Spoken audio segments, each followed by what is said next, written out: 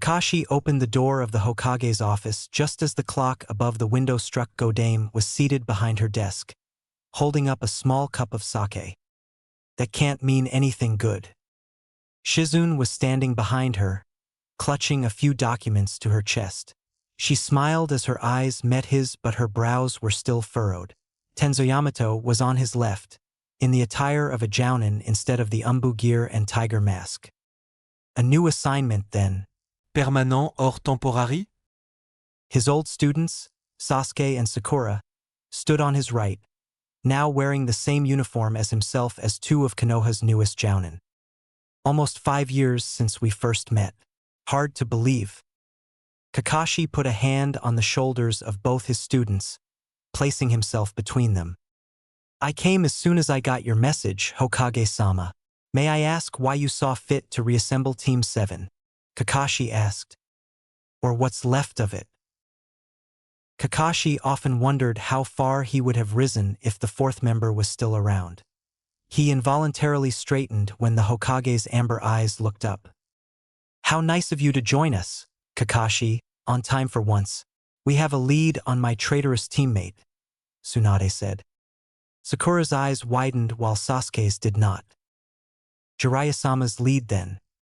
You four are to go to Tenchi Bridge in the Land of Grass. Meet the informant in Orochimaru's organization and purchase the information from him. Kakashi and Sakura exchanged glances. Do we really need 4 jounin, Hokage-sama? Kakashi asked. The informant claims to have information on Uzumaki Naruto. Kakashi heard Sakura's quick intake of breath at the name. I don't see a reason to trust this informant, Hokage-sama. We haven't found any intel on Naruto for almost 4 years, and someone is just offering it to us now. We don't even know if his disappearance has anything to do with Orochimaru. This reeks of a trap. If it is, said Sakura, are you sure it's worth the risk, Shursho? Orochimaru has been quiet for longer than I've been a ninja. If he's making a move now, it could be bigger than anything we expect. You want to go nonetheless, Sakura. Be that as it may, Orochimaru may show up himself, and we don't have a choice. As to why that is, Tsunade paused. Kakashi knew what was coming next. It's high time they know. Naruto's retrieval is paramount to the security of Konoha. What I am about to share with you was declared an S-rank secret by the Sandaime Hokage on the day he was born, over 17 years ago. Sasuke and Sakura nearly jumped to full attention, an automatic reaction to being made privy to village secrets of the highest order. Tsunade continued, the Yondaime sacrificed his life to seal the Kyuubi inside Uzumaki Naruto as a newborn, turning him into what's known as a Jinchuriki, a host of one of the Biju. Jinchuriki? Like the Kazekage's son who was here for your first Chunin exams, Kakashi added. So the strange chakra that flowed out of Naruto when he went ballistic on our 4th C-rank was from the Kyuubi? Sasuke asked, his frown deepening. Indeed. If Naruto is indeed working for Orochimaru and you find him, be wary. He was the best of your graduating batch. He would only be much more dangerous now, Tsunade said, looking more at Sakura and Sasuke. Sasuke scoffed a little.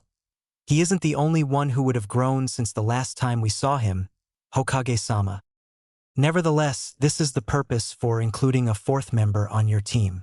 His skills will come in handy should you encounter a rampaging Jinchuriki, Tsunade said. You can call me Yamato. I'll be giving the orders in case of Kakashi-senpai's absence, Yamato said. Well, at least he's the same. If you encounter Naruto, your first priority is to return him to Konoha. However, if you have confirmed that he willingly betrayed us and retrieval is impossible, you are to kill him. Sakura gasped. Kakashi had seen it coming a mile away. The fact that Orochimaru was still alive, more than 20 years after his defection, was bad enough for Konoha's reputation. Not to mention the problems that would arise if the shinobi sensed a lack of consequences for betrayal. It won't come that, Shursho, Sakura said. I hope so too. XXX. Sakura, Sasuke, and Yamato stopped behind Kakashi as the Tenchi Bridge came into view. The narrow path that led to it was flanked by trees on both sides. As planned, I'll go and meet the contact. The rest of you find a vantage point and wait. Only come out on my signal, Kakashi said and slowly started walking towards the bridge. Sakura followed Yamato as he searched for a vantage point. Seeing him use Emokutan technique had been shocking, to say the least. She had not been expecting the special skills her Shursho spoke about to be the legendary bloodline of the Shodai Hokage. They crouched behind a rock not far from the path where they and Kakashi split up. It was close enough for them to reach the bridge in less than a second via Shunshin. Sakura suppressed her chakra to avoid being detected by any sensors, knowing that Sasuke and Yamato were doing the same. A cloaked figure stepped out of the woods on the other side and approached the bridge, most of their face hidden under its hood. They hesitated for a moment before stepping onto the bridge. She heard her heart hammering against her chest. The spy stopped as he reached the center of the bridge and waited for Kakashi. Her former sensei came into view shortly after, his pace giving the spy plenty of time to see his approach. The spy pulled his hood back slightly to reveal the face of a bespectacled man with silver hair. Her eyes widened. "Isn't that Yakushi Kabuto?" Sakura asked quietly. "Looks like him. We finally know where he went," Sasuke said. "Maybe Orochimaru took him as well?" Sakura suggested. "It would make sense for him to kidnap the Jinchuriki of the Kyuubi. Why would he want to take a washed-out genin?" Tenzo asked. She shuddered at the word Jinchuriki, as Sabaku no Gaara's manic face flashed through her mind.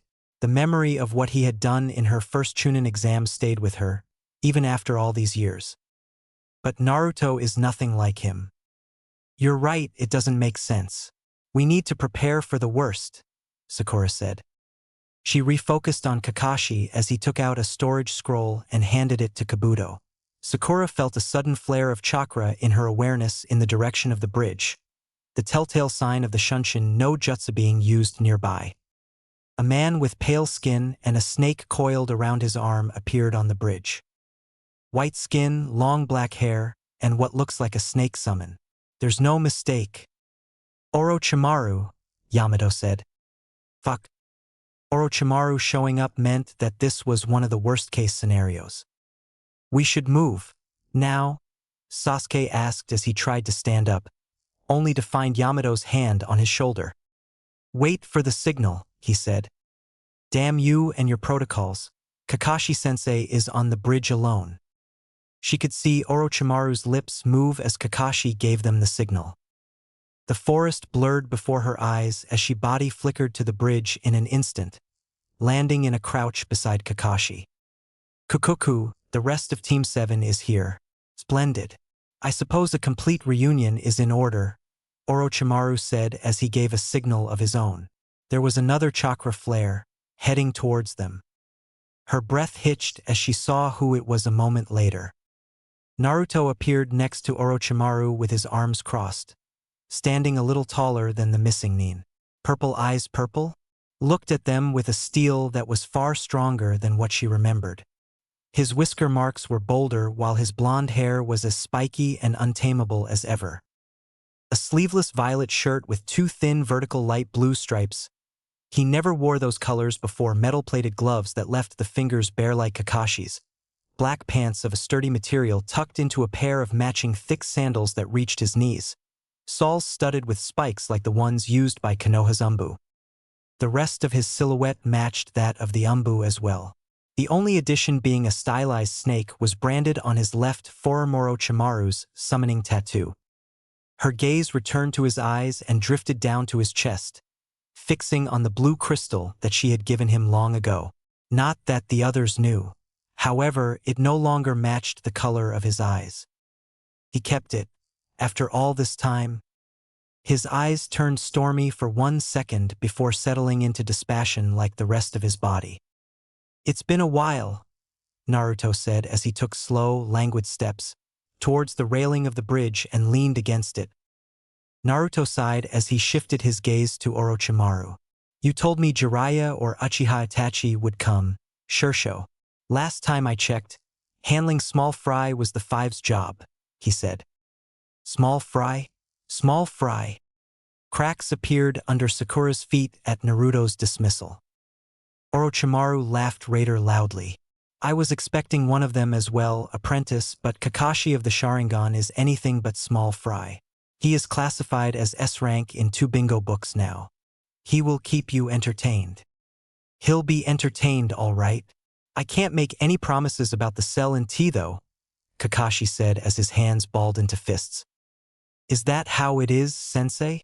You'll defeat me, drag me back to Konoha and throw me in a cell? You're welcome to try.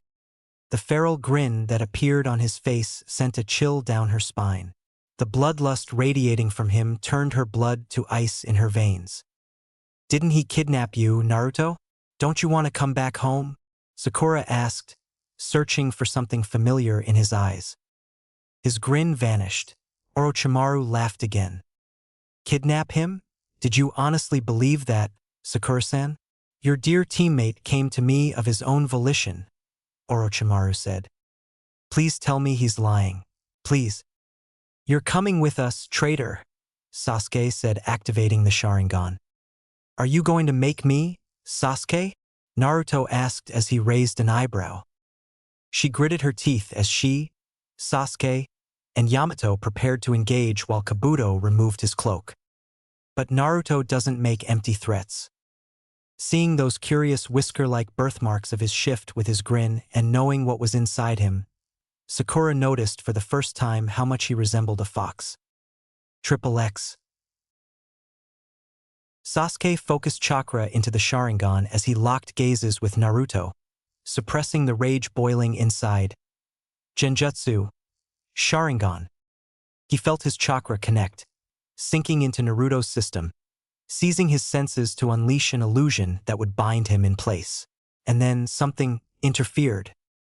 In an instant, daylight was swallowed by darkness as the bridge and forest vanished. A rumbling growl filled his ears as he stared up at the colossal beast Kyuubi that now dominated his vision.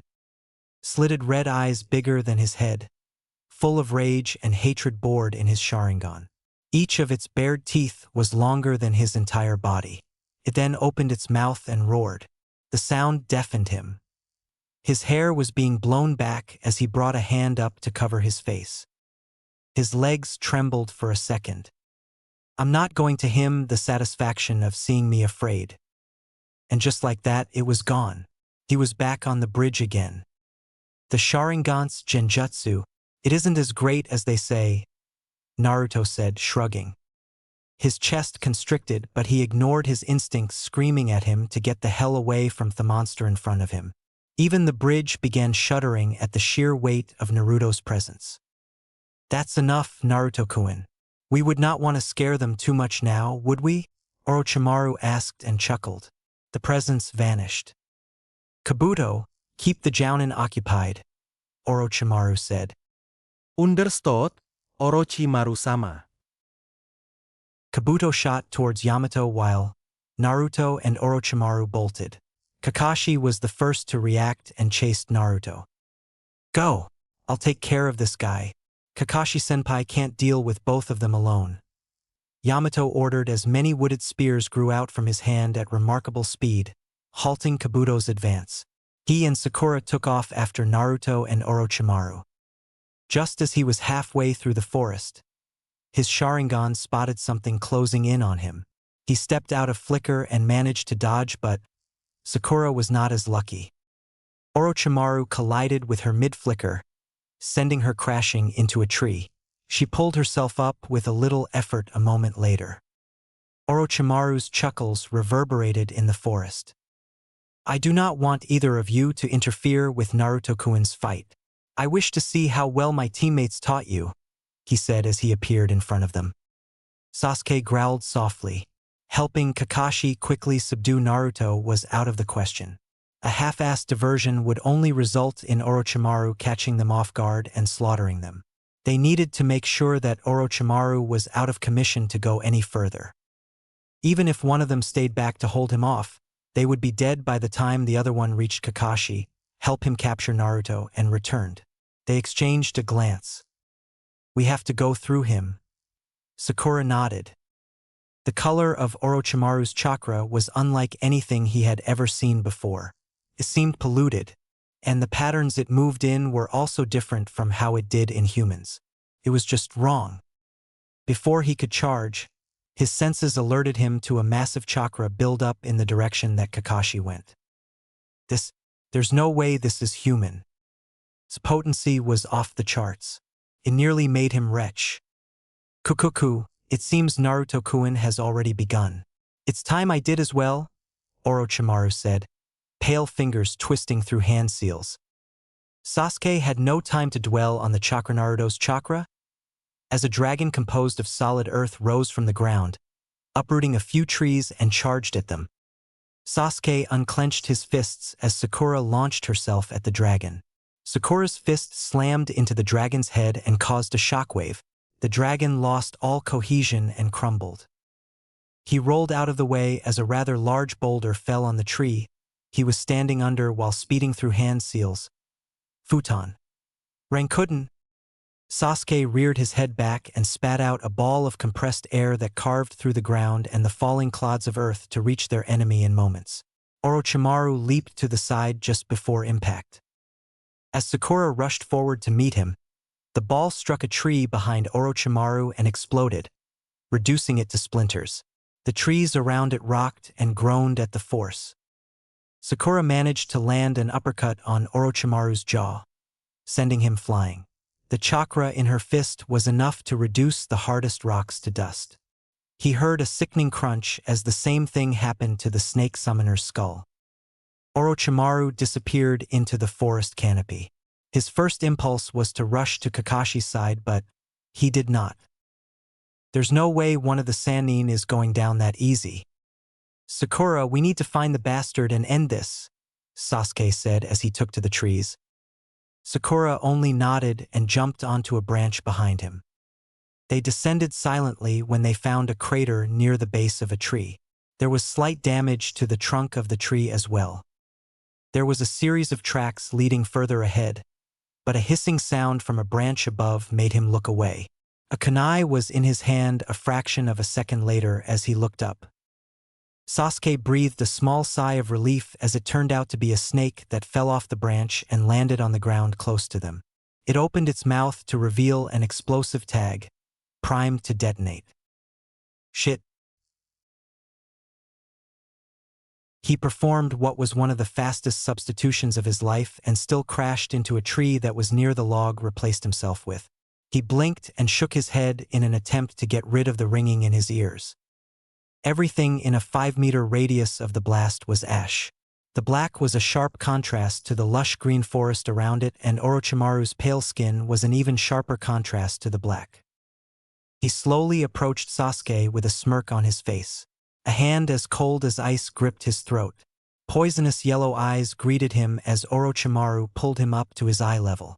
He saw Sakura trying to sneak up on Orochimaru from behind him. Are you scared, Sasuke-kun?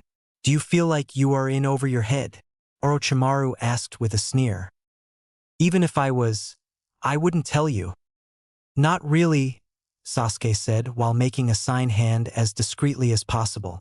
He had to resist the urge to breathe a sigh of relief as she started weaving hand seals. He wheezed as Orochimaru began tightening his grip, making it nearly unbreathable. Just a little longer. He saw Sakura's chakra invade Orochimaru's senses and felt the hand around his throat loosen. Sasuke held his hand out and gathered chakra in his palm. The sound of blades grinding against whetstones filled the air. Orochimaru broke the genjutsu as Sasuke's Rasengan was centimeters away from his chest. But it was already too late. The destructive orb of chakra tore through his right arm. The appendage holding him in place went limp and dropped to the ground. Orochimaru staggered as blood flowed freely from his shoulder, staining his tunic and the floor. Sakura wasted no time and punched him in the back of the head, sending him through a thick trunk in a spray of wood chips. However, Orochimaru was back on his feet much faster than he expected. Let's see what he does now that he's short on an arm. Sasuke searched for something, anything in the snake summoner's expression or body language that indicated pain. He heard a chuckle instead. Orochimaru opened his mouth, and Sasuke was preparing a retort for whatever patronizing statement that came his way. Instead, Orochimaru's lower jaw just kept on stretching. It stopped after it was wide enough for a human to fit through, and a hand slowly emerged, followed by the rest of Orochimaru, fluids dripping from his hair and clothes. More importantly, Sasuke noted that he was completely intact. The fuck? To think that you were able to learn the jutsu. Impressive, Sasuke-kun. But you two are not out of the woods just yet, Orochimaru said. This wasn't in the goddamn file. Orochimaru closed the distance between himself and Sasuke in less than a second and lashed out with a hook.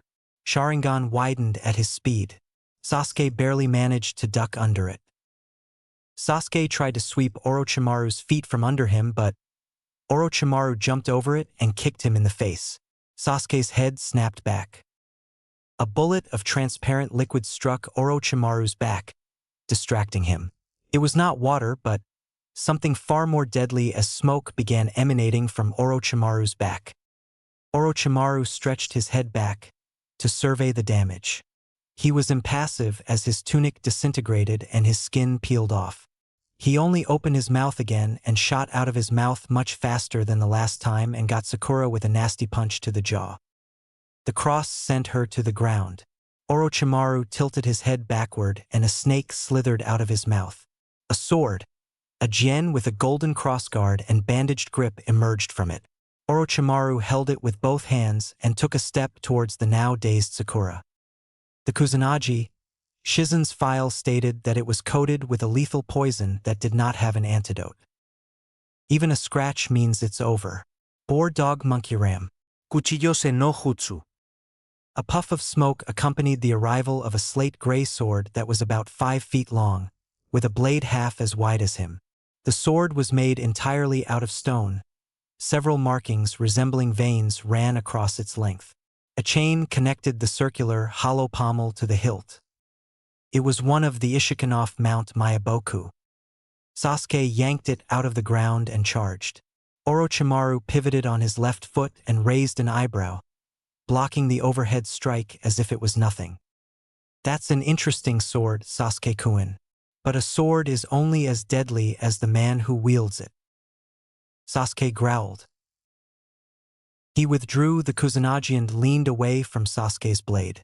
Sasuke managed to stop it before it touched the ground and blocked Orochimaru's stab at his body with the flat of the Ishikan. Orochimaru ducked under Sasuke's slash and stabbed at his head this time. Sasuke leaned back and the sword only cut through the air above him. Orochimaru palmed a kunai as Sasuke's eyes were on the Kusanagi's blade and stabbed it into the Uchiha's thigh with his free hand. Sasuke nearly cried out in pain and was too slow to block the kick to the face. Orochimaru raised his sword to deliver the killing blow when he was forced to dodge Sakura's kunai stab. Orochimaru removed his right hand from the grip, parried each of Sakura's slashes, and backhanded her in the face. The Kusanagi extended rapidly, cut through the kunai that she hastily brought up, and pierced her right shoulder. Nu, nu, nu. Sasuke grunted, struggling to stand up. Orochimaru let go of the Kusanagi, leaving it in Sakura's body. She fell to her knees. Do you still believe that you are not out of your depth? Orochimaru leisurely walked towards him. Sasuke raised his sword and tried to slice the snake summoner in two. Orochimaru neatly stepped around it and struck an uppercut to his chin. Sasuke was lifted off the ground and crashed into a nearby tree. His vision went black even as he tried to hold onto a branch, but he hit the ground with a thud. He tried to stagger back to his feet, expecting Orochimaru to crush his throat if he stayed down, but it never came. Instead, he was looking at Sakura, who had pulled the sword out of her shoulder. Thick black lines ran down her eyes and cheeks. Orochimaru chuckled again as the Kusanagi rose from the ground and returned to his outstretched hand. It seems that the two of you are full of surprises. Splendid. He blinked once and turned towards where Kakashi and Naruto were. Ah, playtime is over, I'm afraid. Just when things were beginning to get quite interesting, he said. Kakashi's through with your apprentice already? I thought he was your best, Sasuke said between breaths. I wonder why you think that way. Is it because of the Sharingan or because your sensei is regarded as a genius? You Uchiha are so proud of your Kekkei Genkai, are they not? Fortunately, my apprentice is from more impressive stock. As for talent, I suppose the results will speak for themselves. Orochimaru vanished. Bullshit. Kakashi has aces up his sleeve. Sasuke pulled himself and they both gave chase. Triple X. Naruto stopped when he could barely see the edge of the forest. The plains of the land of grass extended behind him. The green grass under his foot was still a little wet from the previous day's rain. Kakashi appeared a second later with his back to the forest. Surrender, Naruto. I don't want to kill you, Kakashi said as he moved his headband, exposing his Sharingan. We'll see if you even can, Kakashi, Naruto said as he felt the energies within him swirl together, building up more chakra than what most shinobi could ever possess in mere seconds. He had fought and killed powerful enemies before, but this was Hatake Kakashi. The first elite ninja he had ever seen fight and one who had, for a time, been his mentor. More than anything else, this would prove how far he had come since leaving Konoha. Without allowing a single wisp of chakra to escape his control as it would in his youth, it filled the core of his being. The air shook around him and the ground cracked beneath his feet as if his very presence weighed upon the world. Kakashi's mismatched eyes widened ever so slightly. I'm going to enjoy this, Kakashi. Raiton, Jinraisen. An arrow of dark blue lightning shot out of Naruto's hand, electric tendrils flashing in its wake. Blue electricity gathered in Kakashi's right hand and swung to meet the arrow.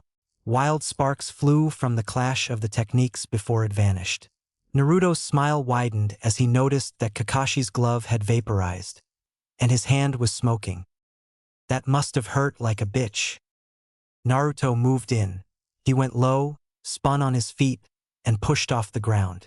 Naruto spread his arms wide as he turned away from Kakashi, body parallel to the ground. Kakashi blocked the butterfly kick with his arm, caught Naruto's foot, and threw him away. Too flashy for an opener, I guess. Naruto landed in a crouch. Kakashi tried to rush him with a heel kick. The blonde exhaled as it passed over his face, just millimeters away. Kakashi blocked Naruto's right hook with his arm. Gotcha. Instead of drawing his fist back, Naruto grabbed Kakashi's arm and kneed him in the gut.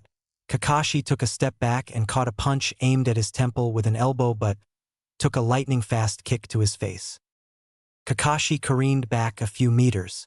He brought his hands together for ninjutsu as he skid to a halt. But Naruto had already sped through a few hand seals.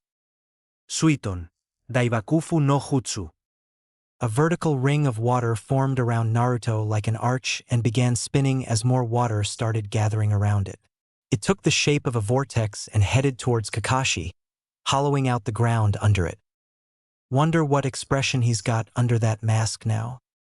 The copy ninja made 4 hand seals and slammed his palms onto the ground. A wall rose from the earth in front of him, 8 feet high. As the vortex hit the wall, it shook as cracks appeared on its surface and crumbled. Some of the water was repelled while most of it crashed into the forest, uprooting a few trees. Naruto quelled a thread of pride as he saw the water carry pieces of the Destreador Yuhiki. There was no sign of Kakashi as all the water flowed into the forest. He's either heading towards me or the forest. Naruto made a few more seals. Doton Yomi Numa. The ground in front of him turned into a darker brown and started liquefying. The swamp extended hundreds of meters ahead of Naruto, covering the plain in moments and reaching into the forest. Don't tell me I've got him already. Naruto's eyes caught 4 Fuma Shuriken heading towards him. They were coming from the general direction of the forest. He squinted and saw Kakashi on a treetop at the edge of the forest. Why the fuck did he throw them? That tree is still sinking. He ducked under the first shuriken. The second shuriken was only a meter away from him when it transformed back into Kakashi. The Kakashi who threw them dispelled in a puff of smoke as the tree sank completely. He brought his arms up to block and withheld a wince as Kakashi's fist impacted his forearm. That I should have dodged that. He gritted his teeth and dug his feet in. Kakashi also managed to land a cross on his chest. Naruto shook it off with practiced ease and caught the kick aimed at his face. Naruto tightened his grip on Kakashi's shin and lifted Kakashi off the ground. Kakashi planted his other foot on Naruto's face and freed himself. The taste of copper filled his mouth. "Is that the best you can do?" Naruto asked after spitting out the blood. He struck out with a thrust kick. Kakashi sidestepped and swept the blonde's stationary leg from underneath him. Naruto rolled to the side to avoid a dropping heel that would have smashed his head into the ground. That was close. He planted both his hands on the ground, used chakra to anchor himself, and twisted his body in a vertical straight kick that sent his opponent into the air. Naruto's lip curled as Kakashi threw a few shuriken at him, forcing him to dodge. Naruto put some distance between him and his opponent with a backflip, held half a ram seal and cast out his left hand. 6 dark green snakes slithered out of his shoulder towards his opponent. Kakashi got 4 of them with a quick toss of shuriken and sliced 2 apart with a kunai. Naruto drew 6 shuriken from his holster and threw them at Kakashi.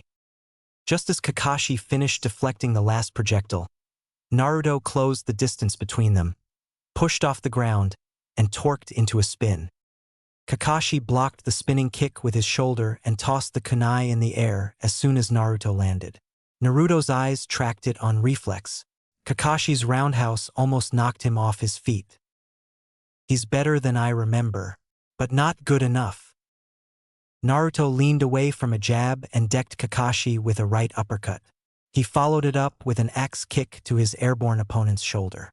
It resulted in Kakashi cratering in the ground while he landed a few feet away and broke into a roll. Kakashi slowly pulled himself up and took a deep breath.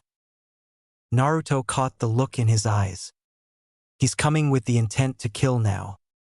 Well, it's good to know that reading those books isn't all you've done in the last 4 years. It'll be pathetic if Sharingan no Kakashi's legend ended here, Naruto said, smirking. Kakashi made 3 all too familiar hand signs and electricity coated his right hand. The chirping of 1,000 birds saturated the air and Kakashi charged. Naruto tensed, but just as he was about to move, he felt something grip his ankles. He looked down to see 2 hands protruding from the earth. Fuck. He was still looking down when the Reikari pierced his heart. He barely withheld a scream as Kakashi's clone underground dispelled. "I'm sorry, Naruto," Kakashi said. Naruto coughed. "Not yet, you're not," he said before disintegrating into a puddle of mud. The sound of electricity crackling was heard once more as Naruto burst from the ground, left hand encased in purple lightning. Naruto's hand went through Kakashi's chest and emerged from his back. Blood darkened Kakashi's mask. This technique was inspired by the Raikiri Kakashi. Call it Shiden. Nothing can stop it. Naruto extricated his hand. Kakashi slouched forward, fell to his knees, and collapsed. 3 minutes?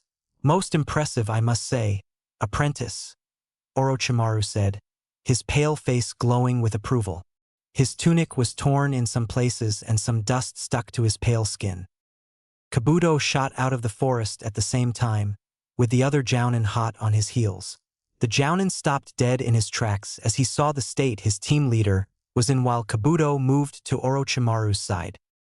His former teammates, who followed a second later, were solely fixated on the prone form of Kakashi. Naruto raised an eyebrow as Sasuke and Sakura charged with a roar. 2 clones materialized in front of him, rushing to intercept them as he watched.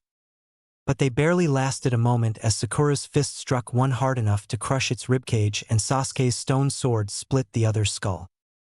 Kakashi's injury had driven any thought of restraint from their minds. However, instead of turning to smoke, His copies burst into a violent discharge of electricity. Sasuke and Sakura halted when the current flowed into them with a vengeance, freezing them in place. For a few seconds, they were paralyzed, helpless, vulnerable. I could end your lives in a second. Make sure that your Hokage understands that the next time she tries sending someone after me, Naruto said with his chin up. Let's go, Orochimaru said, and he, Naruto, and Kabuto dissolved into lilac flames. XXX. Itachi-san, Hokage-sama would like to see you in her office immediately. The Hokage wanting to see him immediately after a mission was quite unusual. Debriefs only took place if any unforeseen events took place, or if the Hokage wanted to inquire about something after reading the mission report. His mission went exactly as planned, and he was still to file the mission report. He knocked on the door of the Hokage's office and went in after hearing a gruff enter. The Godame was seated in her chair, but she was facing the window opposite the door. The Sandame was sitting in one of the chairs on the other side of the desk, while Jiraiya was leaning against a windowsill with his arms crossed. All the windows were closed due to the heavy rainfall. Hokage-sama, Itachi greeted as he bowed. Tsunade spun around on her chair and motioned for him to sit down. Earlier today, the team comprising of Hatake Kakashi, Uchiha Sasuke, Haruno Sakura, and Yamato returned from the Land of Grass after leaving to purchase information on Uzumaki Naruto from an informant. It turned out to be a trap as anticipated. The informant was one Yakushi Kabuto, a genin that went missing a month after Naruto. They ran into Orochimaru and Naruto. It turns out that Naruto left of his own free will, Tsunade said, voice grave. Any casualties? Is Sasuke all right? No one was killed, but Kakashi's in the hospital with a hole in his chest. If Sakura wasn't present, Kakashi would be dead.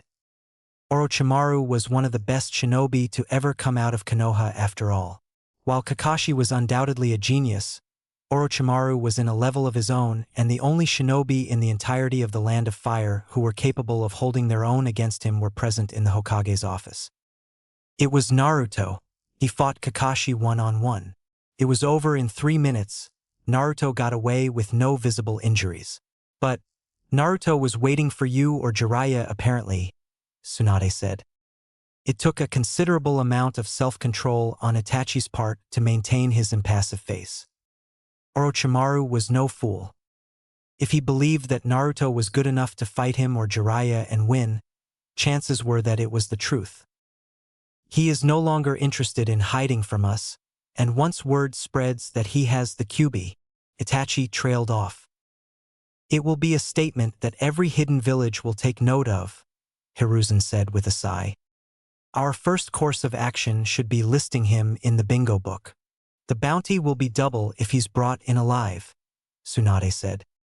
That won't help us much. There are less than 10 ninja who can pull that off, excluding the ones from the Akatsuki.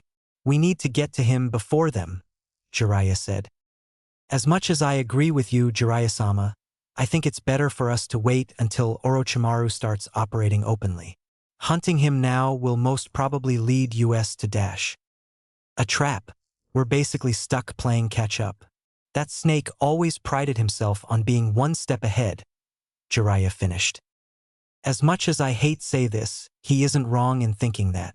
For now at least, Jiraiya, Itachi, we need you to be ready because once he makes his statement, we'll need to come up with a fitting reply, Tsunade said. You got it, Tsunade. Just don't keep me waiting too long.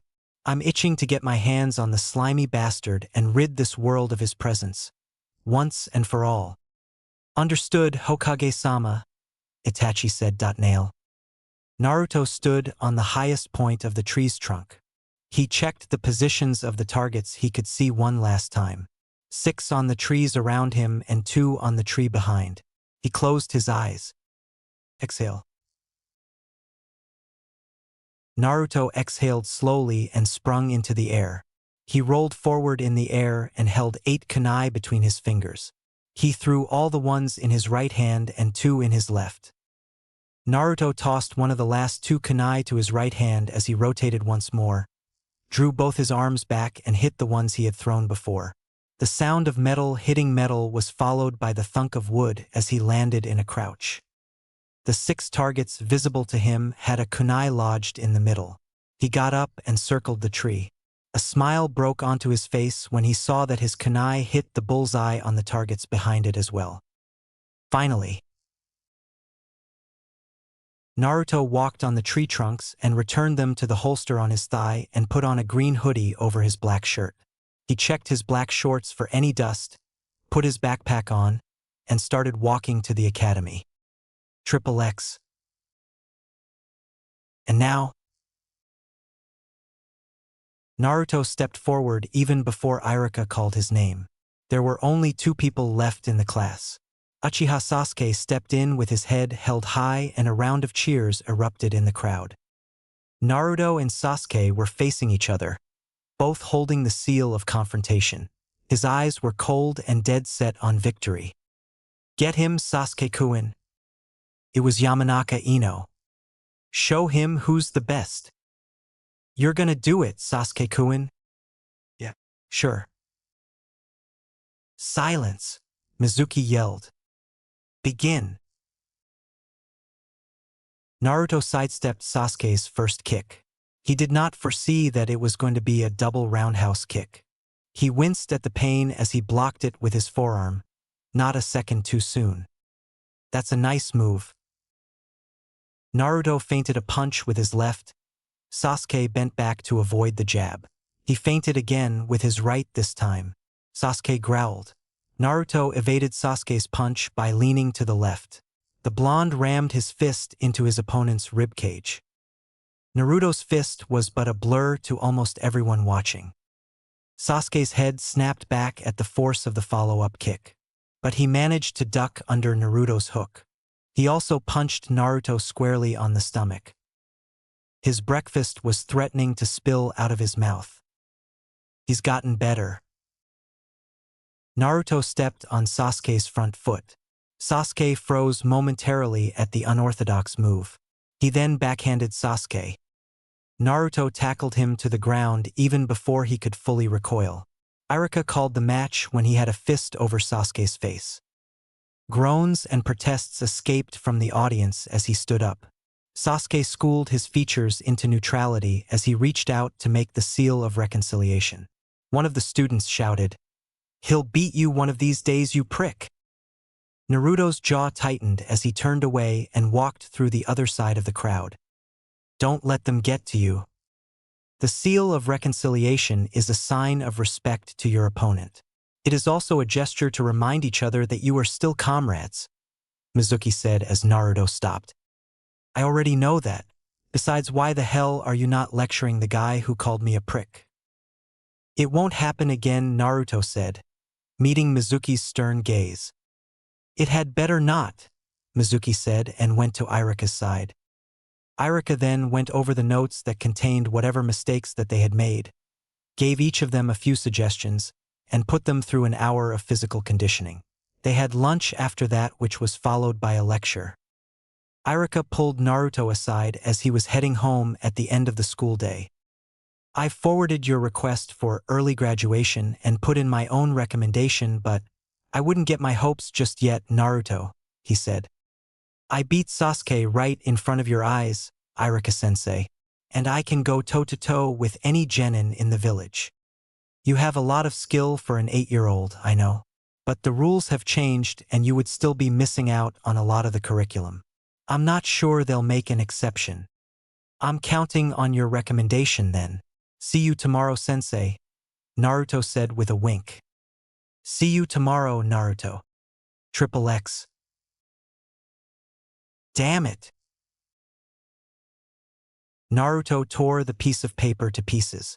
His application to graduate early had been rejected, for the 3rd time in 3 years. I can't believe I'm going to graduate with everyone else. I can wipe the floor with any genin in the village. Naruto took a deep breath. It doesn't matter.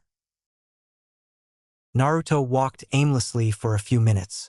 He stopped at the edge of the village.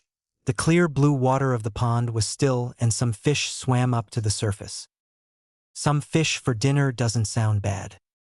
Catching fish while standing on the surface of the water was good training for his reflexes. He trudged to the bank and was about to step onto the water when he saw someone standing on the pier at the opposite end. Sasuke. There was some steam rising from the surface of the water and Sasuke was breathing hard, with his hands on his knees. Why is there steam? The boy began performing some hand seals. He counted 6. What technique is that? His eyes widened as Sasuke breathed out a huge fireball, evaporating some water on the surface of the lake and obscuring the pier for a few seconds. Must be one of the fire techniques of the Uchiha clan. Sasuke stared at the water for a few more seconds and left. Naruto knew that clan kids were taught techniques by their own families, but seeing one in action, that was something else. And nothing he had learned could come close to the damage that the fireball could do. It's unfair. Naruto had not been allowed to graduate early and further his skills, but Sasuke was already learning elemental ninjutsu. Graduation was nearly a year away, and what techniques he would be taught was totally up to his Jounin sensei. Even if my sensei agrees, will the techniques he teaches be as good as that? He did not know the answer to that question. And waiting 2 years to find out is not an option. A kunai spun around his finger. Well, techniques below A rank are kept in the Grand Archive. Getting in was not an issue. However, the sections that housed scrolls containing techniques that were classified as D rank and above were off-limits to academy students. These sections were also under supervision by 3 chunin at all times. Taking a scroll out of the building was prohibited and it had only one entry and exit. He sighed and ran a hand through his hair. This was not going to be easy. Not in the slightest. XXX. A full week of reconnaissance had only confirmed that the guys who designed the archives knew their stuff when it came to infiltration. The more Naruto thought about it, the more unlikely success seemed. His face was stuck in a frown as he entered his apartment and fell onto his couch. He kept his eyes on the off-white ceiling for a few minutes. Naruto sighed and sat up slightly. The doors to his bedroom and kitchen were closed, as was custom. The wallpaper had faded and was peeling off, floorboards were creaking, and his table was empty, save a white scroll. Wait, where did that come from? A small note was taped on the scroll's outer surface. I hope that you find the contents of this interesting. Naruto blinked once and read the note again. Is this a prank? Naruto looked around for any indication of a forced entry and found none. The small pieces of paper that he kept just below the lower hinges of the door were exactly as they were. This is the work of a professional. His kitchen and bedroom had been untouched as well. What's the worst that could happen? Naruto slowly picked the scroll up, removed the note, and unfurled it across the table. There was only one line written on the top in elegant handwriting. Channel some chakra into the scroll. Naruto complied and 2 different sets of kanji flashed on the scroll before settling on a 3rd set. His fingers were trembling by the time he was done reading. Maybe, just maybe, things were looking up for once. XXX. Training Ground 44 loomed tall over Naruto. The trees were much bigger and grew so close to each other one could not see more than 15 meters past the fence. The forest itself was shrouded in darkness. A purer, more powerful darkness than the one on the outside. It was restricted to chunin and above. However, there was nothing preventing anyone from jumping in. Most academy students and genin were not even aware of its existence, and those who did not have the guts to enter. The stories about what lurked inside had made sure of that. This was the last place anyone would expect an academy student to be practicing in. He trailed his fingers over the mask that covered his face. A shinobi using elemental ninjutsu here would be nothing out of the ordinary. He was also dressed in black from head to toe to hide in the darkness. Time to see if the rumors are true. Naruto vaulted over the fence and landed on a branch. It did not move an inch, unlike the trees in the forests outside the village. The green moss that grew over the wood was smooth and slippery under his gloves and sandals. Barely any moonlight made it past the thick canopy.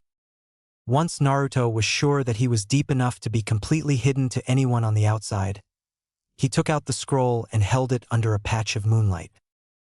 He read the contents once again, checking if he remembered everything, and put it back in. Naruto took a deep breath and molded some chakra. Boar ram snake horse dragon. Raitun, Jibashi. The blonde hairs on Naruto's arms stood up as a pungent burning smell, and a low hum made themselves known to him. Dark blue electricity danced around his hands. It arced from one finger to another and some of it from one hand to another. Suddenly, white-hot pain shot up his hands and arms. Naruto grimaced and jerked his hands towards the branch he was standing on. The current dashed out of his hands too fast for his eyes to track. The wood cracked loudly along the path of the current, accompanied by a few wisps of smoke. Naruto stuck to the tree's trunk as the branch split into two and fell, causing some dust to rise. Amazing! Naruto pumped his fist but hissed immediately after. Hurts though. Naruto flexed his hands a few times and brought them together again after the pain became more manageable. An hour passed in what felt like minutes. After obliterating 20 more branches of varying sizes, Naruto stood in front of a large tree. Let's see how far I can push this. Naruto went through the sequence again, shoved as much chakra as he could into the technique, and cast his hands in the direction of his target. Lightning burst forth from his hands and traveled up the large tree's side, fracturing the thick wood in its wake. Blue eyes widened as the tree began leaning over to one side. Naruto rolled out of the way of the massive trunk as it crashed into the ground. The noise spooked the birds in the vicinity, and they took to the air. Naruto stood up, snapping the ends of a small branch in the process. He took in the raw power of the technique while dusting his mask and mesh outfit. This is what a C-rank Raitun Jutsu can do? Naruto's hands tightened into fists. This was far better than anything he had hoped for. He turned back towards the exit with a smirk. Just as he was about to take to the trees, his ears picked up a distant pounding. It's getting louder. A gigantic boar charged into the small clearing. Its grunts reverberated in the forest. Naruto jumped away but felt a sledgehammer knocking him away. He hit a tree trunk with a crack, spitting out blood. He had managed to stay clear of the tusks. Naruto slid down the trunk onto a low branch. His chest burned with every breath he took. The sturdy wood behind his back was the only thing that was keeping him upright. His shoulder protested even without him moving it. Shit, that was too loud. The tree shook violently a second later. His arms and legs began quivering. He can smell me. Naruto's quivering only increased as the tree quaked once more. I'm not dying here. Naruto inhaled, pushing the pain to the back of his mind. I'll get caught if this goes on for too long.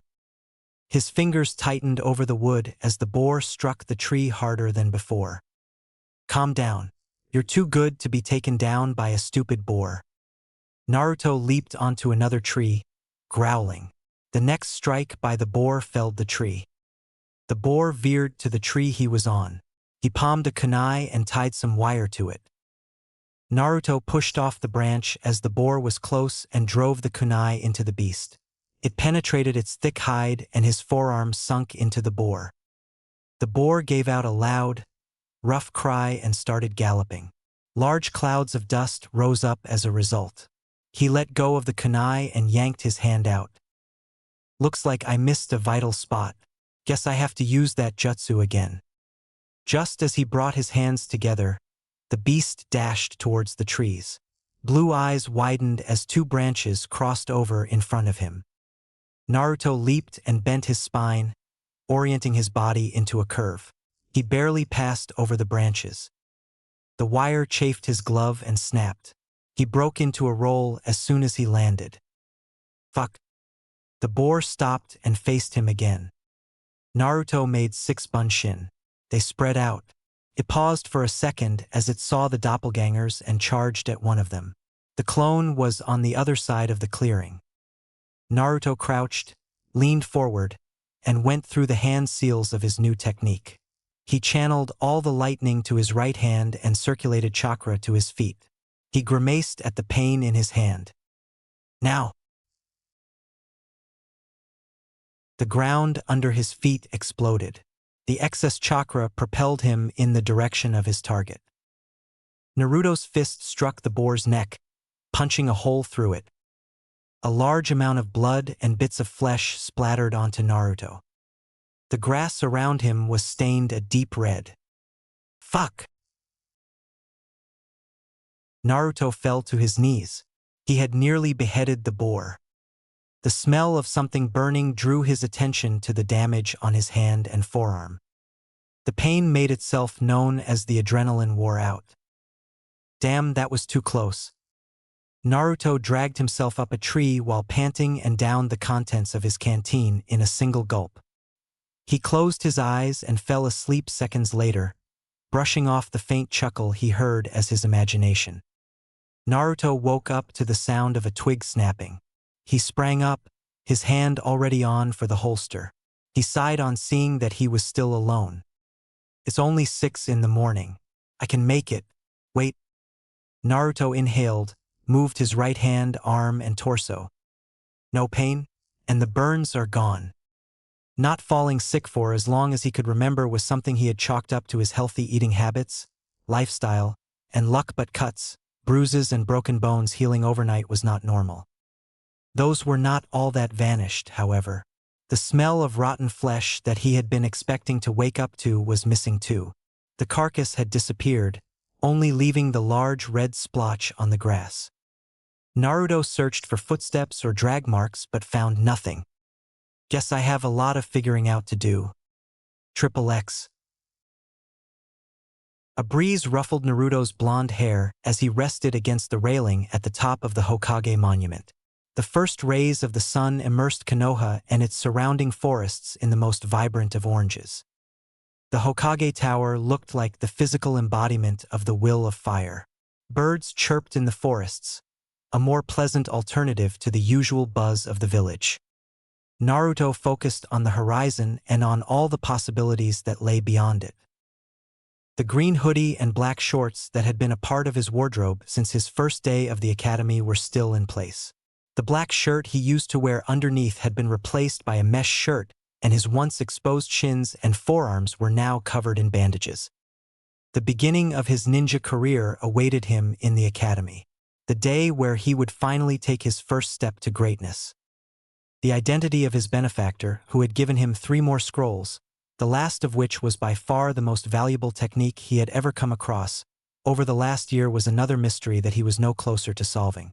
Iruka had been his first suspect, but the more he thought about it, the more unlikely it was. Iruka treated all his students equally, no matter what. It meant that he was always fair to Naruto, but that was it. The only reason for him recommending early graduation was because Naruto suggested that the Uchiha clan may push for Sasuke to graduate early, and perhaps because Iruka too was an orphan. Mizuki would have had access to most of the techniques in the scrolls, but given that he had only gotten colder towards Naruto over the past year, Naruto had hit a dead end. The question of his uncanny regenerative abilities had also gone unanswered. Today's not the day to think about that. The blade of his chakra-conductive ninjato glinted in the sunlight. He had got it custom-made with the gift money that he received for topping his class. The weekly hunting sessions in the Forest of Death had also become a welcome additional income. They had also done wonders for his tracking skills and ability to set traps, as he could only hunt in the dark. He sealed the sword in a scroll and tucked it into his pouch. Here we go. Naruto leaped over the railing and dived down the mountain. He spread his arms to control his fall. His unzipped green hoodie was flapping. All the lines around him blurred. He could feel the adrenaline pumping into his blood, heightening his senses.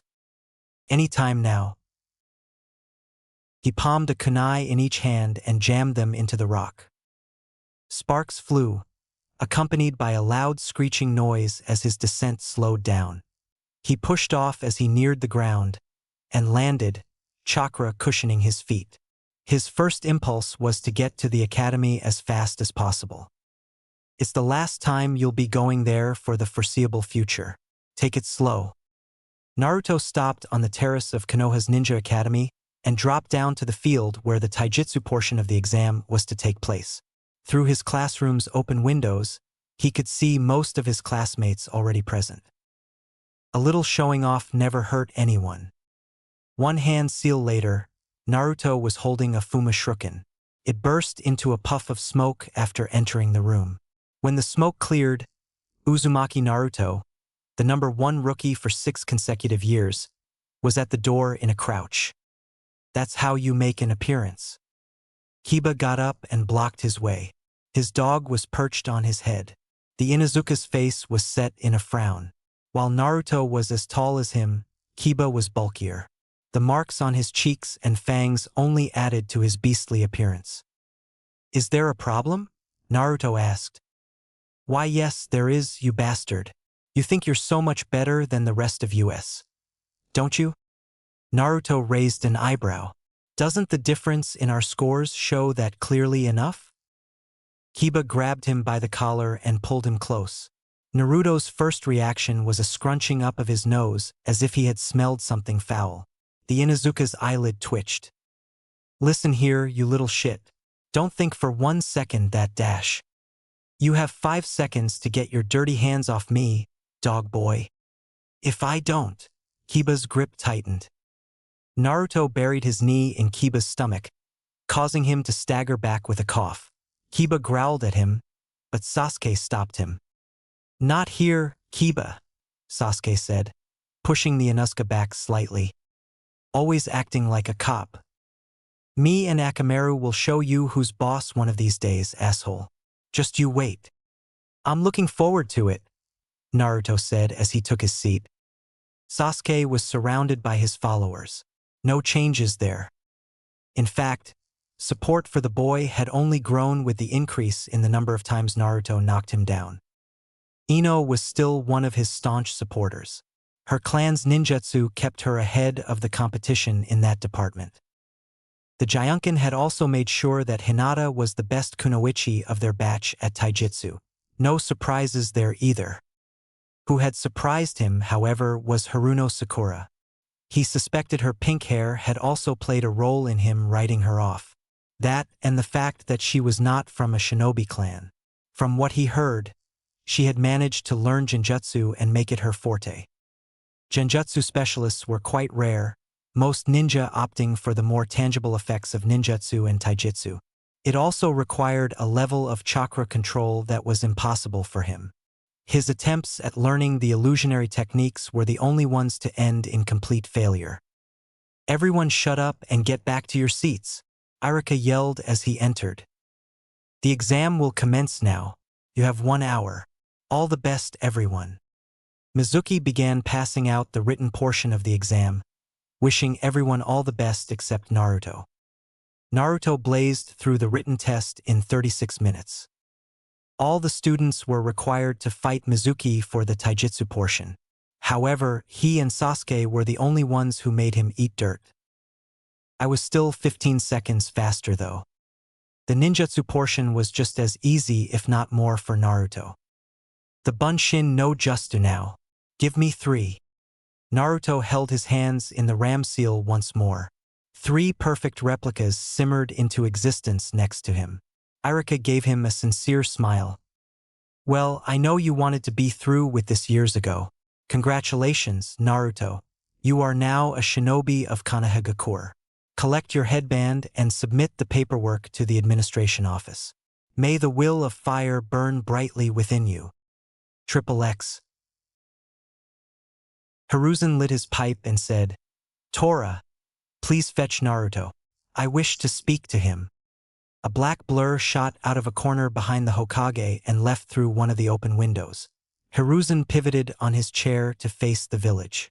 He slowly exhaled some smoke.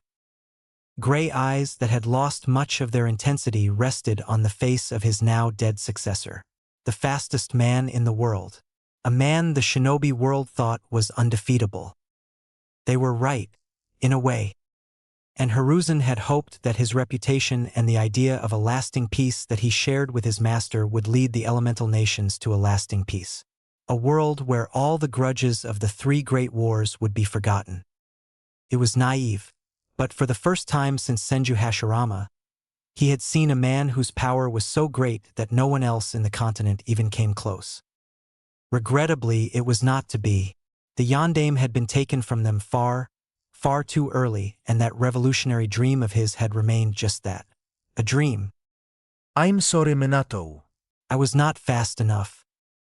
His eyes then turned to the flat rock next to the Yondaime's face. Fortunately, in the aftermath of the Kyuubi's resealing, a prodigy had risen through the ranks. He could perhaps be one of the greatest of them all. While Hiruzen had felt that the burden on his shoulders was too heavy for a child to bear, the boy's determination and dedication to the will of fire was far stronger than anything he had ever seen. And after seeing him in action a few days prior, he could say that the comparisons between him and Uchiha Madara were not far-fetched. His father and clansmen believed that very soon, there would be no one left to rival his power. And most, if not all, the Konoha shinobi agreed. Hiruzen himself would have been inclined to concur if not for the presence of one boy. Uzumaki Naruto. While he had been following the boy's progress, his requests to graduate early and Irika's recommendation made him pay even more attention. And the boy was right in estimating his skills. He had managed to top the class and graduate as Rookie of the Year despite the presence of 7 clan heirs including Uchiha Sasuke, a genius in his own right. Then again, his pedigree as the Yondaime's son and an Uzumaki eclipses that of everyone else. If the boy's growth during the first 5 years of the academy was impressive, which it definitely was, the extent of his improvement in the past year was nothing short of phenomenal. Almost as if the rate of his growth had tripled. Is it possible that he has got a hold of that jutsu? Unlikely. Reverse engineering a D and C rank elemental ninjutsu was very much in the realm of possibility for someone as gifted as Naruto, but that technique was out of the question. A knock on the door broke him out of that train of thought. The person who had been the subject of his musings entered after being given permission. Hokage-sama, Naruto greeted with a bow. Hello, Naruto-kun. See, it has been a while since we last met, has it not? Hiruzen asked as Naruto took the chair opposite his. It has, Hokage-sama. Excuse me, but I'm sure that you did not call me here one day before our team assignments to chat. Naruto asked as he folded his hands. The boy's back was also ramrod straight. Indeed, it is tradition for the Hokage to personally speak to the valedictorian of the graduating batch. This is done so that the Hokage may become familiar with one who may very well become one of his strongest shinobi. However, when it comes to you, the reports do not do your ability justice, Naruto-kun. The tension in Naruto's back and face reduced slightly. I'm sorry that you could not graduate early, Naruto-kun. However, you will come to realize that it was for only your benefit, he said. The boy's jaw tightened a little. I understand, Hokage-sama. You do. Yes, if I had graduated early, my teammates would have been older genin who would feel threatened by my presence. Tension is bad for team dynamics. A bad performance in the Chunin exams would be the probable result, Naruto said. Among other things, yes. Correct. This, on the other hand, would increase your chances of becoming a Chunin during your first attempt. On that note, have you made any friends in your class? Hiruzen asked, a part of him hoping that he answered in the affirmative despite knowing the answer. Naruto scoffed. What do you expect me to say, Hokage-sama? Being too good at what you do comes with its own set of drawbacks, I'm afraid, Naruto-kun. Hiruzen let the boy's tone slide. Despite his rational answers, he was still a child after all. They were jealous and petty enough to rally behind Sasuke, no matter how many times I beat him. They are only children, Naruto-kun. They'll come to understand eventually. I know that it won't make up for the things of the past, but I promise you, Naruto-kun, one day everyone in the village will see you for who you really are. That they will, Hokage-sama. One way or another, Naruto said, blue eyes darkening with an emotion that he was used to seeing in shinobi. Ambition. Hiruzen was reminded of the ambition in another 12-year-old that he had hoped would succeed him and withheld a grimace. Just what the hell do you want? I want everything. Hiruzen refocused on the present. He and Naruto are nothing alike. There was something else in those eyes as well. They resembled chips of ice so cold they burned, unwavering in focus and intensity. Speaking of Sasuke, what do you think of him, Naruto-kun? Hiruzen asked. He's just better hiding his jealousy. While that may be true, this is not solely Sasuke's fault, Naruto-kun. There is an immense pressure on him to meet the standards set by his brother, he said. You think he'll never match Itachi? Naruto asked. Well, Itachi was even better than you are now when he was 12, although not by much. However, in time, who knows? Everyone progresses at different paces and peaks at different times. I just hope that you will take this into consideration when dealing with him. The Uchiha clan is a good ally to have after all. Although the possibility of him ever equaling Itachi is quite bleak indeed. I will try, Hokage-sama. That is all any of us can ever do. I hope you become a splendid ninja, Naruto-kun. Naruto only bowed and left. I have let you down. Naruto was certainly far more rational and mature than most children his age. That was a double-edged sword. He would either understand why things were this way or would obsess over it and begin to develop a strong dislike for the village upon learning the truth about his status. And that was too great a risk. The loyalty of a Jinchuriki had to be unquestionable. He turned to his successor once more. Forgive me, Minato. XXX. As of today, all of you are full-fledged Konoha shinobi. However, the road that lies ahead of you is not an easy one. It is one that will be full of hardships and challenges. And that is precisely why it is our duty as shinobi to tread that difficult path and protect our village and comrades. Because a shinobi is one who endures. I wish you all the best in your journey. Now we shall move on to team assignments. That was a nice speech, actually. Naruto tuned Irika's voice out as he called out the teams. His thumb glided across the leaf symbol on his black headband that was at his waist. He was a ninja now. And I'm not gonna stop. Team 7 will consist of Uzumaki Naruto, Haruno Sakura and Uchiha Sasuke, led by Jounin Hatake Kakashi, Irika said. Hatake Kakashi, the copy ninja? Naruto smirked. Kakashi of the Sharingan, son of the White Fang and student of the Yellow Flash. He was one of Konoha's most renowned jounin and had the 4th largest bounty on any leaf ninja in the bingo books. He was also the most successful Umbu captain the Leaf ever had. To have such a shinobi for a sensei boded well. Naruto's eyes flickered to Sasuke, who was impassive. Remember what the Hokage said. His gaze then shifted to Sakura. The girl smiled at him before waving. Naruto looked around to make sure it was him that she waved to and waved back. Maybe she's just happy that she's on Sasuke's team. Your Jounin sensei will come and introduce themselves after lunch, Irika said after reading out the rest of the teams. As everyone was leaving the classroom, Sakura fell into step with him. What do you want? Naruto asked, keeping his eyes straight up ahead. He saw her freeze at the question with his peripheral vision and stopped. Since we're on the same team now, maybe we could have lunch together? Naruto regarded her with a raised eyebrow. Sakura was wearing a simple red shirt and black tights. Her bright pink hair was tied up in a bun. She fidgeted slightly as blue eyes stared at her for a few seconds. She's serious? It's okay if you don't want to dash. Don't you want to have lunch with Sasuke? Actually, I was looking for both of you. Now that we're a team. Fine, Naruto said after he started walking towards the exit. He opened the door and saw Sasuke walking out. Sakura called out to him. Sasuke paused and Sakura caught up to him. Naruto watched her talk to him from a distance. Sasuke's eyes were cold as blue met onyx.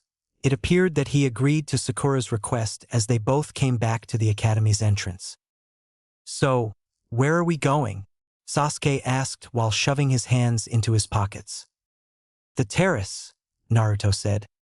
Sasuke and Sakura followed him to the academy's terrace. While the view from there was good, it did not hold a candle to the one from the Hokage monument. Naruto cared little for it. The pork that he had cooked in the morning was still smelling just as delicious as it did thanks to the extra spices that he had added. The brown gravy had soaked into the rice. Chopsticks split with a snap as he dug in. Did you make that yourself? Sakura asked as Naruto was halfway through his box. Yes, Naruto said. Sasuke stopped eating and stared at him. It looks really good. Do you mind if I take a bite? Sakura asked. What is going on here? He extended the box and Sakura took a piece of the pork. Her eyes lit up as she chewed the soft meat. This is amazing. You have to give me your recipe, she said. You cook? Seriously? Sasuke asked, setting his empty box down. It's not like there's anyone to cook for me, Naruto said with a shrug.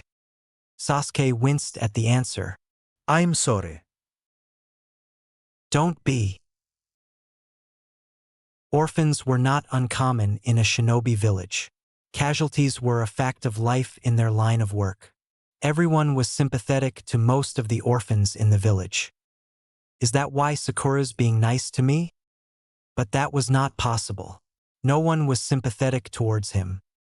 He had been expecting Sakura to latch onto Sasuke. She was Ino's best friend and one of Sasuke's most ardent admirers. Wait. Naruto recollected all the times he and Sasuke had sparred. His eyes widened a little. Sakura had never cheered for Sasuke. That was Ino. It was only Ino, never Sakura. The pink-haired girl had always stayed silent during their fights. The only reason he assumed she was a Sasuke fangirl was that she hung around Ino all the time. Now that he thought about it, he could not remember her ever being hostile to him either. Do you two know anything about our sensei? I only know what's there in the general records, Sakura asked after putting her empty bento away. Kakashi of the Sharingan, one of Konoha's elite jounin. He also has the second highest kill count of any Konoha shinobi, the first being the Yondaime, Sasuke said. Looks like I'm not the only one who reads the bingo book, Naruto said with a smirk. My brother had the honor of serving under him in the Anbu, Sasuke said while returning the smirk. And the only non-Uchiha to have mastered the use of the Sharingan. Of course you would know all about him. And that's our Jounin sensei? Amazing, Sakura said. We should get back. The lunch break is over, Naruto said, standing up. Their classroom was empty by the time they got there, however. Looks like sensei's late. Naruto excused himself and locked himself in a cubicle.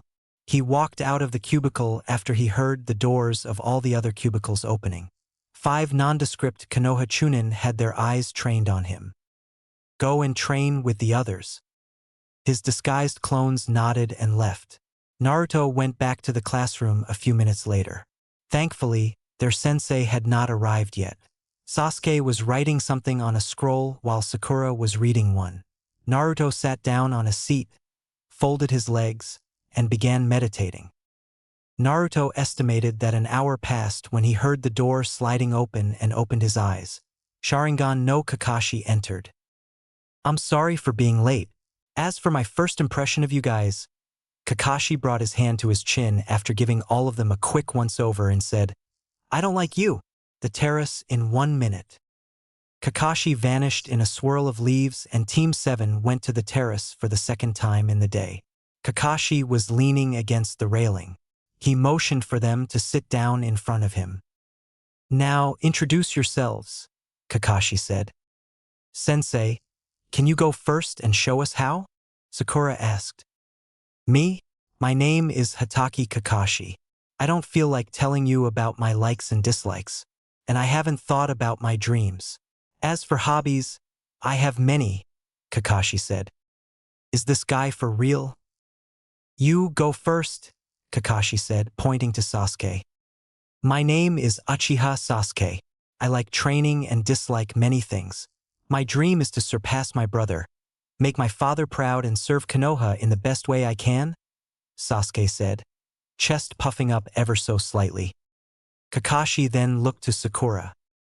I'm Haruno Sekure. I like learning new genjutsu techniques and I want to prove myself an equal to all the clan kids in my batch, Sakura said. And lastly, the name is Uzumaki Naruto, and I don't feel like telling you about my goals and ambitions. Naruto smirked. How do you like it? Kakashi chuckled. Well, you three are very interesting and distinctive. We have a mission tomorrow, he said. A C rank? Sasuke asked. Kakashi laughed a little at that. No. A survival exercise. Think of it as a test of sorts. A test? A test that will determine if you become genin or not, Kakashi finished. What were the exams for then? Sakura voiced his thoughts rather loudly less than a second later. Oh, those exams? They're just to see if you have the potential of becoming genin. Out of the 27 students that graduated, only 9 will become genin, while the rest will be enrolled in the reserve program, Kakashi said. Naruto was not afraid. 9 from his class would pass, and he was better than anyone in his class, which meant that his passing was almost certain. Moreover, this test was made for genin. He, on the other hand, was already chunin level. His demolition of Mizuki had proved that much. Nothing is going to stop me. Training ground 7, 5 am tomorrow, and don't eat anything. You may throw up, Kakashi said and vanished. Naruto did not hang around after that. There was work to do. 30 minutes. The birds in the forest beside the training ground began chirping. Naruto opened his eyes and began eating as twilight began. As soon as Naruto was done, Sakura entered the training grounds.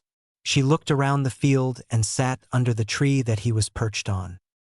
A new memory had popped into his mind a few seconds later. Naruto made the cross the seal. His clones scattered the moment they materialized. Can't have him screwing with my arrangements now, can I? A feint was made Naruto jump off the tree. Committing fratricide this early in your career? I didn't think you had it in you, Naruto said as he saw Sakura, kunai in hand after he landed. Me too, Sakura said with a raised eyebrow, putting the kunai away. How long have you been up there anyway? Half an hour. Please don't ask me what I was doing. Anyway, where do you think Sensei and Sasuke are? I don't know about Sensei, but Sasuke's here already.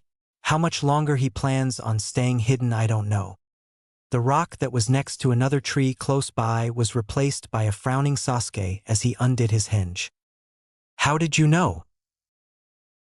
I sensed you there, Sasuke, Naruto said.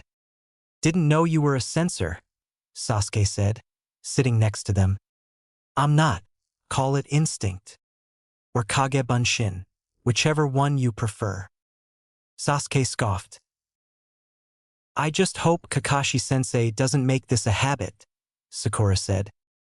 This is something we'll have to live with. I'm afraid, Naruto said. Onyx's eyes narrowed as they met blue. You want to know how I know that? It's called reconnaissance. Like you haven't done any. However, Naruto was not lucky enough to have most of the information of the most powerful clan in Konoha at his fingertips. But he made do, just like he always did. Shinobi of his caliber are bound to have a few quirks, Sasuke said as he started eating a ration bar of his own. Agreed. Let's hope he's as good as they say. Did you actually not eat anything, Sakura? Sasuke asked. I ate a ration bar on my way here. I figured a survival test would need some energy. A logical deduction. I thought I asked you guys to skip breakfast, Kakashi said as he appeared in a swirl of leaves. That sounded more like a suggestion, Sensei, Naruto said as he stood up. Maybe it was. Sorry for the delay, my cute genin. A black cat crossed my path, and I had to take the long way here. Sensei, I'd prefer you not giving an excuse at all if it's that lame, Sasuke said, frowning. Kakashi took a large stopwatch out of his backpack, set it to 8, and placed it on one of the wooden stumps in the field. You have 3 hours to take these bells from me. Those who fail will be sent back to the academy and then into the reserves, Kakashi said as he showed the bells and tied them near his waist. The use of weapons and techniques is allowed.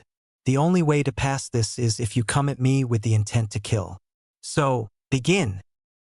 Sasuke and Sakura vanished into the trees while Naruto strode towards him. I was expecting you to be the first to hide and try to catch me unawares. You'll find that shattering expectations is something I do often, Sensei. I also know that you know where both of them are hiding, just like you would have known where I was hiding. Naruto slid into his stance. XXX. Show me then, boy. Kakashi raised an eyebrow as Naruto made 5 seals. That's right-un. Electricity, a shade of blue darker than anything he had ever seen, crackled in Naruto's right hand. Naruto closed his fist and drew it back. Is he gonna try and punch me with that hand? However, Naruto punched the ground, forcing the electricity into the earth and causing a crater. Kakashi jumped backward just in time, but Naruto was already over him. I wasn't the target now, was I? Kakashi caught a punch that was aimed at his chest and elbowed Naruto in the face.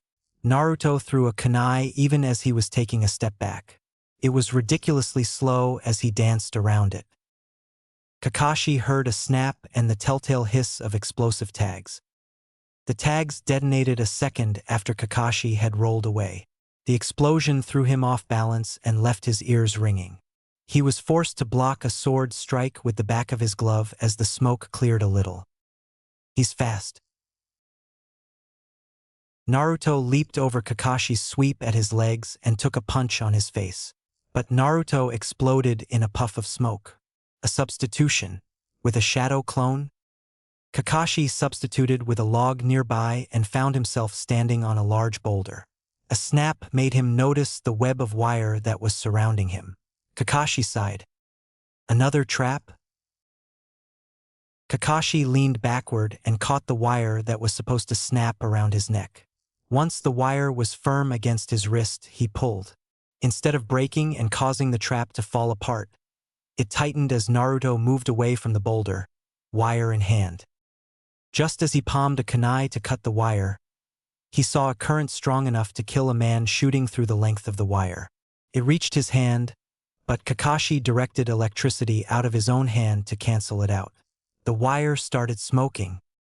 Kakashi sliced the wire open. He had not even fully finished the slash that cut the wire when he saw the Naruto holding the wire disappear in a cloud of smoke and felt a presence behind him. Kakashi struck out with an elbow and was rewarded with a crunch. His eyes widened as he felt a slight pull at his waist when Naruto was sent flying. Kakashi looked down. Shattering expectations. Huh? Guess the kid wasn't lying. Kakashi wiped the blood on his glove on his pants as he looked at the patches of trees around him. Now to find the other two. XXX. Calm down.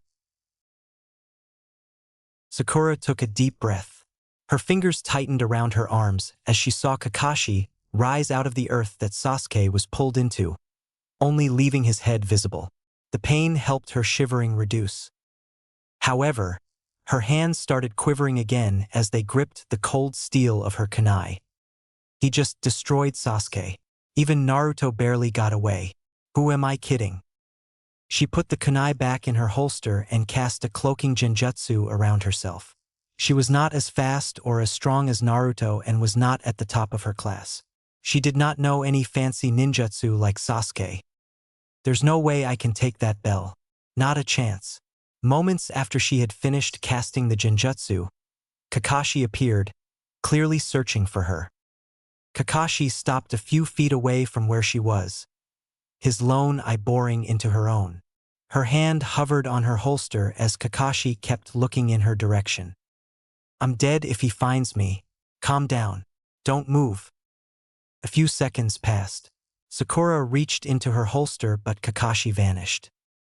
Sakura breathed a sigh and leaned against the tree behind her. The reserves don't sound too bad. But Naruto had done it, and he even succeeded in taking a bell, without fear. But I can't. XXX. Naruto found Sasuke moments after he had pulled himself out of the earth. He caught the Uchiha's fist as soon as he jumped down, behind him. The Sharingan blazed in his eyes. Don't tell me you managed to take a bell.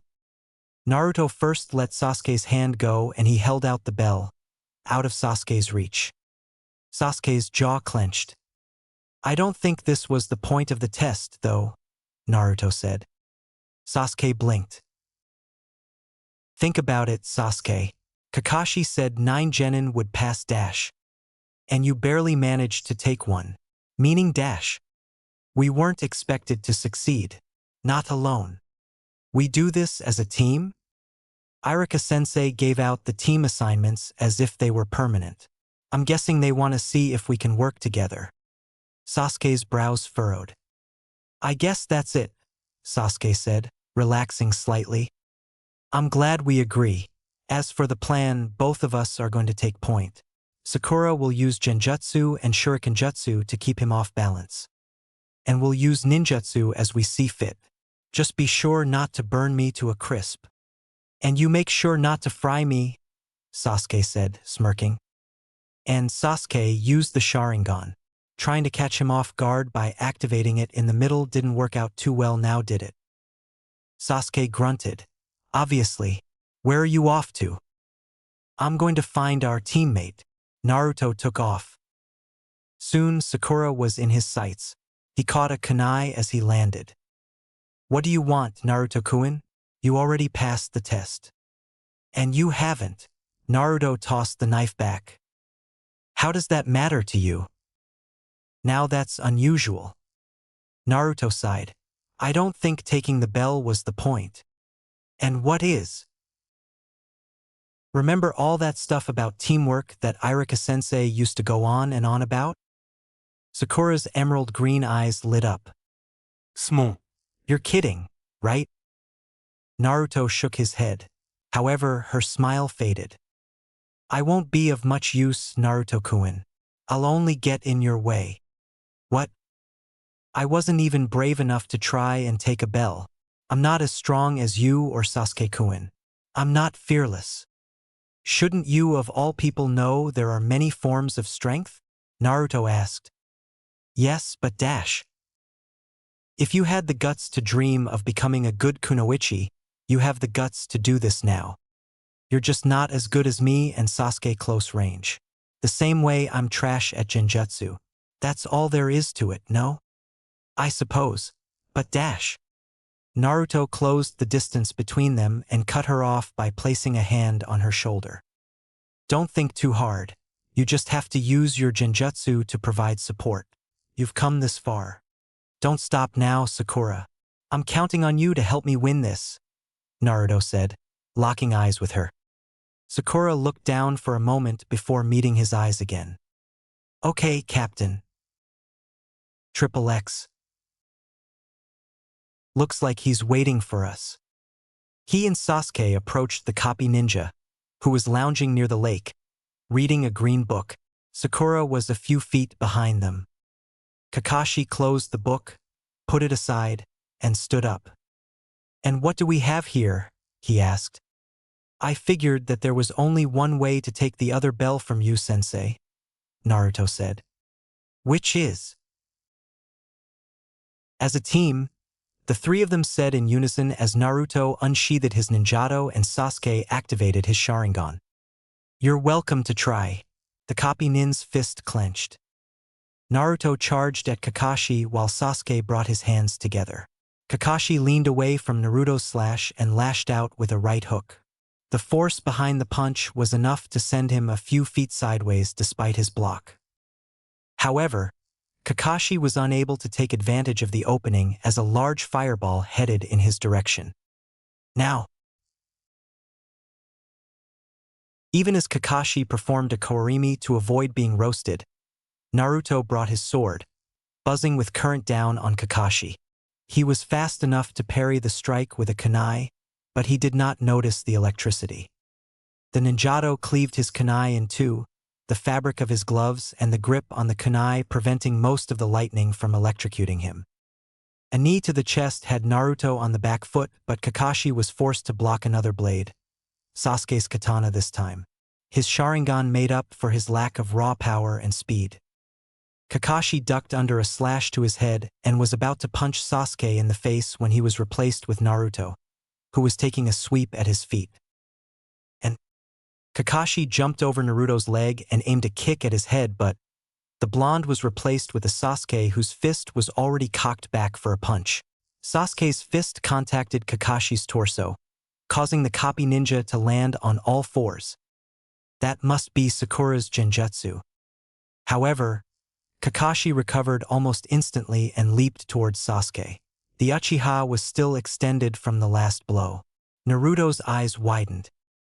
He'll be out if he takes that. Naruto substituted with Sasuke milliseconds before Kakashi's punch would have touched his face and was sent flying backward. He skidded to a stop and spat out a glob of blood. Need to guide him to the lake. Naruto circled around Sasuke, who was barely keeping Kakashi at bay, and sheathed his sword. Ram Dragon Hair, Raitun, Jinraizen. A bolt of lightning shot from Naruto's hand towards Kakashi. He managed to dodge it once again, but another genjutsu from Sakura allowed Sasuke to elbow Kakashi in the face. Naruto completed the combo with a kick to the Cyclops' chest, sending Kakashi onto the lake's surface. Shouldn't he have dodged that? A double-layered illusion? Sasuke unleashed a volley of small fireballs, distracting Kakashi and allowing 6 of Naruto's clones to land on the lake's surface and discharge electricity into the water. Kakashi was a second late in channeling Raitun chakra outwards, and the electricity paralyzed him. Sasuke now!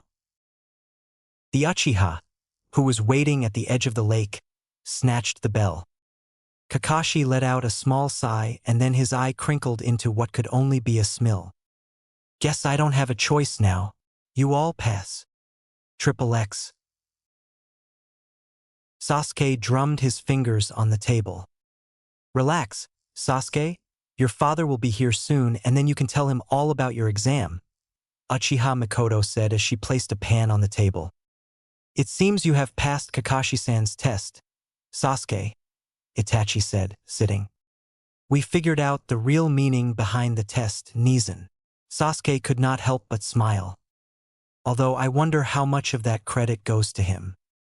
Fugaku came to the table a few moments later. So how did the test go, Sasuke? I take it that you have cleared it, Fugaku said as he picked up a bowl.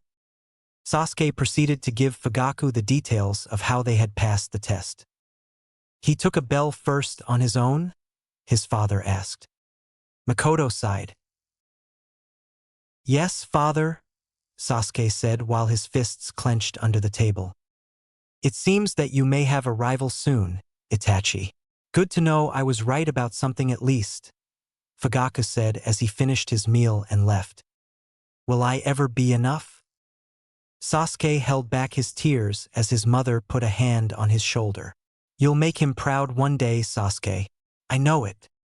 How can you be so sure when I am not, mother? Sasuke finished his meal in his silence and went to the roof of their 2-storied house. The stars look dull today. I'm sorry, Sasuke, Itachi said, leaning against the wall of the terrace. This is my fault, not yours. If only I wasn't this good, father would not have been comparing your performance to mine at every turn. Maybe, but... Don't say that, Nizen. You are the pride of the Uchiha clan. You are one of the reasons why we are still the strongest clan in Konoha. Itachi chuckled. These notions are fleeting, Sasuke. The Senju were once the strongest of all the clans in Fire Country, even managing to subdue us. Now, the few who are left are scattered to the wind, unaware of their great heritage. Father only seeks to safeguard the interests of the clan. But because of this, he loses sight of the finer details. Do not take it to heart, and I certainly hope you will not hate me for being an obstacle. I won't, Nizan, Sasuke said.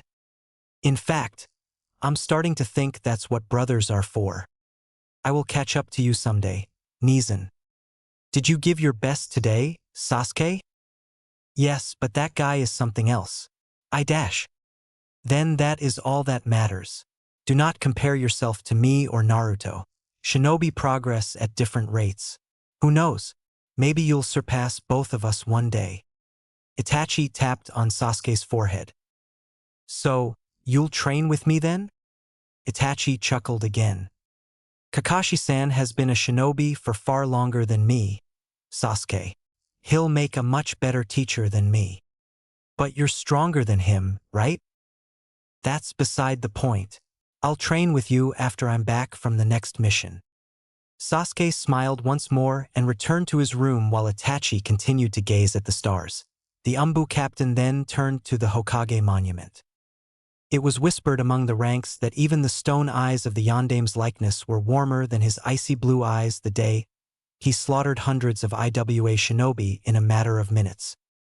It seems the boy is as good as they say. But the Kage Bunshin no Jutsu? You don't say. XXX. Naruto ducked under the kick aimed for his head. She's gotten faster. When Naruto took a step back, Sakura tried to rush him and threw a punch to his face. Naruto deflected it, caught her arm and threw her away. But Sakura managed to land on her feet, but Naruto had closed the distance between them even before she skidded to stop. She blocked a strike to her midsection, wincing as Naruto's fist made contact. Sakura hit the trunk of a tree with a thud but kept herself from falling to the ground. Don't you think the last one was a little too hard, Naruto-kun? Sakura asked, pulling herself up. You need to get used to taking hits if you truly want to get better at taijutsu, Sakura. No matter how fast or slippery you are, it is inevitable, Kakashi said as he appeared in a swirl of leaves. What are you doing here, sensei? I thought today was our day off, Sakura asked. I just couldn't rest knowing that my cute genin are not. You've improved, Sakura. And as promised, a new genjutsu technique. Kakashi produced a scroll. Sakura's face lit up. But I need to talk to Naruto about something. Alone. Kakashi tossed the scroll as he motioned for him to follow. Kakashi stopped behind a big enough rock to completely block them from Sakura's view. What is it? Naruto's eyes widened as Kakashi buried his knee in Naruto's gut, dispelling the clone. Sensei, where's Naruto? Sakura asked as he came into her sight again. He had an errand to run. You just dispelled his clone, didn't you? So, you knew it was a clone? Kakashi asked. I'm not good enough to spar with him yet. I more than have my hands full with his clones as it is.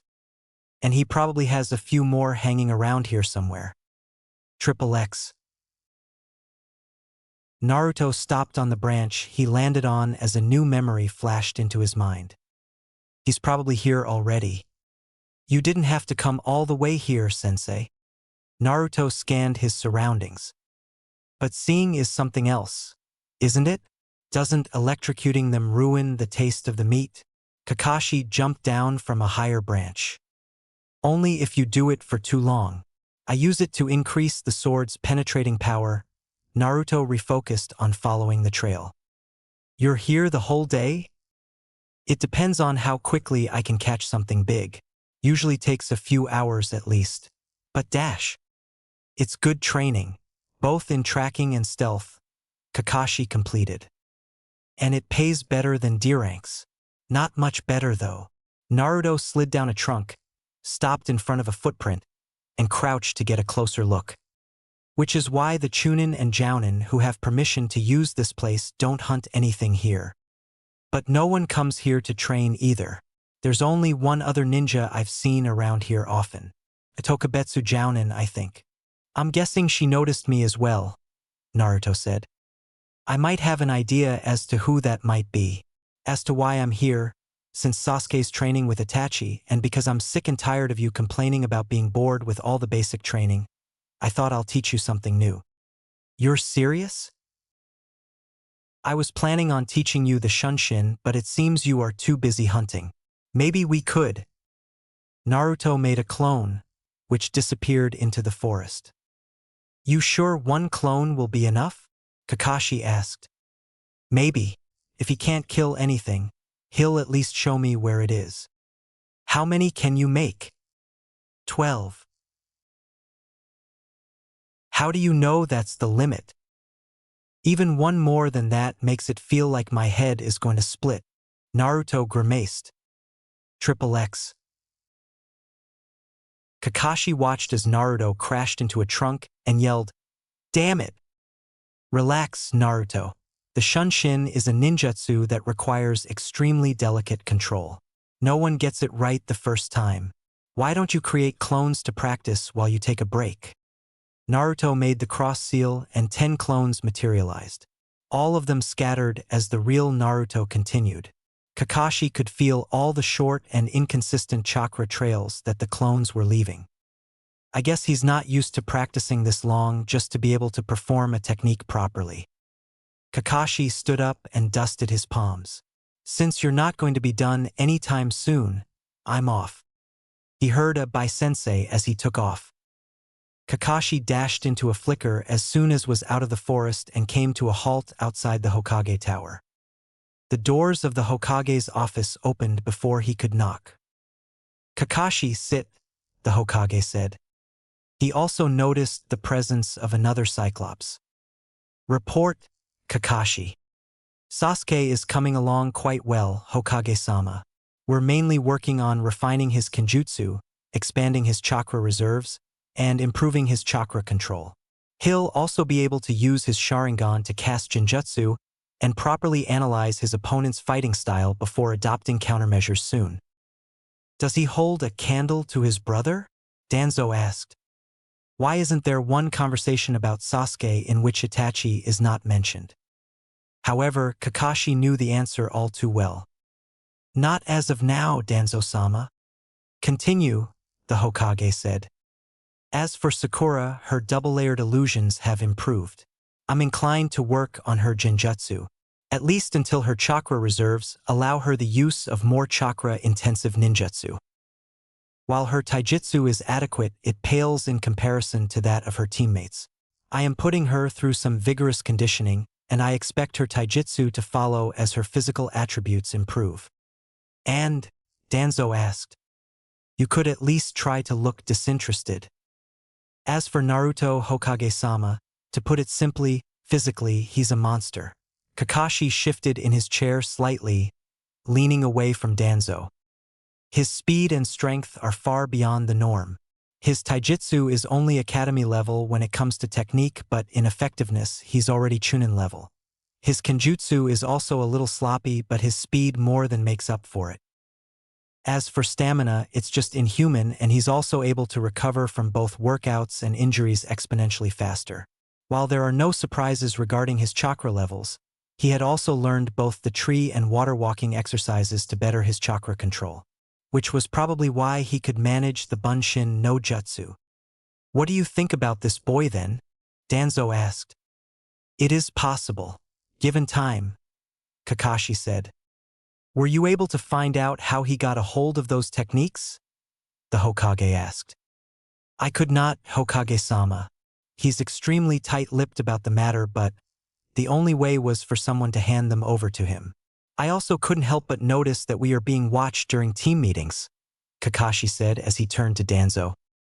Unfortunately, I don't have anyone who is capable of sneaking up on you under my command, Kakashi. And no, it was not I that gave him those jutsu. But it seems things are not hopeless after all. Danzo left the chamber. Kakashi, there is a C-rank mission that is going to come up soon. Do you think they're ready? They are, Hokage-sama. I hope he stops pestering me now. Good. Triple X. Sparks flew as steel clashed against steel. Naruto planted his foot forward and pushed Sasuke back. Sasuke grunted and moved to the side. He wanted to use his longer weapon to stay out of Naruto's range and make him overextend himself. But the blonde's speed and shorter sword were making that very difficult. Naruto closed the short distance in less than a second. He withheld the urge to channel some lightning into his ninjato as Sasuke parried an overhead strike. Sasuke's Sharingan had all but nullified Naruto's speed advantage, and they reached an impasse. Again. Just as their swords met once more, Kakashi appeared in a flicker, causing them to disengage. Pack for 2 weeks of travel and be at the gate in 2 hours, Kakashi said. A C rank, Naruto asked as he sheathed his ninjato. It had better be. I'm sick of doing chores, Sasuke said. So am I, but your house probably has a lot of servants. Naruto had grown to hate D ranks with a passion after Kakashi had expressly forbidden him from using shadow clones for D ranks. He made sure to emphasize every syllable. Yes, a C rank. Our mission is to provide security for one Tatsuya Satoshi. The daimyo is paying for this mission. Naruto let out a short whistle. Kakashi showed them the mission scroll. Is Satoshi a noble or something? Sasuke slung the sheath of his katana over his shoulder. I doubt that he would hire a genin team for someone that important. He's a negotiator from Kiri. We'll pick him up in Degarashi Port. He's the one mediating a deal between 2 nobles there. Kiri. That deal must sure be important if they're bringing a guy from another country. And it's happening in T country instead of the capital because it's neutral territory and it's connected to Kiri by sea, Sasuke said. See you guys in 2 hours, Kakashi said as he disappeared. Naruto took off in a shunshin towards his apartment and stepped out of it just outside his door. He had to blink a couple of times to see everything clearly. He created a clone while heading to the bedroom and said, "Lunch." Naruto laid 3 empty scrolls on his bed and began taking clothes out of his closet. His fingers hovered over the all-black gear that he wore whenever he went into the Forest of Death. It's unlikely that this mission will need stealth. The only enemies that were expected in C ranks were thieves and bandits. The intervention of low-level chunin from another village may change the designation of a mission to B depending on the numbers. But T-Country had no ninja of its own. All in all, the odds of him encountering another shinobi were pretty slim. But it won't hurt to be prepared. Naruto opted to reach the gate through rooftops and trees. He stopped as the path that led to the gate came into view. There was no one there except for the 2 chunin who were always guarding the gate. He made himself a little more comfortable on the tree as he waited for the rest of his team to show up. Sakura arrived a few minutes later. A blonde woman, most likely Sakura's mother, had accompanied her. It's probably the first time she's leaving the village. She handed Sakura a bento, got down to a knee, and hugged her. "Just be careful, Sakura. I'll miss you," she said as she kissed her on the cheek. "I'll miss you too," Sakura said, face a little downcast. "Cheer up. You don't want to look that gloomy now, especially when you were jumping with joy yesterday." Sakura's mother lifted Sakura's chin. "Yeah, it's just Dash. It'll be fine, sweetheart. It's only a week, right? Bye." "Bye, Mom," Sakura said with a wave. She then plopped onto a bench nearby. Would my mom have done the same? He had always wondered what it would be like to have someone waiting for him when he got home. There's no point thinking about that. Naruto rose and saw a silhouette perched on a tree on the other side of the path. A band of sunlight fell on the figure's face and reflected off its white porcelain mask before it vanished. Sasuke was walking towards the gate. Itachi? While the identities of the members of the Umbu were usually kept a secret, Everyone knew about the boy who made it into Umbu at the same age most others graduated from the academy.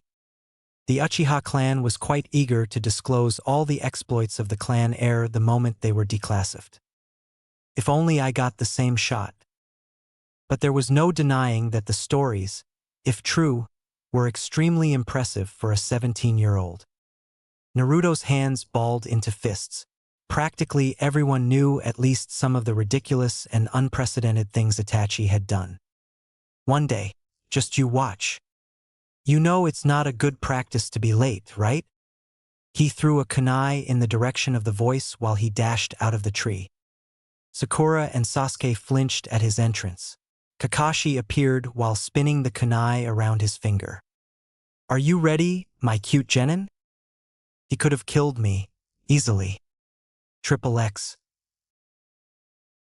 Buildings the shape of cubes and lights of various colors became visible as they reached the outskirts of Degarashi port a few hours after sunset. It was a welcome change in scenery from the endless tea plantations. There were 2 samurai guarding the gate, which was about half the size of the one that stood outside Konoha. However, they had not stopped them when they were entering.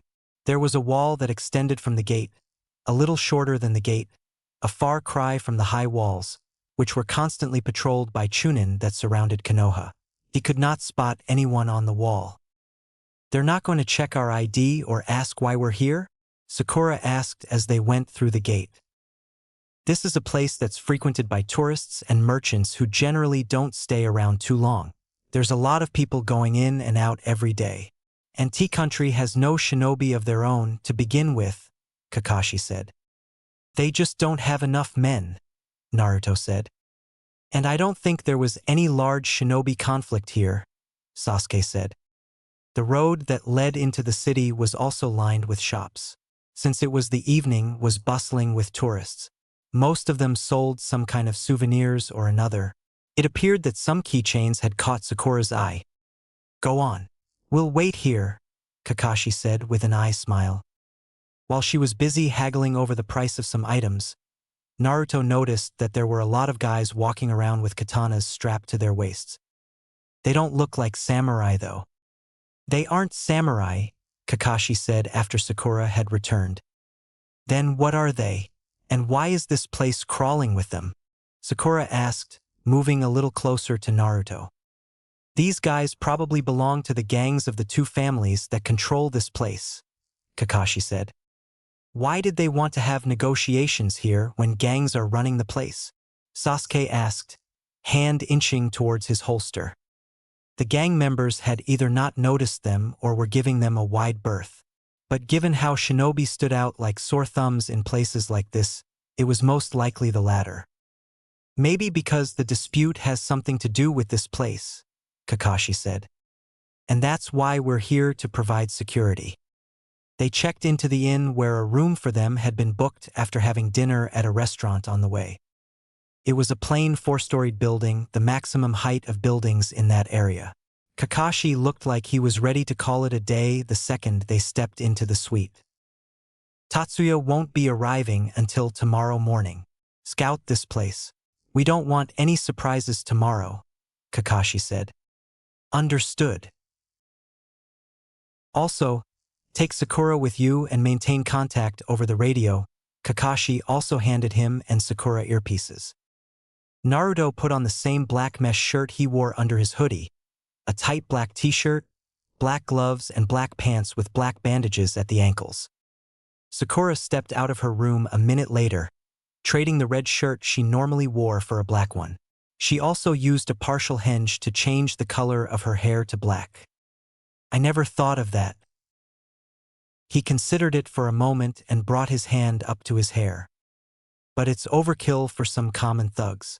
Heck, it's probably overkill for Chunin. So, where do you think we should go? She asked as they left their room and climbed onto the terrace. The streets were practically empty save for the few gang members who were sitting between every 3 or 4 buildings. I want to know what they're guarding. They were out on patrol. Wherever there's more guys. Because they're guarding something. He smirked under his mask. The number of people on watch was slowly starting to increase as they approached the large warehouses that were near the docks. Of course, that's where they would keep things that were coming or going by sea.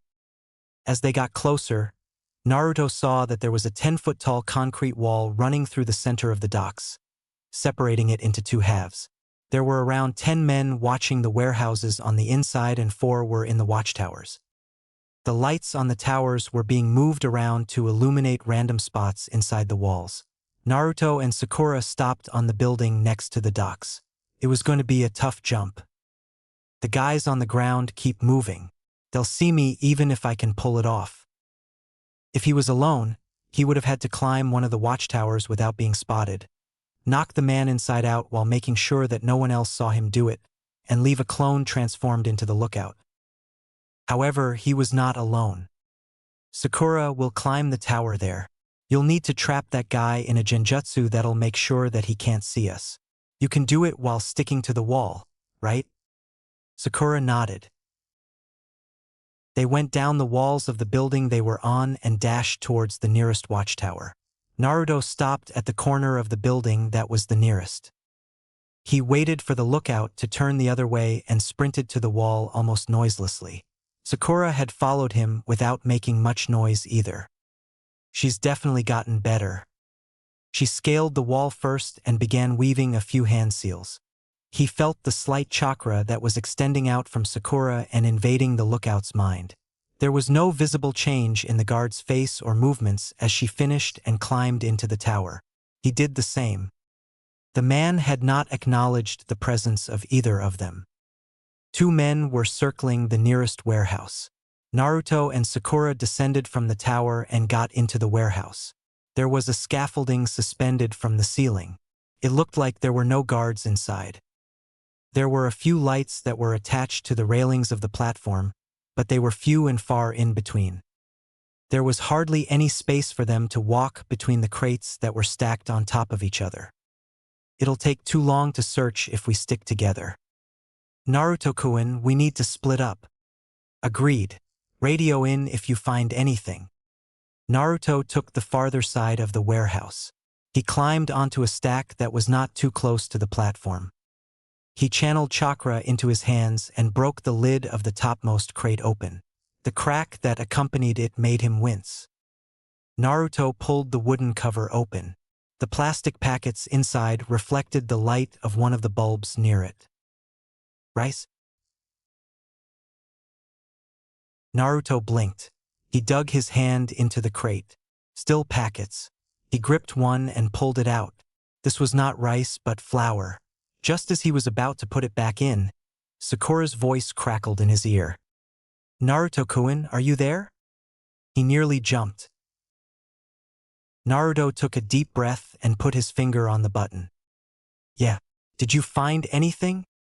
The line was silent for a few seconds before he heard her gulp and say, I think so. Did you find a white powder that looks like flour? Looks like flour? You're saying this isn't flour? Does it taste bitter? Naruto poked a small hole in the packet and tasted its contents. It does, he said. This is bad. We need to inform Sensei immediately. He dropped the packet back into the crate. What is it? It's a hallucinogen that is heavily regulated by governments across the elemental nations. This was and still is to some extent used to treat anxiety and depression. However, some people began using it for recreation, causing some undesirable side effects. We need to get out of here now. I'm coming to the entrance, Naruto said as he slid the cover back into its place. Okay, shit. You know what they mean by trespassers will be prosecuted. Naruto froze as he heard a deeper, unmistakably masculine voice through his earpiece. A dull thud brought Naruto out of his stupor. Who the hell was that? Naruto created a shadow clone, gave it his earpiece and jumped onto the scaffolding. He walked towards the other side of the warehouse taking slow, deliberate steps. Tiny tremors shook his body. Naruto's hand tightened around the grip of his ninjato. It felt foreign in his hand as he drew it. Found it all right. What do you say we do with her? Naruto's knuckles became white as he saw Sakura, lying motionless on the floor. A white-haired man kneeled next to the crate on top, a punctured packet in hand. A horizontal gash ran through the symbol of Kiri that was on his headband. He threw it to another man who was standing below on the floor. His skin tone and forehead protector showed that he was from Kumo. It bore the horizontal cut as well. But I haven't seen them in the bingo book, so they're probably only C rank. Konoha, huh? Guess they couldn't keep themselves from snooping around. We'll take her with us. He'll have questions for her, the Kumo Nin said. The Kiri Nin grinned, sending a shiver down Naruto's spine. He climbed onto the railing to the man's right. You think we can have some fun before we take her? His partner sighed. Fine, but don't make too much of a mess. Of dash. A gasp interrupted him as Sakura's eyes shot open and found him. The man on the top of the stack followed her line of sight. Fuck. Naruto leaped at him with a kick. His opponent's block held, however. Naruto landed in a crouch and pushed off the crates again, sword aimed at the white-haired man's chest. The man managed to move out of the way and the sword only grazed his side. He then locked his arms around Naruto but was unable to stop him, sending them both falling to the floor. The 10-meter drop allowed Naruto to dig his fist into the man's ribs and free himself from his grip. He channeled chakra to his feet as they slapped the concrete floor, cracking it slightly. The Kumo Chunin barreled into him from behind, smashing him into the boxes. His ninjato hit the floor with a clank as the Rouge Nin punched him in the back. Naruto ducked under the next blow and swept his legs from under him. He grabbed his sword, but his overhead slash was blocked by a kunai. As they struggled, he caught Sakura taking a punch to her stomach and spitting out blood from the corner of his eye. That was enough for his opponent to succeed in pushing him back. But the crate behind him broke, sending Naruto further into it. The tower of crates that was above it shook, making his opponent disengage. Naruto kicked the man in the shin as hard as he could. The sound of wood splintering made Naruto realize what was happening. He threw his sword and made the cross seal. A clone sprang forth, restraining the Kumo Nin as the crates collapsed on him and Naruto dashed away. A new memory popped into his head as the sound of crates falling on top of each other filled the warehouse. He substituted with my clone? His Kage Bunshin had been crushed as soon as it had felt the telltale pull on his chakra coils. Did he go under or not? Naruto kept an eye on the pile as he searched for his sword. He found it the same time he heard another footstep.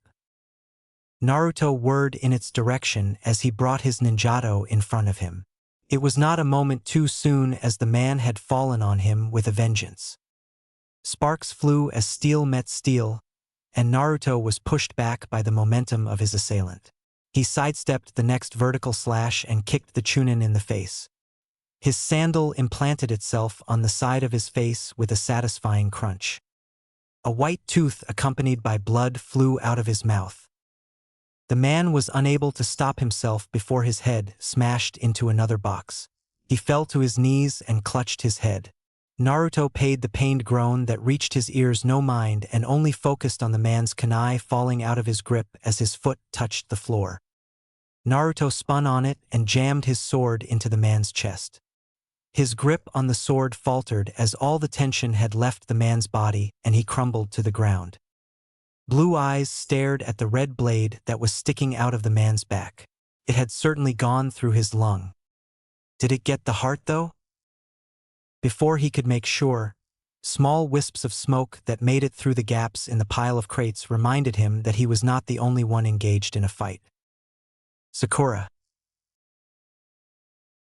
Naruto was not sure what made him climb the pile as fast as he could, not caring about stealth.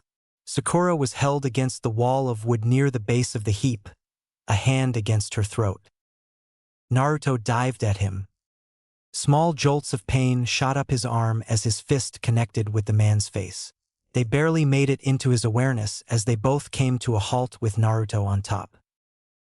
Naruto unloaded punch after punch into his face.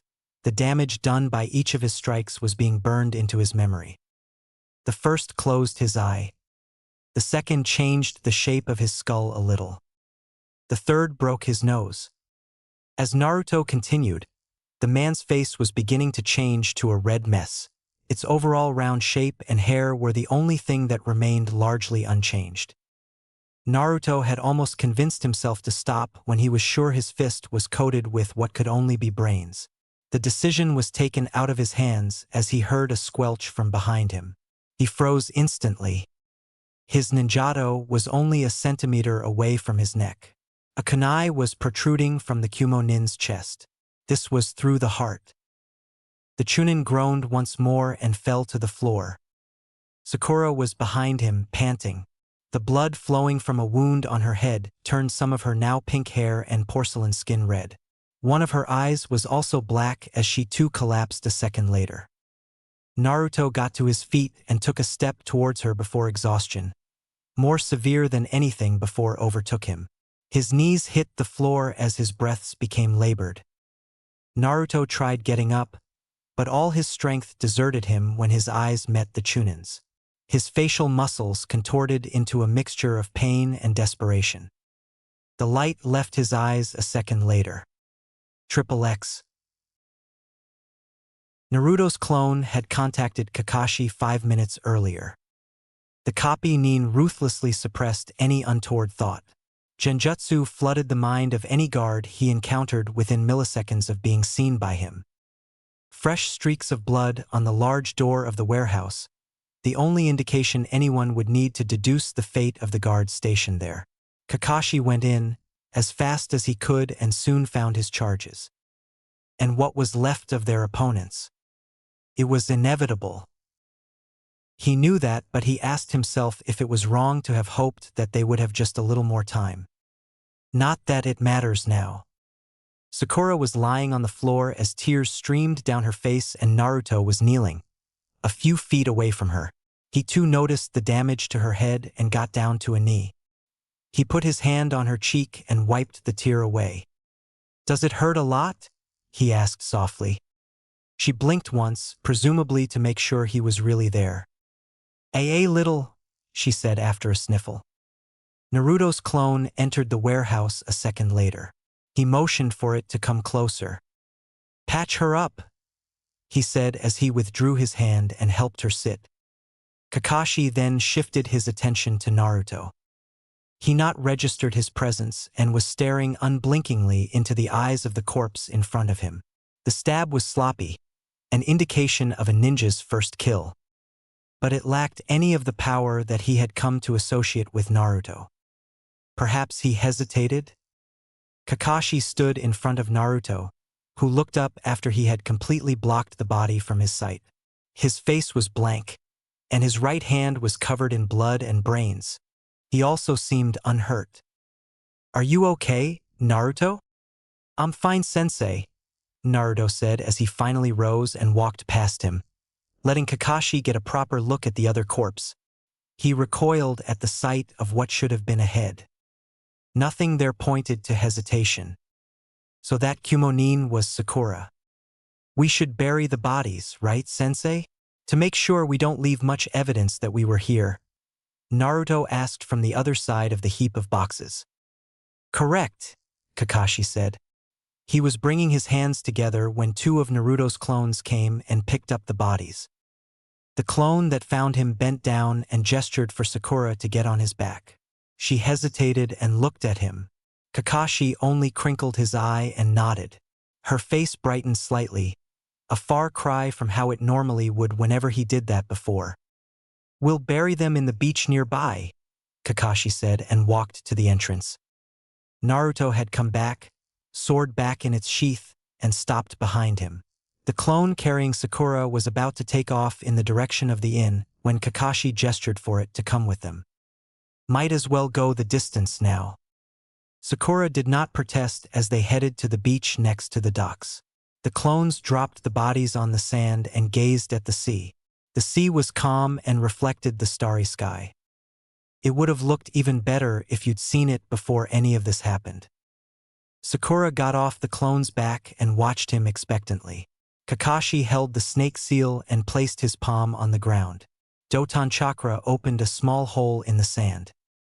Kakashi threw the bodies in, pulled out his copy of the bingo book, and began searching for a name. The clones vanished and Naruto sat on the floor, cross-legged. Kakashi found the name of the man whose face was still identifiable. There was the name of Akiri Nin that was also listed as one of his known associates. That could be the other guy. He returned the book back into his vest and closed the hole in the ground. Sakura threw up. She recovered after taking a sip from his canteen and gave him an account of what happened. What were their names, sensei? Naruto asked as finally he took his eyes off the ninjato in his hands. The guy from Kumo was Yokata Seiji. As for the Kirinin, it's probably Otaki Masato, but we can't be sure dash. Because I turned his face to a pulp.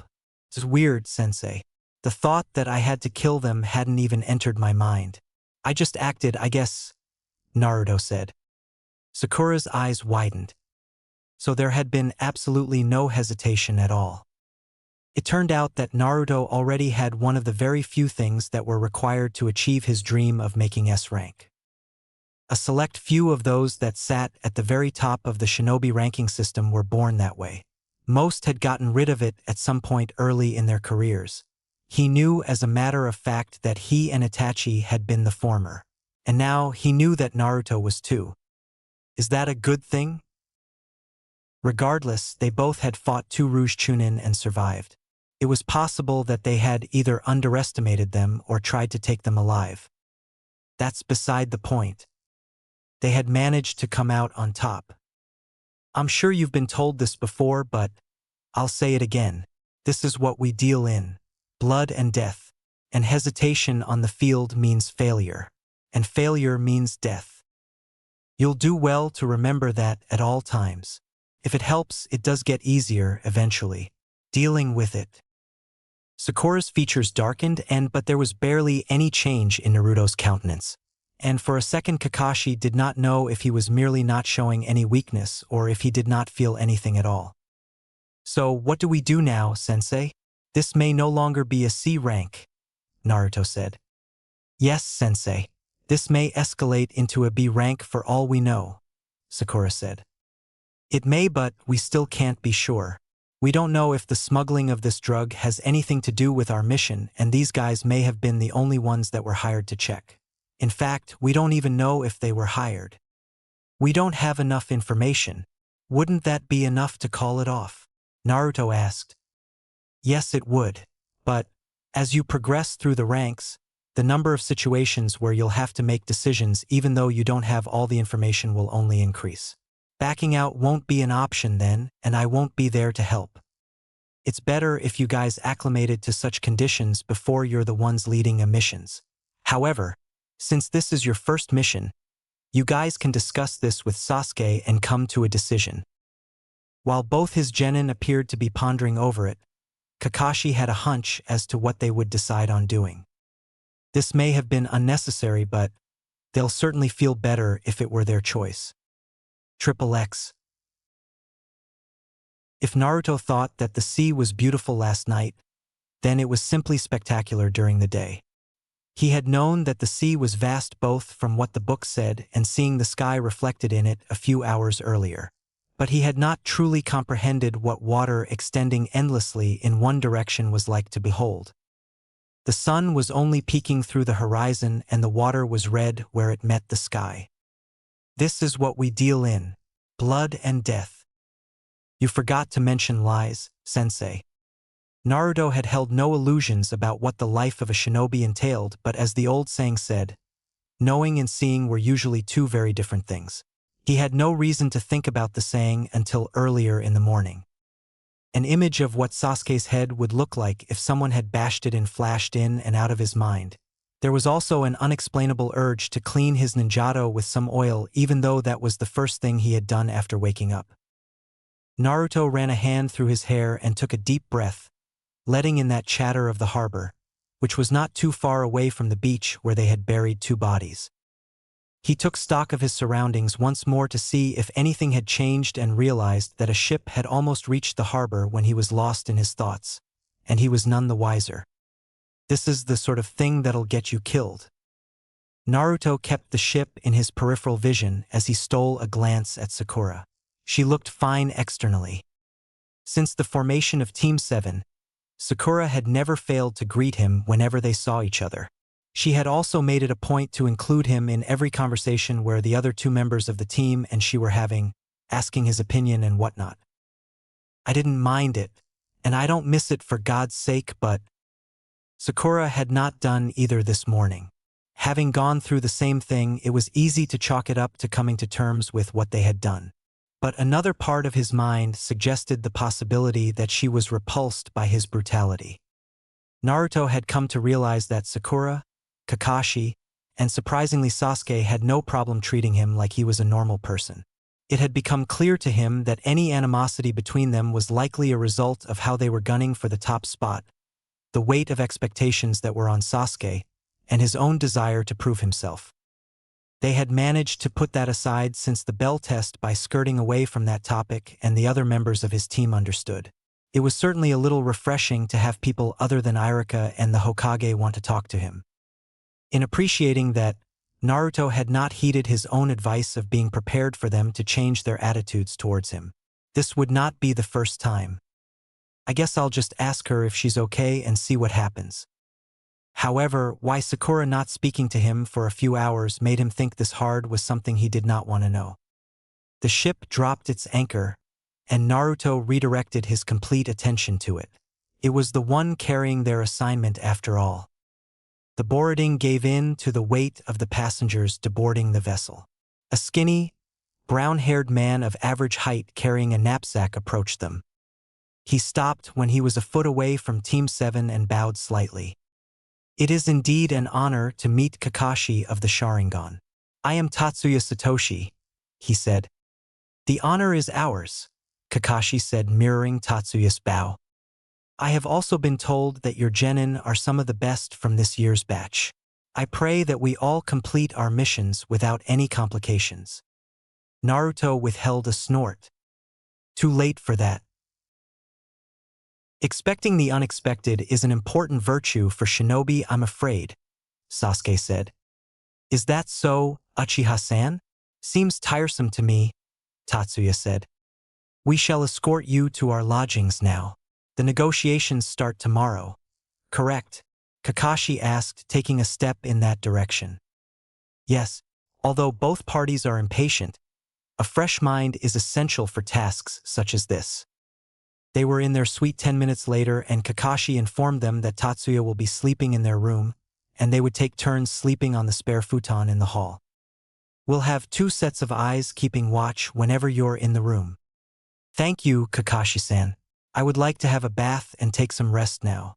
The journey was rather tiring, Tatsuya said as he took out a fresh pair of clothes from his bag and entered the bathroom. We will not disturb you when you are asleep, Kakashi said. Once the door closed, his lone eye was looking at them. On the roof in 30 seconds. Naruto made 2 shadow clones and complied.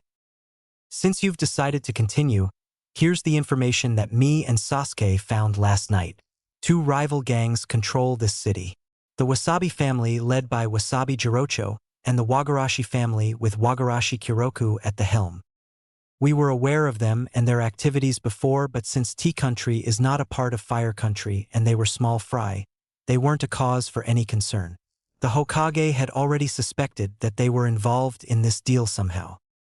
And given what you guys found yesterday, we can assume that this deal has something to do with the hallucinogen and that each of them is being backed by one of the 2 nobles. Sensei has sent a message to Hokage-sama along with a sample. We will be informed of the results in a few days, Sasuke said. What about Tatsuya? Naruto asked. It is likely that he is either already aware of the true nature of this business or will be after the negotiations start tomorrow. We'll have to wait for the first round of talks to conclude tomorrow before making a move. Should we find anything that supports our suspicions, We'll start investigating about how the shipment came and who's handling it. You guys are dismissed for the day, but stay close, Kakashi said after leaving in a flicker. I'll see you guys later. My mom asked me to bring her a souvenir, Sasuke said and took off in the direction of the market. Sakura sat on the wall of the terrace, dangling her legs. Naruto waited for her to say something, but she did not. Are you all right, Sakura? Naruto asked as he sat next to her. I'm not sure, Naruto-kun. I saw the Kumo Chunin's face twice on the streets already, Sakura said, putting her hand over his as their eyes met. So it wasn't me. She tore her eyes away as tears formed in them. It's just that there was nothing else I could do. I didn't want to do it, but he would have stabbed you if I hadn't. And it was all my fault to begin with. If I hadn't been Spot Dash. Naruto held the hand she had kept over his. Sakura stopped talking and looked at him, brows raised. I should be thanking you for saving my life, Sakura. I'm sorry. This was your first mission. Don't sell yourself short, Naruto said after making eye contact again. Emerald eyes widened as tears flowed down Sakura's face. There were very few situations that made Naruto think long and hard about what he was supposed to say. Haruno Sakura hugging him and breaking down was one of them. In the end, he settled for what was one of his most preferred answers. Silence. XXX. The city was crawling with thugs as Team 7 made their way to the location where the talks were to take place. Since Tatsuya was a civilian, they had to use the streets. All of them had their hands on their katanas whenever they were around. These guys are nothing compared to those Chunin. But this is a lot of guys. The fact that two gangs from this port had enough guys under their employ to fill a sector of a city nearly as large as Konoha and was able to mobilize them in only a day was certainly impressive. These were no small enterprises. A response to realizing that two of their guards are dead, no doubt. Technically, they were missing since no bodies had been found. There was also nothing connecting their disappearance to Team 7. Except that they vanished after we appeared. Them being from Konoha might also have played a factor in not becoming targets overnight. But they were suspicious. The looks on their faces had told him that much. There were about 20 guys that were stationed outside the compound of an old-fashioned one-storied building that was near Degarashi Port Center. They were busy glaring at each other until they noticed the ninja. Naruto twitched as they became the recipients of their animosity. The door to the largest room in the house slid open the moment they were a step away. Kakashi entered first. Tatsuya and the rest of Team 7 followed. There were long tables at either end of the room. The nobles, Suiden Yozan and Sasajima Heki, were seated on the floor behind each of them, along with their advisors. Jirocho and Kuroku were also with them, for samurai stood behind each table, wearing the symbol of the fire daimyo. There was also a smaller table that was near the wall opposite the door. Tatsuya also sat after they had bowed. I wasn't aware that Satoshi's bodyguards were allowed to enter. Suiden, a man with a gaunt face, dark hair, and none of the features that were common among the nobles, said. These are the orders of the Hokage Yozan-sama. We are not to let him out of our sight, Kakashi said. I guess that's even more important given the incident 2 days ago, Kuroku said. It was his guys that died after all. Wouldn't it be better to get started now that we're all here? Heki, a man who looked every bit the noble that was in the pictures of academy textbooks, asked. Indeed, Sasajima-sama. I am of the opinion that listing out all the properties that are the cause for this issue would allow us to tackle each one at a time and give us an estimate of the things that we must go through and the time that it will take, Tatsuya said. Both nobles agreed and listed out the disputed assets. This alone took half an hour. They began with tracts of land and pointed them out on the detailed maps that were on all 3 tables. There were also a number of houses that bordered the capital of the Land of Fire that were acquired by both lords. The last entries made Naruto pay more attention to the maps. Trade routes that went from the lands that were shown earlier to both the capital and the border of Fire Country. Even though they were said to mainly transport things from Fire Country to the port, it was obvious that they could just as easily be used to bring things into the nation as well. They get their cut and pass on some to the daimyo perhaps? We shall go over each entry in the list individually. Are there any objections? Tatusia asked. Suiden and Heki said nothing. In that case, each of you will present any evidence showing that you have a claim to the asset in question. Written evidence is given greater value. If there are two documents, the one that was issued earlier is given precedence unless the second one mentions any change in ownership. We will also go over the authenticity of any evidence produced. If there is no evidence at all, we will reach a resolution through a compromise. I request both of you to be reasonable. Any objections? There were none once again. The discussion began, with both parties trying their best either to gain or keep the upper hand in every exchange. Tatuya was very patient as he pleaded with both of them and tried to get them to see reason. This also meant that progress was slow. They had only crossed 2 pieces of land from the list when it was time for lunch. This is going nowhere. Team 7 and Satoshi were taken to another room in the building where one of Suiden's servants served them lunch. Apparently, they too were dining in separate rooms. Are you wondering why they both refused to give the other an inch? Tatsuya asked Team 7 as he mixed some fish curry in his rice bowl.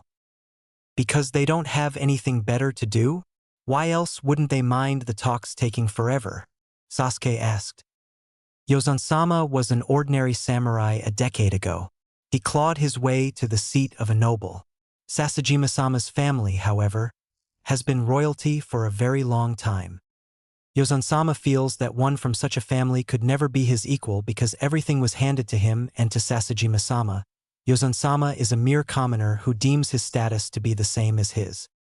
Supporting either one of them would only end in failure, Kakashi added and put a piece of fried fish in his mouth. Indeed, it is against my profession to discriminate against either side, but that usually results in the process becoming rather tedious and long, Tatsuya said. But it makes sure that no one is hurt in the process, Sakura said. Tatsuya smiled at her. And that gives me immense satisfaction and pride. You could say that is why I do what I do, Sakura-san. The talks continued till 6 in the evening, and it was decided that they would meet again the next day. Tatsuya retired as soon as they arrived at the inn and Team 7 were at the terrace once more. What do you guys think? Kakashi asked. The trade routes, Naruto said, beating his teammates to it. Most probably. So, the first order of business is finding out where that shipment came from, who imported it, and where it's going. Naruto, Sasuke, you're up. Me and Sakura will try to locate any accomplices of those 2 rogue nin, Kakashi said. Understood, Sensei, the boys of Team 7 said. Blue met black as the same thought echoed in their minds. It's time to take names. XXX. Clouds obscured the moon as Naruto observed the dock from their vantage point. The red eyes of his teammate gleamed in the dark, but white hair looked weird on Sasuke. Then again, black doesn't suit me either. Naruto had also used the henge to change the color of his eyes. Sasuke was also completely clad in black. They had ditched their headbands and were under strict orders to radio in every 30 minutes. We need to see the cargo manifest for details on that shipment. The guy's office should be close to where they unload the goods, Sasuke said. Near the water on the other side. The warehouses were too far apart for them to help Naruto and Sasuke move without being noticed. Since shinobi could possibly be involved, Kakashi had suggested that genjutsu be used as a last resort. That made traversing the dock much more difficult as it looked like security had been doubled. How about we get to the beach that's on the west and get to the cranes from there? Won't boats be a problem? Sasuke asked. There weren't any that night. I doubt there'll be a problem unless we get really close, Naruto said. Sasuke nodded and they got to the beach via rooftops. There were no boats on the water and the sea was calm. They stuck close to the coast as they walked to the docks. The large pier was slightly raised, letting them stick to it without being spotted. Naruto waited to hear any sign of movement on the planks above before peeping. He saw a booth to his left. There was a light inside as well. Naruto signed to Sasuke and climbed onto the pier. 2 guards were outside the entrance to the dock. Sasuke sped through hand seals and a genjutsu and snared them. They quickly went inside and found a man filling out reports inside. His head snapped upwards when he heard the door open. "Hey, who are you?" he yelled as he quickly got to his feet, only to find his throat in Naruto's grip. He tried tearing Naruto's hand away but could not. Naruto let the man breathe a little but did not take his hand off his throat. Another went to his earpiece. "We found the guy, Sensei. We'll have the details of the shipment soon," Naruto said. "Copy that." "The guards outside can't hear you. Are you in charge of checking the manifests and maintaining the inventory?" Sasuke asked. Yes. "Me and another guy work in shifts. We need to see the manifest for the shipment that was in the warehouse where the incident involving the Wagarashi guards happened. They'll kill me if they find out it was me," he said. Naruto tightened his hold again and asked, "You realize that we'll do the same if you don't tell us, right? And no way, you're kids." He continued struggling to breathe as Naruto choked him. "He's going to faint before saying anything." Naruto pulled him close and shoved him against the wall. The man fell on all fours and panted as air entered his lungs again. "Genjutsu?" Naruto asked. "I don't think anything I can conjure up would be vivid enough," Sasuke said. "Sakura would have been a big help." But Naruto doubted if she had the stomach for it, especially after what she did to Yokata Seiji. Kakashi probably wanted her get a chance to recover by keeping her close. What Kakashi, not feeling the same way about him, said, he did not know. "Sasuke, check if that's a washroom," Naruto said, pointing to the door that was behind the employee's table. "It's a big one actually," Sasuke said from inside. Naruto lifted the man by his arms and dragged him in. The washroom was almost as big as the one in their room. There was a large sink near the door. "Perfect." Naruto dropped the man, plugged the drain, and filled the sink to the brim. He grabbed the employee's neck and brought his head close to the sink. "Sasuke, hold his hands and make sure he doesn't thrash around too much," Naruto said. Sasuke tied some wire around his chest and stomach, making it impossible for him to move his arms. He then caught hold of his waist. Naruto thrust his head into the water and began counting. Bubbles shot up to the water's surface and the man was trying to free himself by thrashing around. Sasuke was having none of that though. "We'll start with 20. Naruto pulled his hand out of the water and the employee's head resurfaced, greedily breathing in as much air as he could in each breath. "Where is the manifest?" Naruto asked. The man continued trying to breathe. Naruto pushed his head once more. "Let's do 30 this time." After half a minute, Naruto withdrew his hand. "It's in here. I'll give it to you. Please, not again." It turned out that Sasuke was the one keeping him upright as he fell on being released. Sasuke cut him loose and he stumbled a few times before standing up again. He hurried back outside and began rummaging through the shelves that were on the wall next to the table.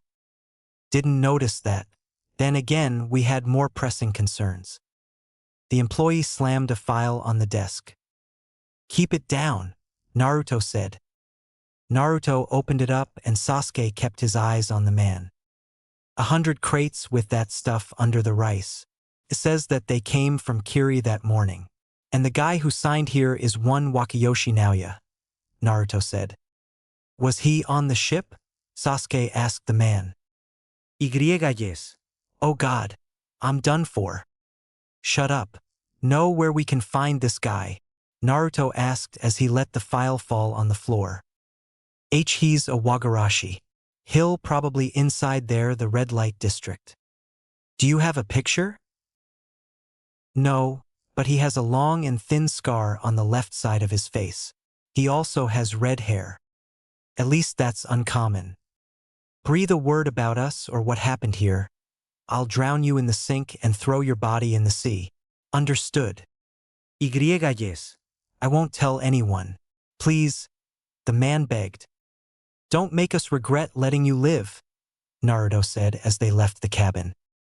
I didn't know you were well versed with torture, Sasuke said as he stepped onto the water. Irika-sensei mentioned it in a lecture once. I went to the library and read up on it later. Turns out those books were spot on. Don't Uchiha have lessons on basic torture? Not really. I guess people would teach me if I had asked, but we mainly focused on ninjutsu and taijutsu. I hope that's not all you got though. A thug may be harder to break, Sasuke said. Naruto smirked under his mask. XXX. Finding the red light district was easy. Finding their mark, however, was not going to be. The place was teeming with people, a good number of whom were tourists. There were a bunch of thugs as well, wearing green bandanas, signaling their allegiance. They were on top of what was probably one of the many brothels that the place was known for. We're not going to find him from up here. We need to split up, Naruto said. Transform into tourists and check the bars? Sasuke asked. Yeah. It'll still take too long if it's only the two of us, Sasuke said. Who said anything about it being only two of us? Naruto made the cross seal and 10 clones appeared. They all held the ram seal, transformed into tourists, and vanished in the crowd below. I'll let you know if I find him. We should start with the posh bars first, Naruto said and changed his appearance. He waited for Sasuke to nod and joined the crowd in a flicker. Naruto spotted a gang member walking his way a minute later. Excuse me, where can I get the best alcohol around here? Naruto asked as the man was about to pass him. He looked around to make sure that he was the one being spoken to and said, The places where some of my superiors drink are the Yada a few streets up ahead, pointing in the direction he was walking in, and the chamomile a little farther that way, now pointing to his left. Thank you, Naruto said in a bow and headed to the Yada. I'm going to the Yada. The rest of you search other places, Naruto commanded his clones. Where are you going? Naruto asked into the earpiece. This bar called the Chamomile. Apparently the upper-level guys frequent it, Sasuke said. Copy. I'm headed to the Yada. Also, report this to Sensei, Naruto said and searched for the bar he had been told about. It was on the ground floor of a 2-storied building. 2 bouncers were outside the doors. They let him enter without any questions. Naruto sat at the counter and asked for some soda.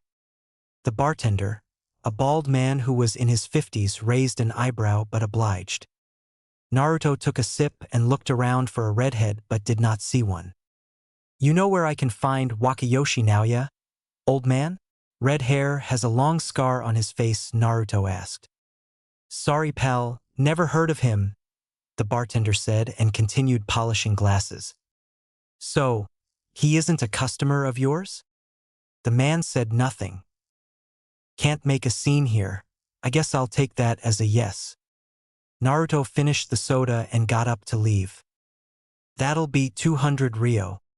You know, there would have been more if you'd given me what I wanted, Naruto said, put the money on the counter and left. He noticed that the moon was visible as he got back on the street. A new memory of a red-haired man appeared in his head, causing him to turn towards it. He activated his headset. I need an empty room. Found the guy, Sasuke. Where are you? Just outside the chamomile. Where is he now? Sasuke asked. He was 100 meters south of where we split up a second ago. Get there as fast you can, Naruto said, reverting to his previous form, while sprinting across the rooftops. He was there at the spot his clone dispelled in under a minute. Naruto's eyes darted from one person to the next on the almost deserted street. There. Naoya walked into an alley that was next to the building he was on and leaned against the wall. He's probably waiting for someone. Best get this over with before they get here. Naruto climbed down the alley slowly and cut the chakra to his feet when he was low enough. His elbow rammed into the gang member's head and knocked him out cold. The sound of steel hitting stone alerted him to Sasuke, who was on the roof of the building overlooking the alley. He slid down the wall a second later. Does he have the scar? Yeah, he does, Naruto said as another image flashed in his brain. He hefted the man up and walked deeper into the alley. There was a rusty door next to a dumpster. Sasuke kicked the door open. There was a flight of stairs going up. Sasuke went first. The stairs were old and creaky. Naruto hefted Naoya and did the same. He felt as though they would give under his weight when he was halfway up. The floor upstairs was empty except for a table and a few chairs. Some light from the street made it in, allowing him to see the thick layer of dust that coated everything. Sasuke brought a chair to the room's center and Naruto laid Naoya on it. Sasuke tied his arms together behind the chair and his ankles to its legs. Naruto slapped the man. He blinked groggily and opened his eyes. His gaze wandered for a few seconds and settled on him. What do you want? He spat out. I only want to know if that shipment was going to Fire Country, and if it is, what route you were sending it along, Naruto said. Could the two of you go fuck yourselves? A kunai spun in his hand, and he plunged it into the man's thigh, drawing out a shriek. I'll ask you again. How is it going to enter Fire Country? He put some pressure on the kunai when Naoya did not answer. He grimaced but did not answer even when the kunai penetrated deeper into his leg. How about we start with some nails first, Sasuke? Naruto asked as he opened his pouch and took out the plier that he bought a few hours earlier. You're serious? Sasuke asked. Your brother never told you what they do in T&I? Or what they do when to get information out of someone on the field? Naoya's eyes widened, and he clenched his fists as hard as he could. Naruto pried his left open without much effort, caught the nail of his thumb with the pliers and pulled. His shriek was even louder this time. Blood gushed onto the chair and floor. Naruto repeated it with his ring finger. The hatred in Naoya's eyes was raw. Are you going to tell me now? Naruto asked. Screw you. You know, I really wanted to avoid doing this. Are you left-handed? Naruto asked as he held Naoya's hand. I'm going to take that as a no, Naruto said when the man said nothing, pulled the kunai out of his leg, and cut two of his fingers with a swift swipe. Blood splattered everywhere. There was another cry of agony. You boys better hope that I don't get out of here, 'cause if I do, I'm going to make you scream 10 times as much. Then we're saved, 'cause you aren't getting out of here and these aren't even our real faces. Look, I still have one card left, but that's going to really sting. So, think about your situation long and hard before refusing, Naruto said. The defiance in his eyes did not ebb one bit as he spat at Naruto's face. The blonde was fast enough to avoid it, however. That's how it is? Sasuke, stand back. I don't know how well this'll work, Naruto said as he made 3 hand seals. Electricity crackled in his palm. Naoya screamed, or at least tried to. Naruto inhaled deeply as the effort and focus required to control the technique and keep the current from going to lethal levels was quite high.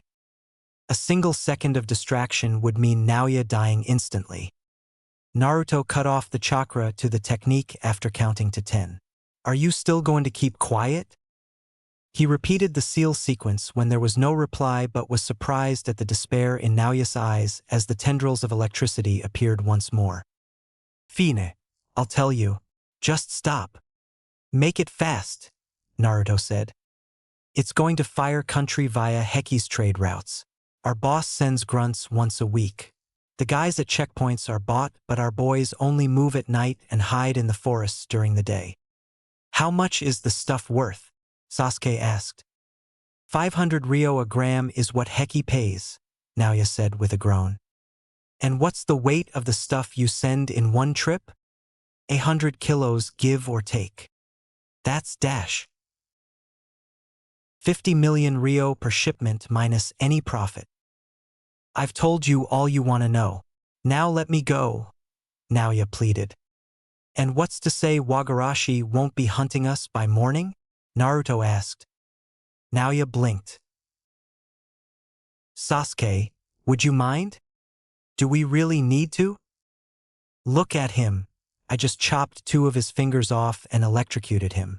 If his boss finds out, he's going to die anyway. I understand, Sasuke said and drew his katana. A sharp intake of breath followed a quick thrust into Naoya's chest. He spat out some blood and tried to say something. His body went limp in the chair. Naruto sliced the wire and sealed the body in a scroll. We need to burn it, Naruto said. Didn't you guys bury the other 2? Sensei used a technique to bury them. Neither of us knows it and we don't know where he is right now. Was this even necessary? Sasuke asked, almost too soft for him to hear. Fine, he said after Naruto said nothing for a few seconds. But Sasuke looked none too pleased about it. They hightailed it to the forest and stopped when they came to a small clearing away from the city. Naruto unsealed the body and stepped away. The heat from Sasuke's fireball was hotter than usual, but the smell prevented him from thinking about anything else. It was foul beyond imagination. Naruto was itching to cover his nose. It only took 30 seconds for the body to be reduced to ash, but it certainly felt much longer. The smell still lingered in the air and Naruto wanted nothing more than to get as far away from the place as possible. But Sasuke was staring at the embers. Should I have done it myself? How the hell are we going to figure this out? Those 2 got the easy job. Kakashi had said that both of them would try to gather more information about the 2 rogue nin who had attacked them the other night. The 2 we killed. She was in the warehouse the next second, standing over the dead Chunin who had collapsed. The crimson near his chest and neck was in stark contrast with the gray outfit the man was wearing. Yokata Seiji. How do you think we should go about this, Sakura? Kakashi asked. The question brought her out of the warehouse. Well, it is quite likely that those missing nin were hired by the Wagarashi. If this is true, then Kiryu can't be the only one in the gang who knows this, Sakura said. Correct. But couldn't it also be likely that the Washime hired those nuke nin and tasked them with destroying the warehouse? Those guys could only have tried to capture you to prevent having a witness. Don't you think this is possible as well? It is sensei. We should consider both possibilities and find out who hired them and why, Sakura said. Yes, Sakura, get ready. We leave in 10 minutes, dress for stealth, Kakashi said. 10 minutes later, the wind whipped her black hair back as she and Kakashi sped through the rooftops, towards the red light district. In the black of the night, their black clothes made them an invisible blur to anyone who might glance up. We need to find one of Kiryu's bodyguards, Kakashi said. The noise of the wind through the earpiece made her wince. Wouldn't it be more likely that lieutenants would be privy to most, if not all, the secrets of a criminal organization? Sakura asked. And interrogating Kiryu directly is probably way too risky. Maybe, but any leader worth his salt always has men he trusts the most guarding him at all times. And they are privy to almost all the leader's secrets. And the Sharingan's Genjutsu can also erase memories after compelling those to reveal answers. Correct? Indeed, while shinobi can resist it, civilians just don't stand a chance, Kakashi said. They found Kiryu's residence by following the growing number of gang members on the streets in their side of the city. She and Kakashi crouched on the ledge of the terrace of the nearest 2-story building. It was a large 2-story building mansion that was surrounded by a 7-foot-high wall on all sides. There were also no taller buildings in the immediate vicinity. Guards were patrolling the walls as well as the terrace of the mansion, making sure that they have eyes both from the ground and above. Emerald green eyes narrowed slightly as she noticed that the guards who were patrolling the rooftop were not gang members. These are samurai. Sensei, Sasajima is also staying here, Sakura said. Looks that way, but this doesn't change anything. Breaking in was never really an option anyway. We'll wait for one of them to leave the house, Kakashi said. A few gang members and what looked like some of the ground staff had entered the mansion in the next 2 hours, but there was no movement of any bodyguards. Kakashi had not said a word since then. He had also barely moved. Even his breathing was inaudible. The muscles around his eyes were taut, like a falcon on the lookout for its prey. Her heart rate was elevated. A fog had also been gradually setting in, making it much harder for her to keep track of the mansion. It had gotten to a point where they could only make out silhouettes of all the guards. Then, Kakashi shifted the position of his forehead protector, revealing the Sharingan underneath, slowly spinning. It is fully developed, unlike Sasuke's. But she had never figured how exactly he had come into possession of the eye. While he had earned the moniker Sharingan no Kakashi, it was obvious that he had not been gifted with that by birth. Which means that the eyes had originally belonged to someone else. There had been instances of Uchiha and Hyuga being hunted down for their renowned dojutsu, but the number of successful acquisitions by shinobi from other villages were virtually non-existent. She also refused to believe that her sensei would have forcefully taken a Konoha shinobi's eye. Maybe it belonged to some Rouge Uchiha. The fog further thickening drew her out of this line of thought. She searched for the presence of any chakra in the fog and her eyes widened. Sensei, this fog dash is laced with chakra, yes. Someone is causing it to get thicker.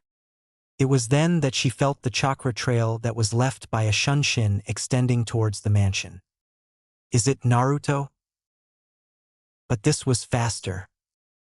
Someone more experienced probably.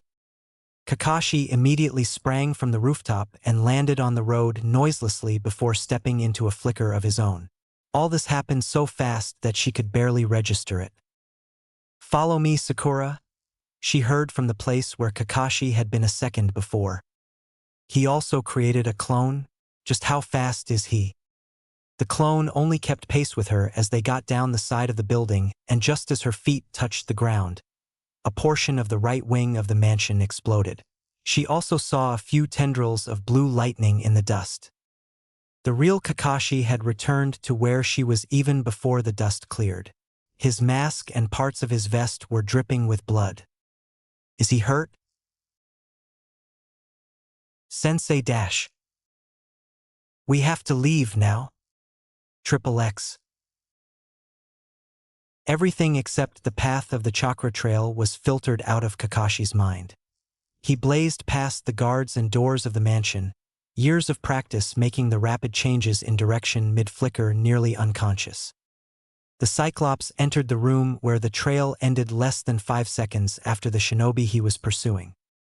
But that was still too long. Kakashi found 2 figures clad in black from head to toe, with 2 slashed forehead protectors belonging to Kumo and IWA standing over the dead body, a boy in his late teens or early 20s at the most. He too had the round features that were common among the aristocracy. Sasajima-son. Fuck. The 2 had just stepped into another shunshin when Kakashi had already made the necessary hand signs. Raiteng. Yang. A long blue bolt of lightning shot of Kakashi's mouth, moving much faster than the Rouge Shinobi could ever hope to. There was an explosion on contact, vaporizing everything in a 3-meter radius, including most of the nuke from IWA, only leaving a leg behind. Blood splattered onto Kakashi's mask and vest. There was no sign of the other man. The guards were almost at the door of the room by the time the dust began to settle. At least some of them would have seen lightning, and given that it was one of the things that he was renowned for, Team 7 could be blamed. And my reputation is not going to help. He was out of the building and next to Sakura an instant later. The girl opened her mouth, but no words came out for a second, probably because of all the blood on him. She's still not used to it. How could she have been? Sensei dash. But there's no time for this. We have to leave now, he said and ran up the building that served as their vantage point earlier. The faint sound of her footsteps told him that she had followed him. XXX. What the hell just happened there? Kakashi reached up to this earpiece and changed the frequency before saying, "Naruto, do you copy?" Sakura could only make out that Naruto said something. "Listen to me carefully. You and Sasuke are to go into the forest that is west of the city and wait for us. It will probably take a little longer for us to get there. And remember that anyone who isn't one of us is a threat." Sensei dash. "That's an order." "Roger that." "God help us now. They'll most probably suspect us." The fog had gotten even thicker. She could only see Kakashi and nothing past him. And Sensei didn't want to risk pursuing him because of us. That made her jaw clench, despite knowing that this was completely uncharted territory and far out of the original mission plan. She had hardly noticed that they had reached the inn. They found Satoshi reading in the study in the lounge. "Is something wrong, Kakashi-san?" he asked, brow tensing. "Unfortunately, I believe that the Wagarashi and Sasajima are going to blame us for the death of his son," Kakashi said as he began gathering all their scrolls and sealing whatever little of their belongings that Naruto and Sasuke had left about in the suite. "Kyujiro is dead? Are you certain?" "I have witnessed it myself, but I don't know who it was. That is not the issue at hand. We must get you out of this place and back to Kiri where it is safe.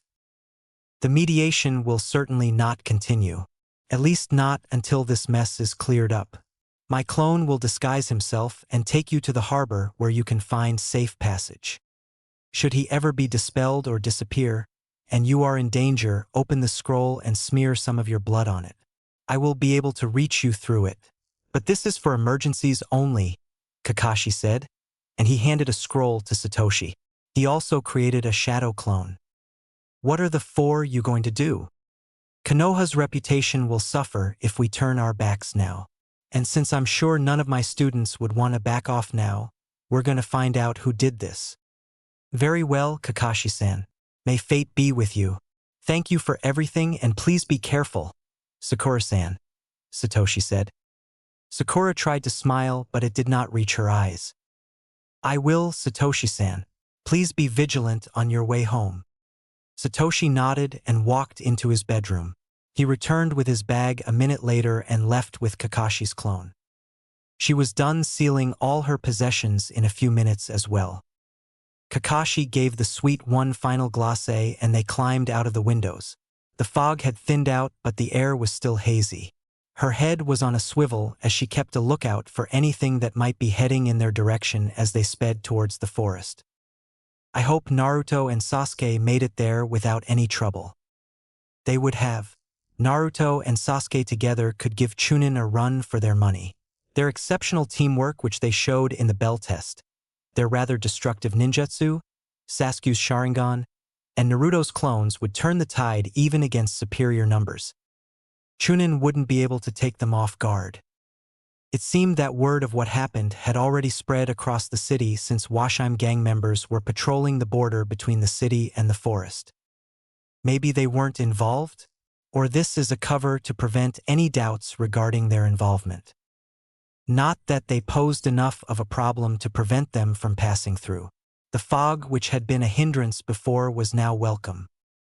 The forests that surrounded Degarashi Port were not as dense as the ones in Konoha, and tea estates were present all over them sporadically. This meant that they did not provide as much cover but were much easier to navigate in the dark. Sakura tried to sense the chakra of her teammates but found nothing. Of course, they masked their chakra. Kakashi performed a few hand seals that she did recognize. Kanji appeared on the ground and a small brown dog with a Konoha Haitayat materialized in a puff of smoke. It opened its mouth as if to say something. A pink eyebrow raised at that. "Oh yeah, summons can talk. I need you to find Naruto and Sasuke, Pakin. Now." "You got it. Follow me," the dog Pakin said. The dog started running deeper into the forest. "That is your summon, right, Sensei?" "Yeah, they're pretty handy when it comes to tracking," Kakashi replied. They reached a part of the forest that was denser and darker than the ones immediately surrounding Degarashi Port. It appeared that they had circled back to near the sea because she could hear the sound of the waves. Pakin stopped as the sea was in sight. They're here, although I can't tell exactly where. Naruto's scent is all over this place. That's because I am all over the place. 10 of Naruto's shadow clones appeared around them. Could the real Naruto be one of them? Prove to me that you are the real Kakashi and Sakura. You were the one who found me on the day of the bell test and convinced me to work as a team, Sakura said. All 10 clones vanished, causing a ring of white smoke to surround them. Naruto and Sasuke were facing them when it cleared. This time Sakura's smile had reached her eyes.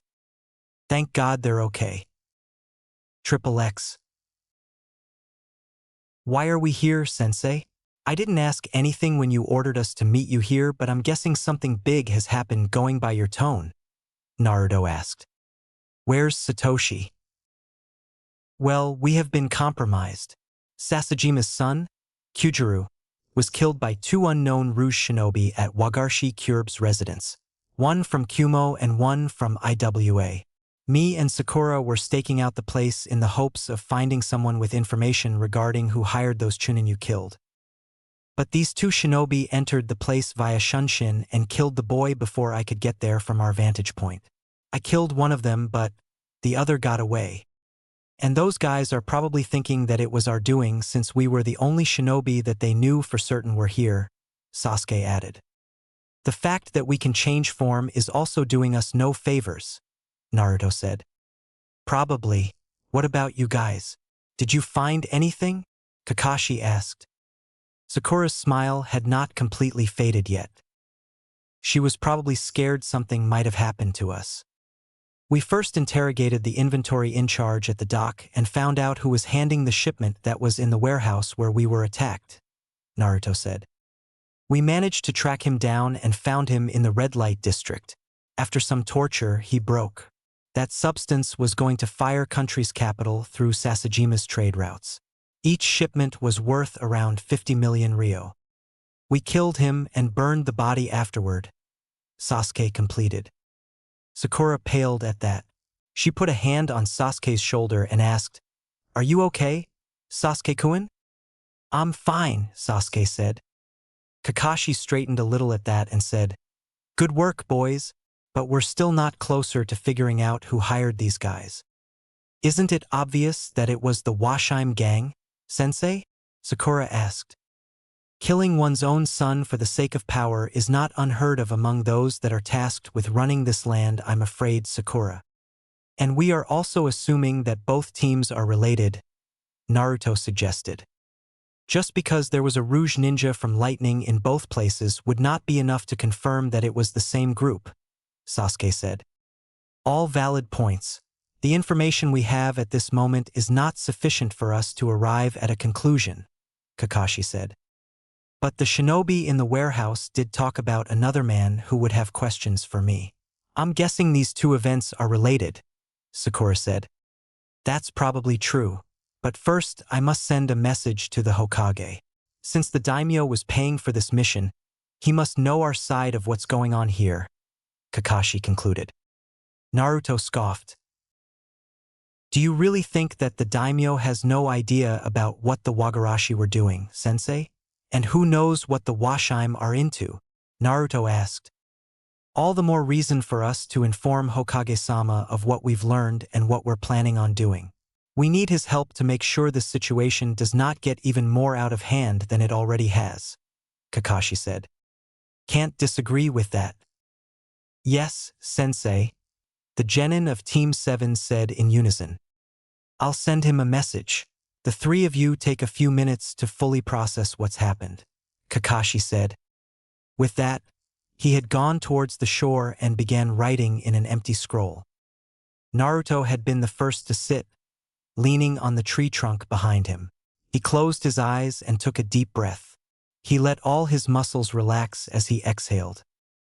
We're the best of our batch. Konoha's best jounin is with us. There's no way we're not seeing this through. Naruto opened his eyes and was greeted with the same steel in the eyes of his teammates. He could not help but smirk at that. While he had not been expecting this turn of events, he had never been one to back down from a challenge. Adrenaline coursed through his veins.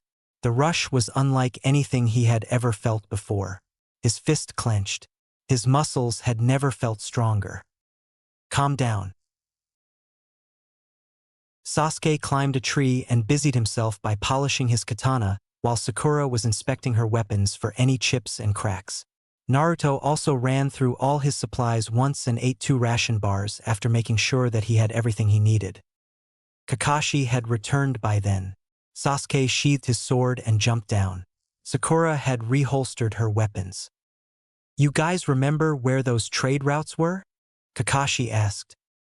"They ran northwest from Degarashi Port, parallel to the route through which we came here on the east bank of one of the rivers that join the sea, south of the harbor. It only diverges after we leave Tea Country since the capital is almost directly south of Konoha and is essentially in the center of Fire Country. Distribution would be easier from there," Sakura answered. It was at times like this that Naruto was glad that it was Sakura, who was capable of such logical reasoning on his team as opposed to someone like the fiery Yamanaka or the cold and proud Hyuga on his team. "We didn't take that route since there's a lot of traffic, right? Given the number of things that are imported by Fire Country and exported from it, finding the shipment we are looking for would be a little tricky," Sasuke said. "We have Naruto's clones, and since the goods were still sitting in the warehouse 2 days ago, transportation could only have started yesterday at the latest. Regardless of who hired those missing nin, they could be there either to protect the shipment or destroy it. While it may be a long shot, it is our best lead at the moment. Even if they don't show, we can find out who's handling the operations in the capital and extract some information by finding and following the shipment. Whether we expose this or not would depend on what we find," Kakashi said. The 3 of them nodded. "Let's go. I want to reach the main route before we rest. Naruto, send 2 clones ahead to be on the lookout for any traps. We've had enough surprises for the day," Kakashi said. While they could use the treetops initially, soon, the trees began thinning out and they were forced to use the ground again. As the ground began sloping in the direction they were headed in, a memory of a kunai piercing his skull flashed in Naruto's mind, followed by one where he tripped a wire and set off another trap, causing a huge log to crash into him from the side. "Sensei, my clones were dispelled. There are traps ahead," Naruto said. Kakashi skidded to a halt and held his fist up as they entered a small clearing. The genin stopped as well. While he could not sense any chakra, he was pretty sure that something was coming. He felt the chakra trail of a shunshin, one much faster than what he was capable of. Kakashi still managed to get out of its way and used the shinobi's own momentum to alter his path with an elbow, sending him crashing into a tree out of their sight. He just keeps getting faster. 2 more trails were extending their way when Kakashi decided to take the fight to them and used the flicker to meet them head-on. Naruto made the cross seal and created 12 clones before kunai spun in both of his hands. "This place is too tight for a sword fight." Sasuke activated his Sharingan and drew his katana. Sakura palmed 2 kunai and kept her forearms in a cross guard. Half of his clones took to the trees, looking for any threats while the others formed a rough circle around them. The 3 of them were in their stances in a smaller triangle. The double manji formation. Kakashi had suggested the addition of the clones to give them a buffer which afforded them more time to react to attacks, especially when threats were coming from an unknown direction. They still kept a few feet between each other to give each other space to maneuver. They had even practiced using their ninjutsu in such a formation to maximize their effectiveness. Although we'll see just how much. Blood and adrenaline poured into his muscles for the second time in less than 2 hours.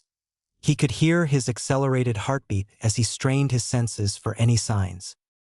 2 of the clones in the trees were taken down by masked shinobi while the other 4 were busy engaging them. They're not gonna last much longer. Naruto turned towards the new Nin. His clones maintained their position, however. "They're coming from there," Naruto yelled out. His hands began hurting because of gripping the kunai too hard.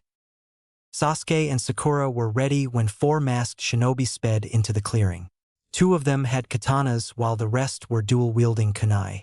All of them were wearing armor similar to that of Konoha's Umbu and had masks covering their faces. They were clearly intent on overwhelming them and ending it quickly. Like hell they will. Naruto first threw the kunai in his hands towards them, made more clones, and then stepped into a shunshin, pumping as much chakra into his coils as he felt was safe. He gritted his teeth after slamming into one of the shinobi with a sword just as he set one foot in the clearing and deactivated the technique on impact, knocking him back into the forest. The force also drove all the air of the blonde's lungs and made his left side throb. Naruto took a deep breath and jumped onto one of the trees in hopes of finding the nuke Nin. The man was pulling himself out of a tree trunk while his was sword lying on the ground in front of him. Naruto made the 3 hand signs faster than he ever had before. Ram Dragon Hair, Raitun, Jin Raisin. Dark blue electricity flowed into his palm and shot out of it, taking the form of an arrow for the few tenths of a second that it took to reach his opponent. Despite being off balance, the Rouge Shinobi managed to dodge it by leaning away from it, if only barely. He even managed to pick up his sword, but the energy released by the bolt's impact caused him to be pushed away from where he was standing. Now! He rapidly made the necessary hand seals and pumped large amounts of chakra into the coils at his forearms and hands to use the first elemental technique that he had learned, causing for streams of electricity to crackle around his hands. Naruto drew his ninjato and pushed off the branch he was on. He pulled his arms back in an overhead slash. He could feel the sword heating up as the metal conducted the current flowing out of his hands, its destructive power increasing substantially. The shinobi's eyes widened, but he was on one knee. The best he could do was reflexively bring up his sword to block the strike while channeling chakra into it. It was not enough to stop Naruto's momentum or to allow the blade to withstand the raw power of his technique. The katana shattered but slowed the blade. Naruto's ninjato still tore through the armor, did not dig deep enough. He used his free hand to backhand the blonde in the face, forcing him onto the back foot. The man sprung from the crouch while drawing a kunai. Naruto deflected the stab to the side and punched the man with his left hand. He then lashed out with a kick to his chin. The man still managed to block the horizontal slash. Naruto ducked to avoid losing his head. Too close. The blonde swept the man's feet from under him, but the man blocked the stab at his head. Sparks flew from metal hitting metal. The Rouge Shinobi grunted as he stood up and tried to overpower Naruto.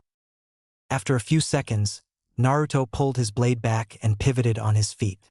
The man stumbled forwards. Naruto channeled chakra into his fist before punching the man in the stomach. He could see the air being pushed out of the man's lungs as he took multiple steps back. Naruto first threw his sword at the nuke Nin like a kunai. While it was not nearly as effective, it gave him the time to use his lightning technique once more. This time, he contained all the electricity in his fist. He withheld a grimace because of the pain stabbing at his mind and punched the ground. There was a small shock wave and cracks split open the earth. Small patches began collapsing, but Naruto had already stepped into the shunshin. The shockwave first made the man lose his balance, and the damage to the ground made him lose his footing. Naruto drove the kunai into the man's chest just as he deactivated the flicker. The force of the flicker pushed the man off his feet. His eyes widened as he looked at his wound and later into Naruto's eyes. His upper body then began to slump while he crumbled to the ground. The blonde yanked the kunai out after the man's eyes had finally closed, after staring into his own for what felt like an eternity. Naruto had also just noticed the Kusugakure symbol on his forehead. It was only once Naruto had fully realized that this opponent was dead that all the memories of the clones that were dispelled made themselves known to him. All of them? This quickly.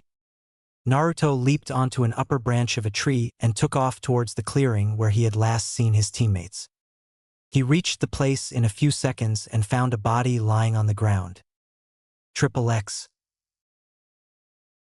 black eyes turned crimson as he activated the Sharingan the moment he saw the four figures approaching the clearing.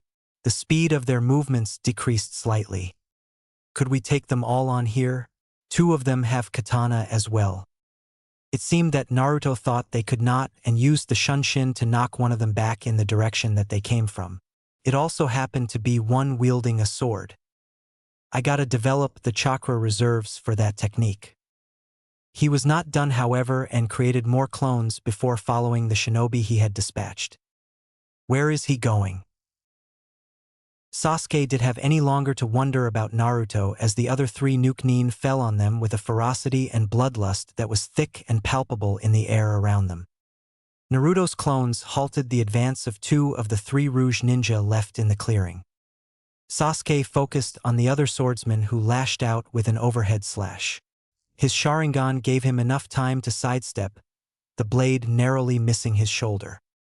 Sasuke kneed his assailant in the gut and tried to slice their herd clean off. His slash was blocked, and he was forced to take a step back while blocking an overhead slash. The edges of both blades ground against each other as Sasuke's feet dug into the earth. I can't hold out for much longer. Just as he was about to be overpowered, Sakura tried to stab his opponent in the back. The Nukenin sensed it somehow and was able to dodge it partially.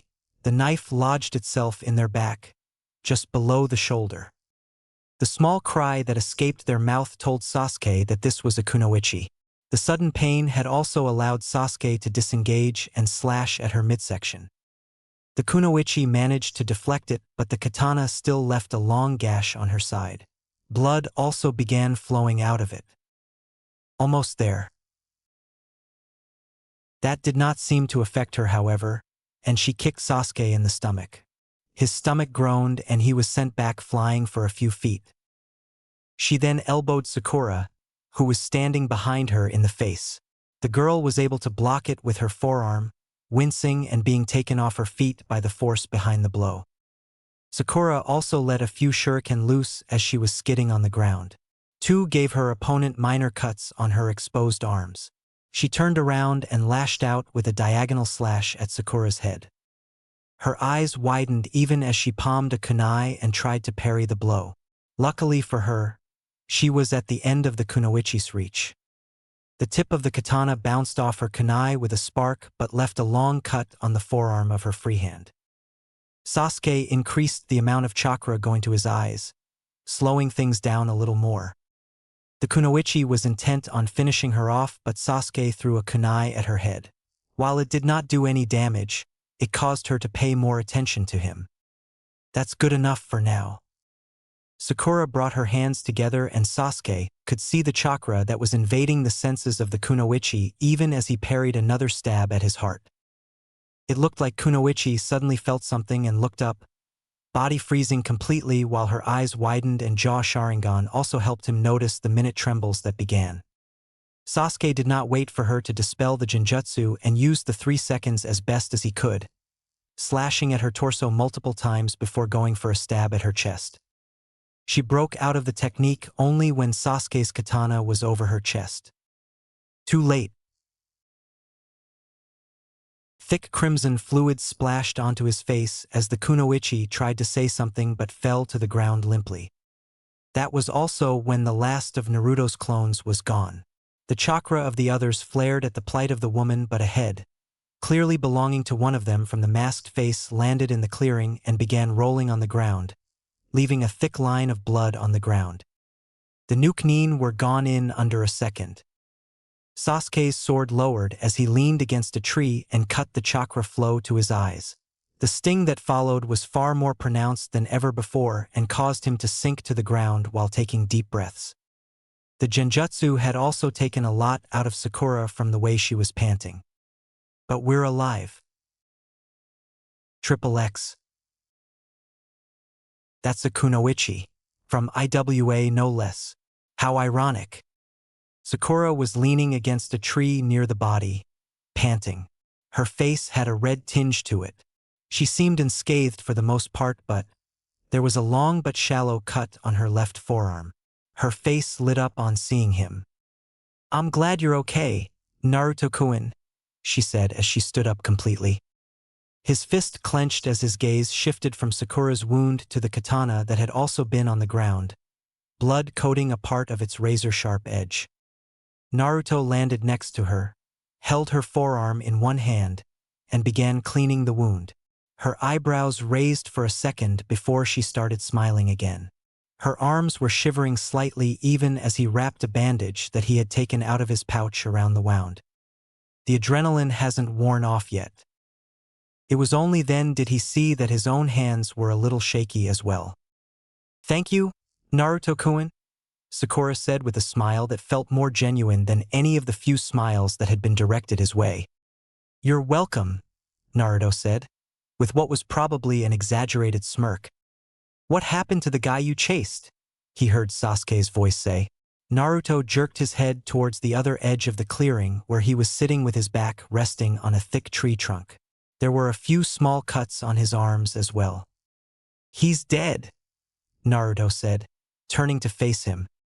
"Good to see you in one piece," Sasuke said and pressed his earpiece. "I could say the same. Where are the other two?" Naruto asked. "They fled a few seconds ago after that came flying out of nowhere," Sasuke said, pointing at a head that had been rolling around for some time by then, given the pattern of blood staining the grass. "I haven't seen a cut that clean before." The sound of footsteps getting louder filled the clearing, causing all the genin to pivot in the direction of the source, kunai drawn. Naruto deeply exhaled as silver hair shone through the trees. It was followed by Kakashi, who was carrying two bodies, one on each shoulder. Blood stained parts of his hair, face, and clothes a rich crimson. He dropped both bodies on the ground. "Looks like you guys managed just fine." "We got two of them," Naruto said. "Naruto-kun's clones held off the other two while me and Sasuke killed this kunoichi.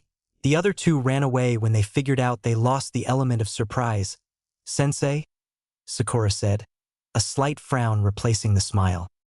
A blonde eyebrow rose. "She's handling it much better than last time." Kakashi's eye crinkled up at that. "Good job, Team 7. Surviving such an attack is not something that most genin can boast of in their first year," Kakashi said, ruffling Sakura's hair slightly. She could not help but smile again. Kakashi unmasked the dead shinobi, but neither of them wore a haitayat. Sasuke opened up his copy of the bingo book. He began leafing through the pages while reading out the names and showing Kakashi the photos. Naruto made a few clones to help them out and bring the body of the Kusa traitor that he had killed. Seeing that Naruto's clones were getting to work, Sakura sat down and exhaled. Naruto saw the tension leave her body and her muscles as he lay down next to her. He closed his eyes and took the calming sounds of the forest Indiana. "I guess that's why some leaf ninjas ninja like sleeping in the forests." "Those clones of yours are very handy," she said. "I'm glad that nothing happened to you as well, Sakura." Naruto, rising onto his elbows. "Well, almost nothing," Sakura said with a chuckle as she showed him the bandage. "Does it hurt?" Naruto asked. "I'm sure it'll be fine a few days, Naruto-kun, but we wouldn't have made it without your clones." "Thank you. Just doing my part for the team, Sakura. That's what teammates do, right?" Emerald met Aesher. "That's what teammates do," Sakura said, her smile seeming growing even more. Naruto gave her a smile that was probably his widest in a very long time. He then closed his eyes and lay down on his back once more. "Maybe I could even get used to this team. Triple X." Kakashi had slaughtered 2 of the 3 Nukenin who were foolish enough to think that their superior numbers would prevail. Shouldn't have let that guy get away. His reputation was usually enough to dissuade most Nukenin to take any assignment where there was possibility of encountering him. But if rumors of his unofficial kill count being were not enough to dissuade any assailants, someone was either paying a lot of money to get rid of them or they were confident that they could take him later was more likely. This reeks of high-level politics. When he had been younger, Kakashi would always fume at the thought of them being pawns in a larger game that was being played by some unworthy nobles in the capital. 2 decades of serving had changed that, however. The Hokage was a player in that game as well, and that was just how things worked. Shinobi by definition were pawns, always doing what the job needed them to do. The only difference between him and the Nukenin was simply that he was a piece in the game being played by the Hokage while they were pieces being moved by their client. That's all there is to it. He for one would prefer to be a pawn on the Sandame's board as opposed to a more powerful piece on some nobles. One of Naruto's clones dragged the body of the kunoichi that they had killed, while another brought the body of a Kusa shinobi. Kakashi looked at both bodies. They did their best. Each of them surviving what they had on their first C rank was proof that they possessed talent, both individually and as a team.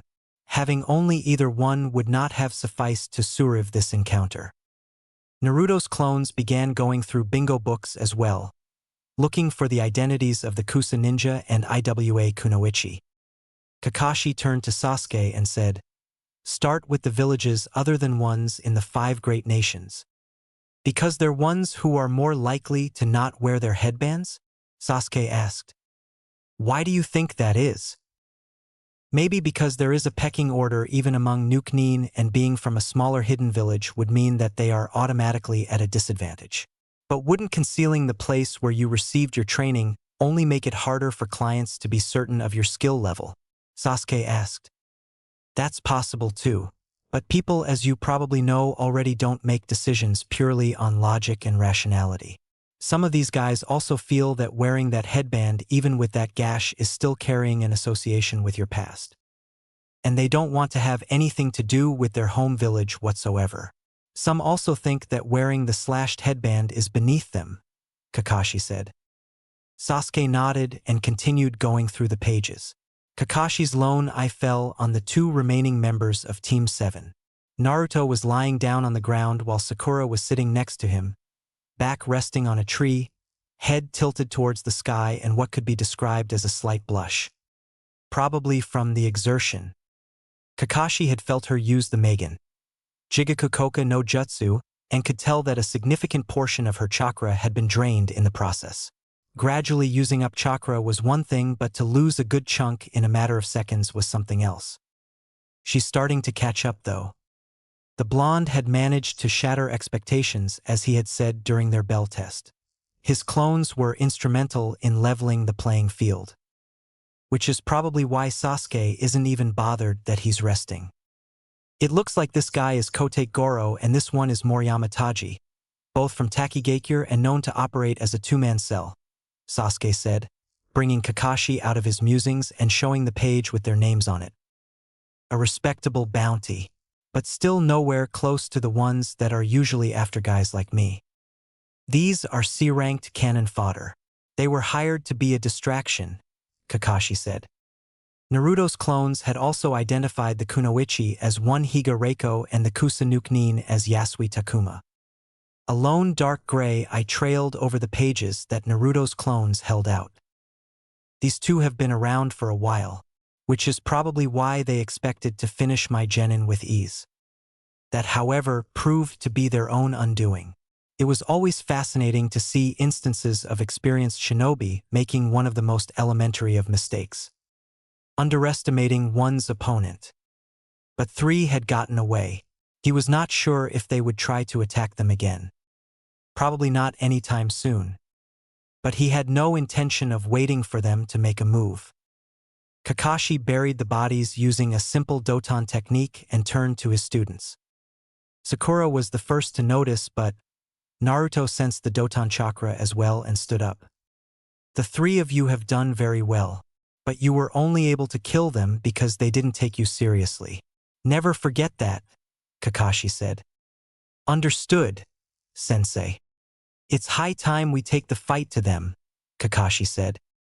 "So, find the shipment that is probably en route by now and lure them out?" Naruto asked.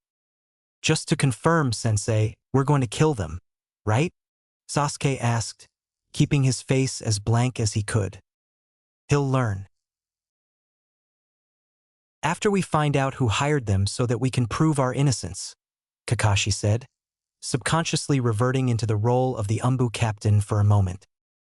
We're going to set up camp a little further northeast from here.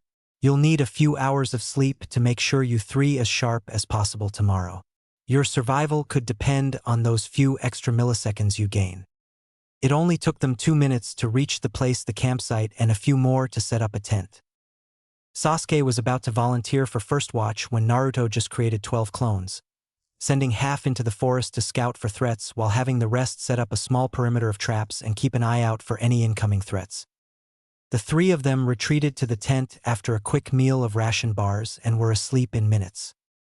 Kakashi was perched on one of the branches that overlooked the tent, reading an erotic novel that had been written by a man known across the shinobi world as a legend with almost no peers.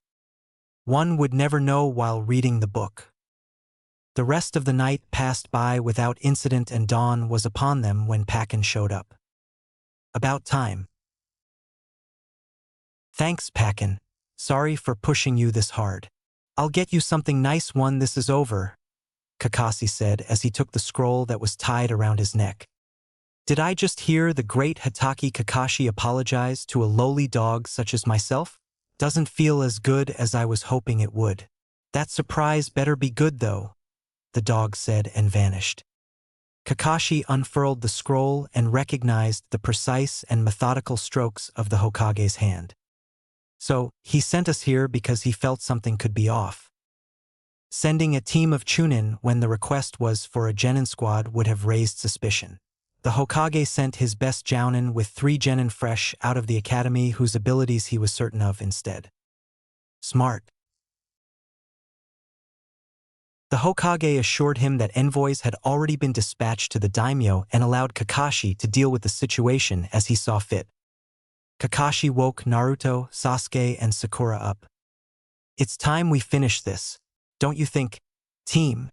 Kakashi asked as they began speeding through the forest, towards the route on which the shipment would be heading. I agree, Sensei.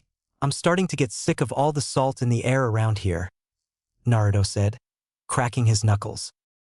XXX.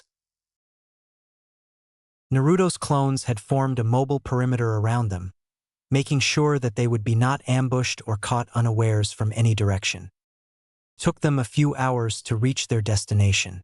The traffic was high enough to make it such that the path was barely visible under the feet of the merchants, laborers, and breast of burden. Now for the hard part, finding the damn thing. Naruto began saying, I'm guessing that they would try to move the substance in big things like carts. Easier to keep track from the trees or a distance, and since bulls can pull a lot of weight, fewer people involved dash. Which means having to pay fewer people to keep their mouths shut and a lower possibility of leaks, Sakura completed. So we're looking for a convoy that is being shadowed by shinobi, Sasuke said. All logical theories. Naruto, disperse your clones disguised as civilians into the crowd and search for people staying close to the transport. Bump into anyone who seems off. And look for signs. Kakashi also made 2 clones, each combing through the trees on either side of the road. They were disguised as a father and his children, blending into the crowd. There were no words exchanged as each of them was scanning the people in their surroundings the best they could. One of Naruto's clones dispelled and the memory of a man dodging his attempt to bump shoulders nearly an hour later. He also saw the glint of a kunai's edge under his sleeve. I think we found one, Sensei, Naruto said. Are you sure? Kakashi asked. I'm positive that he had a kunai palmed. Let's go then, Kakashi said as they took to the trees, their henge dissolving with Naruto in the lead. No one's getting away this time. Naruto spotted a convoy of 3 carts slowly cutting through the crowd of the road from the trees that were flanking it. There were only 3 guys guarding it, 1 in the front and 2 in the back. The blonde held his fist up and the rest of Team 7 halted behind him. A kunai spun in his finger as he charged it with lightning chakra and let it loose at one of the guys in the front. The target detected it and leaped away just in time. The disguised missing Nin had probably not expected the blade. He dodged to leave a hole in the head of driver's head. The sudden sound and the shrieks of the travelers who noticed the sudden death made the bulls bray loudly and break into a charge in panic, trampling a few people. The rest began running helter-skelter in an attempt to get as far away as possible.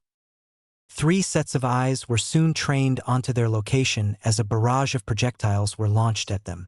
Naruto dropped down the ground after speeding through hand seals and rushed at their assailants, sword in hand. Sasuke was right behind him. Electricity buzzed in the blonde's free hand as his overhead slash was blocked with a kunai. He smirked on seeing that his enemy had used both hands. A lightning chakra-laced jab at his torso ruptured his Kevlar vest and emptied his insides.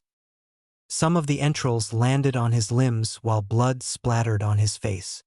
He noted, idly, that the now exposed bones looked a reddish-white, similar to those of his first kill using this technique, the boar in the Forest of Death.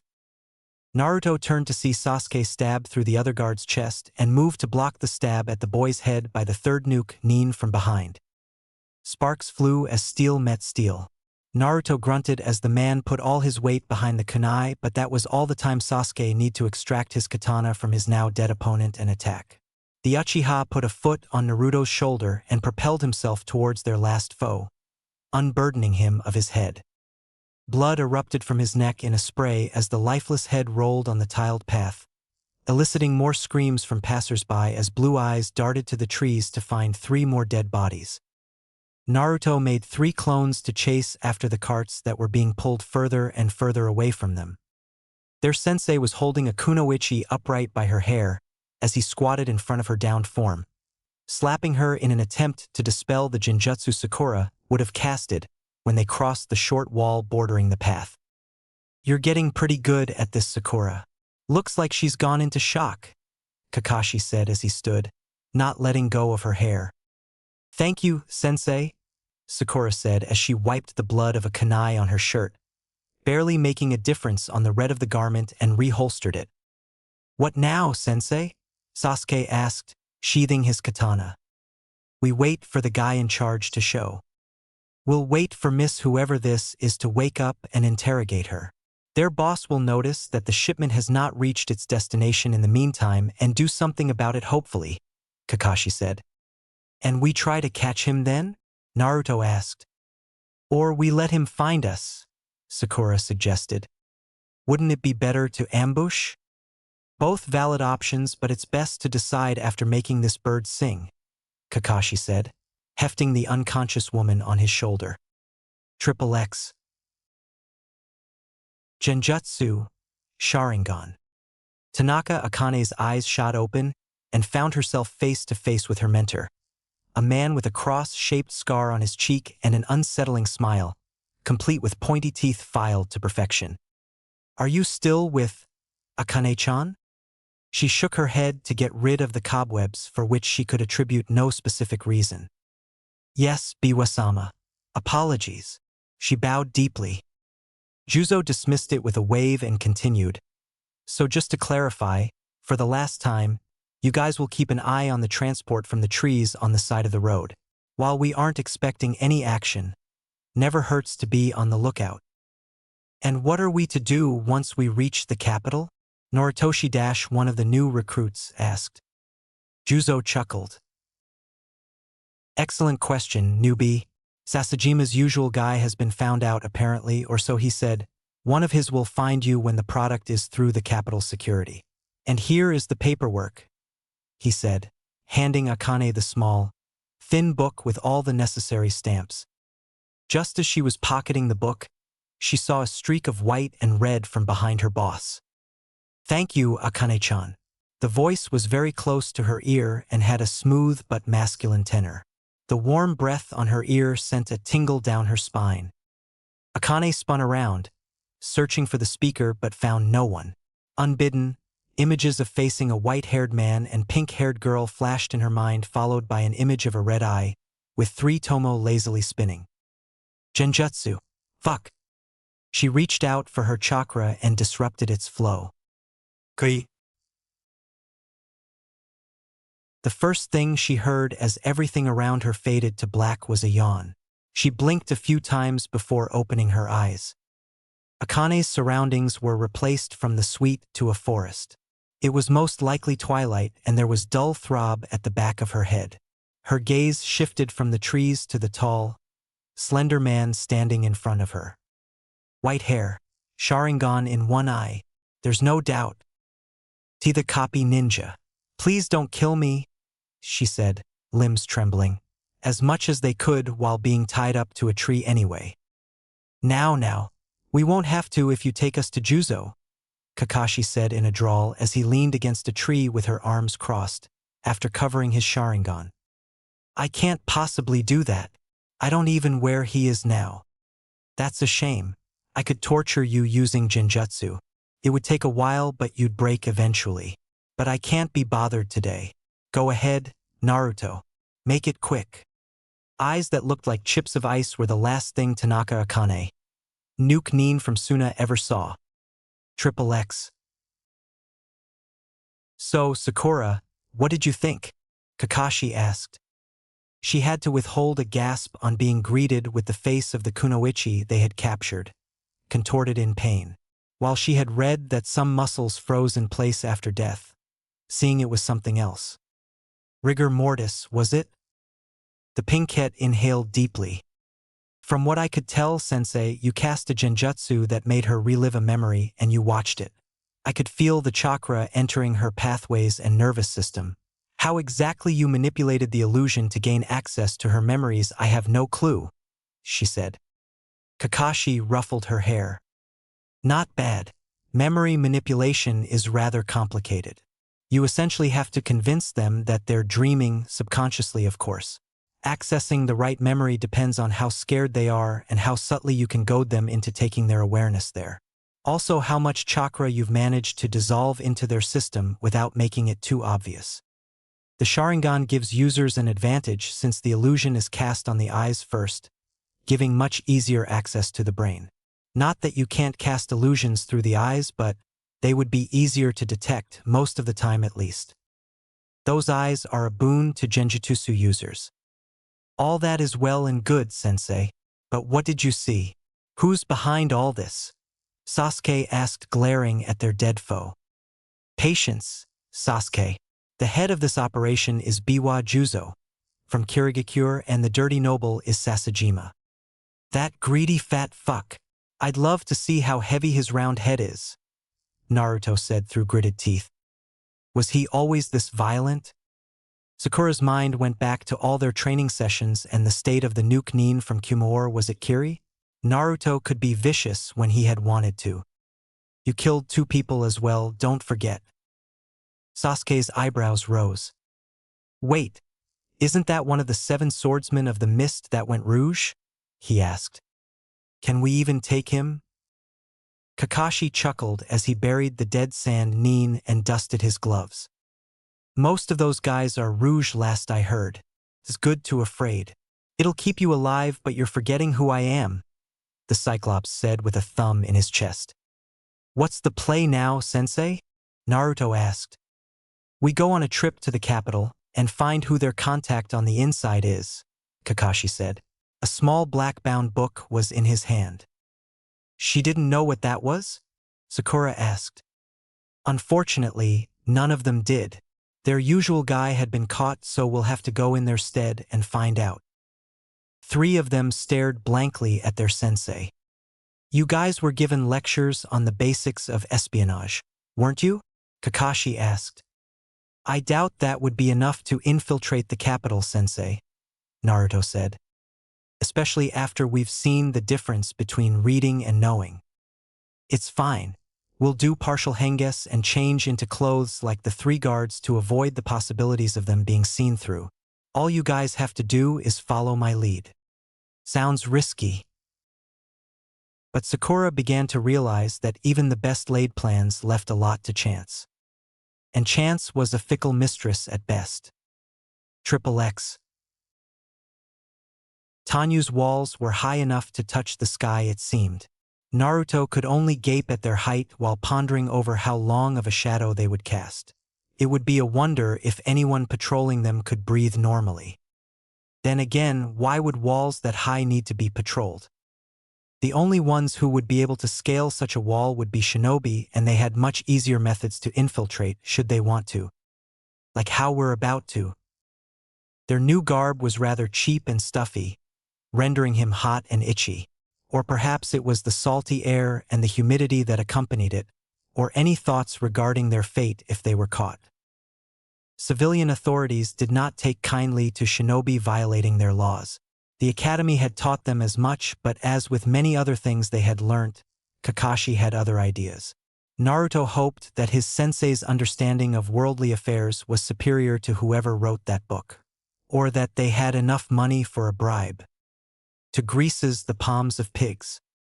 Someone, a merchant most likely, bumping into him brought Naruto back to the gate that loomed ahead. The guards scowled on seeing them, narrowed eyes taking in everything they could. "State your business," one of the 5 guarding the gate said. His grip on his spear was tight enough to make the exposed skin under the gauntlet white. The others were looking to a man officer most likely, sitting in the booth adjacent to the entrance. Naruto had to withhold a snort. They could slaughter all of these fools before any of them could even point their spears in the right direction. As far as he was concerned, their lives were already at Team 7's mercy. Any resistance they could muster was futile, but he guessed that they already knew, which was why they were looking at the officer. The guard inspected the small book that Kakashi handed him for what could have been an hour before waving and letting them pass. If his glare was supposed to convey that any mistakes would be costly, then it had failed. Rather miserably. Any further thoughts Naruto could spare the guards were lost as they passed under wall which must have been at least a dozen feet thick and caught a glimpse of Tanyu. Many towers that were taller than the Hokage monument were littered across the skyscape. Some were so tall that their tops were not even visible from the ground. It was then that he realized why Konoha was classified as a village when it had been, in his opinion, quite large. Konoha was probably only the size of one district here. If that, the constant buzz made by the people scurrying about hurt his ears a little. While the air did not stink, it was far from the fresh air of the forest that surrounded the village hidden in the leaves. And I thought Degarashi Port was huge. Despite it appearing as though no one had any space to walk, they were given a wide berth. However, in Tanyu, unlike Degarashi Port, people were not too afraid to whisper.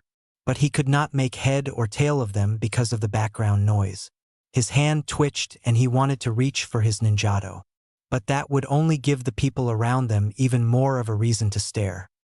The blonde noticed that all 3 of them were staying closer to Kakashi than usual. The copy ninja, it seemed, did not care and was gladly returning any stares that came his way, causing for people to turn away. "Where to now, sensei?" Naruto asked. "To the Edge District 12, according to the coded message in the document. I'm assuming the buyer will find us there," Kakashi said. "And when he finds us?" Sakura asked. "If whoever finds us is smart, he will bring a lot of backup. XXX. Sasajima Todo's nose scrunched at the odor emanating from the security detail that he had hired. Shinobi from God knew where. As much he hated in dealing with them, his uncle had been very specific. And he had learnt that not following his uncle's orders always led to undesirable consequences. For Todo at least, Sasajima Heki was not used to insubordination. He was nobility belonging to one of Fire Country's oldest families after all. One benefit of the entourage surrounding him was that everyone else gave way, as if he were a lord himself. Soon enough. This was especially pleasing considering that he was going to District 12, one of the rougher parts of the capital, full of industries and whatnot. The place was basically littered with low-lives who would stoop to any level for a quick buck. If only they understood how easy it is to actually make money. These people were poor solely because they did not understand how money worked, and no one else was to blame. They crossed the border between Districts 11 and 12. The difference in standards of living was quite steep. No fancy skyscrapers here, only warehouses and tin sheds. Nevertheless, Todo smirked at the extra depth in any bows he received and the hushed tones that followed them. Say whatever about the downtrodden, they knew where respect was due. unlike some of the commoners who had recently found themselves with far more wealth than they deserved. The riverbank which marked the edge of District 12 soon came into view, as did the object that was the cause for his visit. His eyes widened on seeing that it had 4 guards instead of 3 as he was told. And 3 of them were children. 2 of them even had swords. One of them was a girl as well. What does a girl so young have to do with this dirty business? I suppose you know why we are here? To asked the adult leaning on the cart while reading an orange book, seeing no point in introductions of any sort. The man put the book away and turned to him while the 3 kids stood behind him, glaring at his security. Is that supposed to be scary? Indeed, my lord. You must be Sasajima-sama's man, yes? The tall, brown-haired man asked with a bow. How perceptive. The goods are in the cart, I presume? To asked. Of course. He nodded to one of his guards and they moved to the back of the cart to check the quantity and quality of the goods. I hope he paid attention to the briefing. He'd better have for what they charged. The lanky man gave him multiple once-overs while his guard went through the verification. He could not help but frown. How dare this lowlife try to get his measure in such a crass way? A thumbs up from the one inspecting the goods drew his gaze. Now to see if hiring you guys was necessary. It all seems to be in order. 5 to 7? 7 to 9? The brown-haired man asked. To clicked his tongue. That was not the right answer, I'm afraid, he said as the guard dashed from the back of the cart and leaped over the brat. The man turned at a speed too fast for him track, only to take a punch to face and sprawl onto the pavement. Thank God. The rest of his entourage restrained the children shortly after. It seemed that they were wiser than their years as the fight simply left them on seeing their head unconscious. Take them to the warehouse and warm them up. I'll make sure the merchandise reaches its intended destination and join you, To instructed. 4 of the hired blades took their new prisoners and took off while he and the 3 that remained stowed the valuable podware away in another warehouse his uncle owned. The buyers should be here any day now. The fools who tried to dupe them were all in chairs and chains when he saw them next, almost an hour later. The main man's face mask was stained with blood under the slashed Kimogakurai headband as he slouched, the restraints being the only things keeping him upright. Looks like he's ready. One backhand across the face brought him right back. How about we introduce ourselves properly this time? To said, relishing the fear in the eyes of the man he was holding captive. Or my men start working on your companions. He blinked as the fear in the man's eyes vanished. Are you sure? He asked. To snorted. I am dying with curiosity now. Please do tell. What is your name? They call me the Copy Ninja. His brown hair was replaced with a shock of silver hair and his headband was now that of Konoha, covering one of his eyes, and had no slash. The eyes of his security were as wide as dinner plates. And I'm supposed to know who you are? The head of his detail uncovered his eye and withdrew his hand as if it were burned. A red eye bore into his own. That's Sharingan no Kakashi. We need to get out of here ASAP. To's heart began hammering against his ribcage. I don't care who he is. He's in chains and you've all been paid handsomely. No one is going anywhere. To yelled, sinking a fist into Kakashi's stomach, partially to make sure he was not dreaming, and this was not another illusion. You haven't paid us enough to face him. We are leaving. Now. The silver-haired Jounin chuckled. It's a little too late for that, sadly. The shutter to the warehouse was ripped to shreds by an explosion. Everything faded to black and the ringing in his subsided a few moments later. A jolt of pain woke him up. To shook his head to get rid of the cobwebs as a blonde brat. Perhaps one of the 3 they took captive was withdrawing his hand while flicking it at the wrist. Don't remember any of them being blonde. And did that pipsqueak just hit me? His teeth ground together as he struggled against his restraints, metal wire chafing his skin through his silk clothes. How dare you? You think you can get away with laying hands on a nobleman? The daimyo won't let this slide, he yelled, trying to shout as loudly as he could. Someone will hear me if it's not too dark. He refused to think about why no one had showed up on hearing the explosion. Or maybe they killed them as well. That's when Tadu's gaze fell on the 7 heads they had lined up at his feet. All of their eyes were wide, the contortions on their faces indicating varying degrees of pain. A desperate cry escaped his throat despite his best efforts. That would only be a problem if you were a nobleman. Maybe, but you are only a nobleman's relative, and one who we're pretty sure is dirty, so we'll take our chances.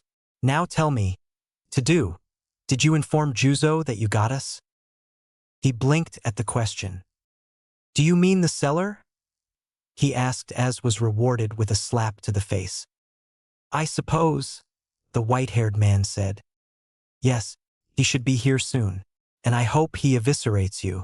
I've heard he's one of the 7 swordsmen of the mist and that they drink blood down there like it's water. Kakashi only yawned while the brats stood behind him in a single file. Is that because there's so less fresh water down there, I wonder? And Biwa Juzo isn't even the strongest of the 7. Did you know my friend's father killed 4 of them? All by himself. He can't be serious. Something sharp was lodged into his chest and the pain made him want to scream. But no sound came out, even as he tried opening his mouth. Is this? A darkness engulfed him once more. XXX. Do we wait for them here, sensei? Naruto asked as he cut the wire around the body, causing it to slump and fall to the floor. The man's backside was raised in the air rather unceremoniously. Sasuke and Sakura seemed unfazed, at least on the outside. There's no dignity in death, even for warriors. His sensei had been right as usual. And this one's never fought a day in his life. That would not be a good idea. He won't be coming alone and would demand my undivided attention. We're going to lure them into the forests where the 3 of you will have to take care of the rest of his squad. Could be 5, could be 10, Kakashi said as he sealed the heads of the 7 missing nin in a scroll. Naruto smirked. It's a good thing that there's more than just the 3 of us then. XXX. His eyes narrowed as a man with a giant zanbatsu entered what had once been the warehouse. Now it would pass of an abandoned building that had seen better days. His grip was the hilt behind his back on seeing what was left of the shutter. Pieces of brick and concrete were everywhere, along with headless corpses, but the former Kiri nin cared little for them as his dark gray eyes were fixated on the only body which still had its head. The star-shaped scar on his cheek flexed due to his scowl, while exposing his shark-like teeth. A shudder went down the disguised clone's body. He had scarcely noticed the 9 shinobi that were behind him as killing intent radiated off the man, Juzo. Who did this? He asked as his lackeys scored the place. Juzo kicked Tadu, flipping him over and found the scroll they had buried in the chest. It seemed that they blood did not affect the clarity of the message as the scroll slammed into a broken tile with a loud flap. It seems they're in the forest. I don't care if it's a trap. Get them, he said as they vanished in swirls of mist. They're coming, boss. The clone dispelled himself. XXX. They're coming, sensei, Naruto said, kneeling on the branch of a tree. Good. About time we finished this. Wouldn't you guys agree? Kakashi asked the other members of Team 7. Sasuke cracked his knuckle while Sakura did the same to her neck from their perches on nearby trees. Onyx and Emerald eyes were grim and cold. They look ready, at least. Kakashi smirked. Don't go dying on me now, kids. We're not the ones facing one of the 7 swordsmen of the mist, sensei, so you don't go dying on us, Naruto said. Kakashi only chuckled. Please, those guys aren't tough enough. Now look alive. He could sense the chakra trails. His lone eye met Sasuke's. They exchanged a nod and began weaving hand seals. Futon. Daitapa. The gust of wind that blew out of his mouth turned the fireball Sasuke created into a wall of fire. 24 holly and eucalyptus trees were engulfed in it. Wait for it.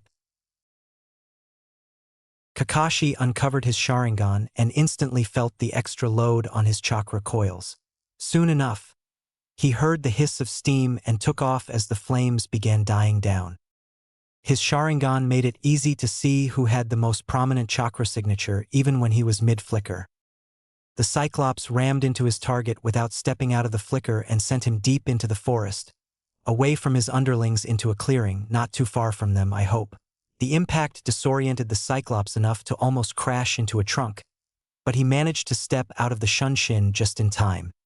It was not a moment too soon as a gigantic blade made of dark gray steel tried to split him in two.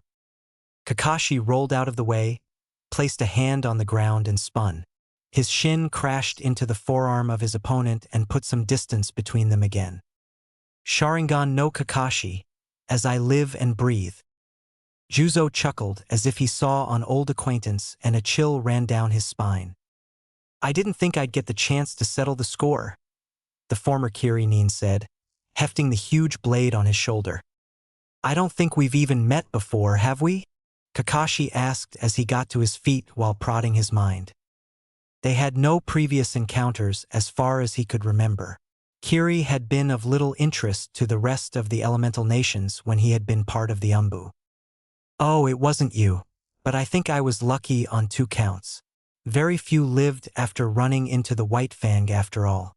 And I can see enough of your father in you to avenge my team, Juzo said as he pointed the cleaver to Kakashi, grinning as if the effort to hold the legendary blade with one hand was nothing at all. Any chance you'll go easy on me? 'Cause I'm not that good?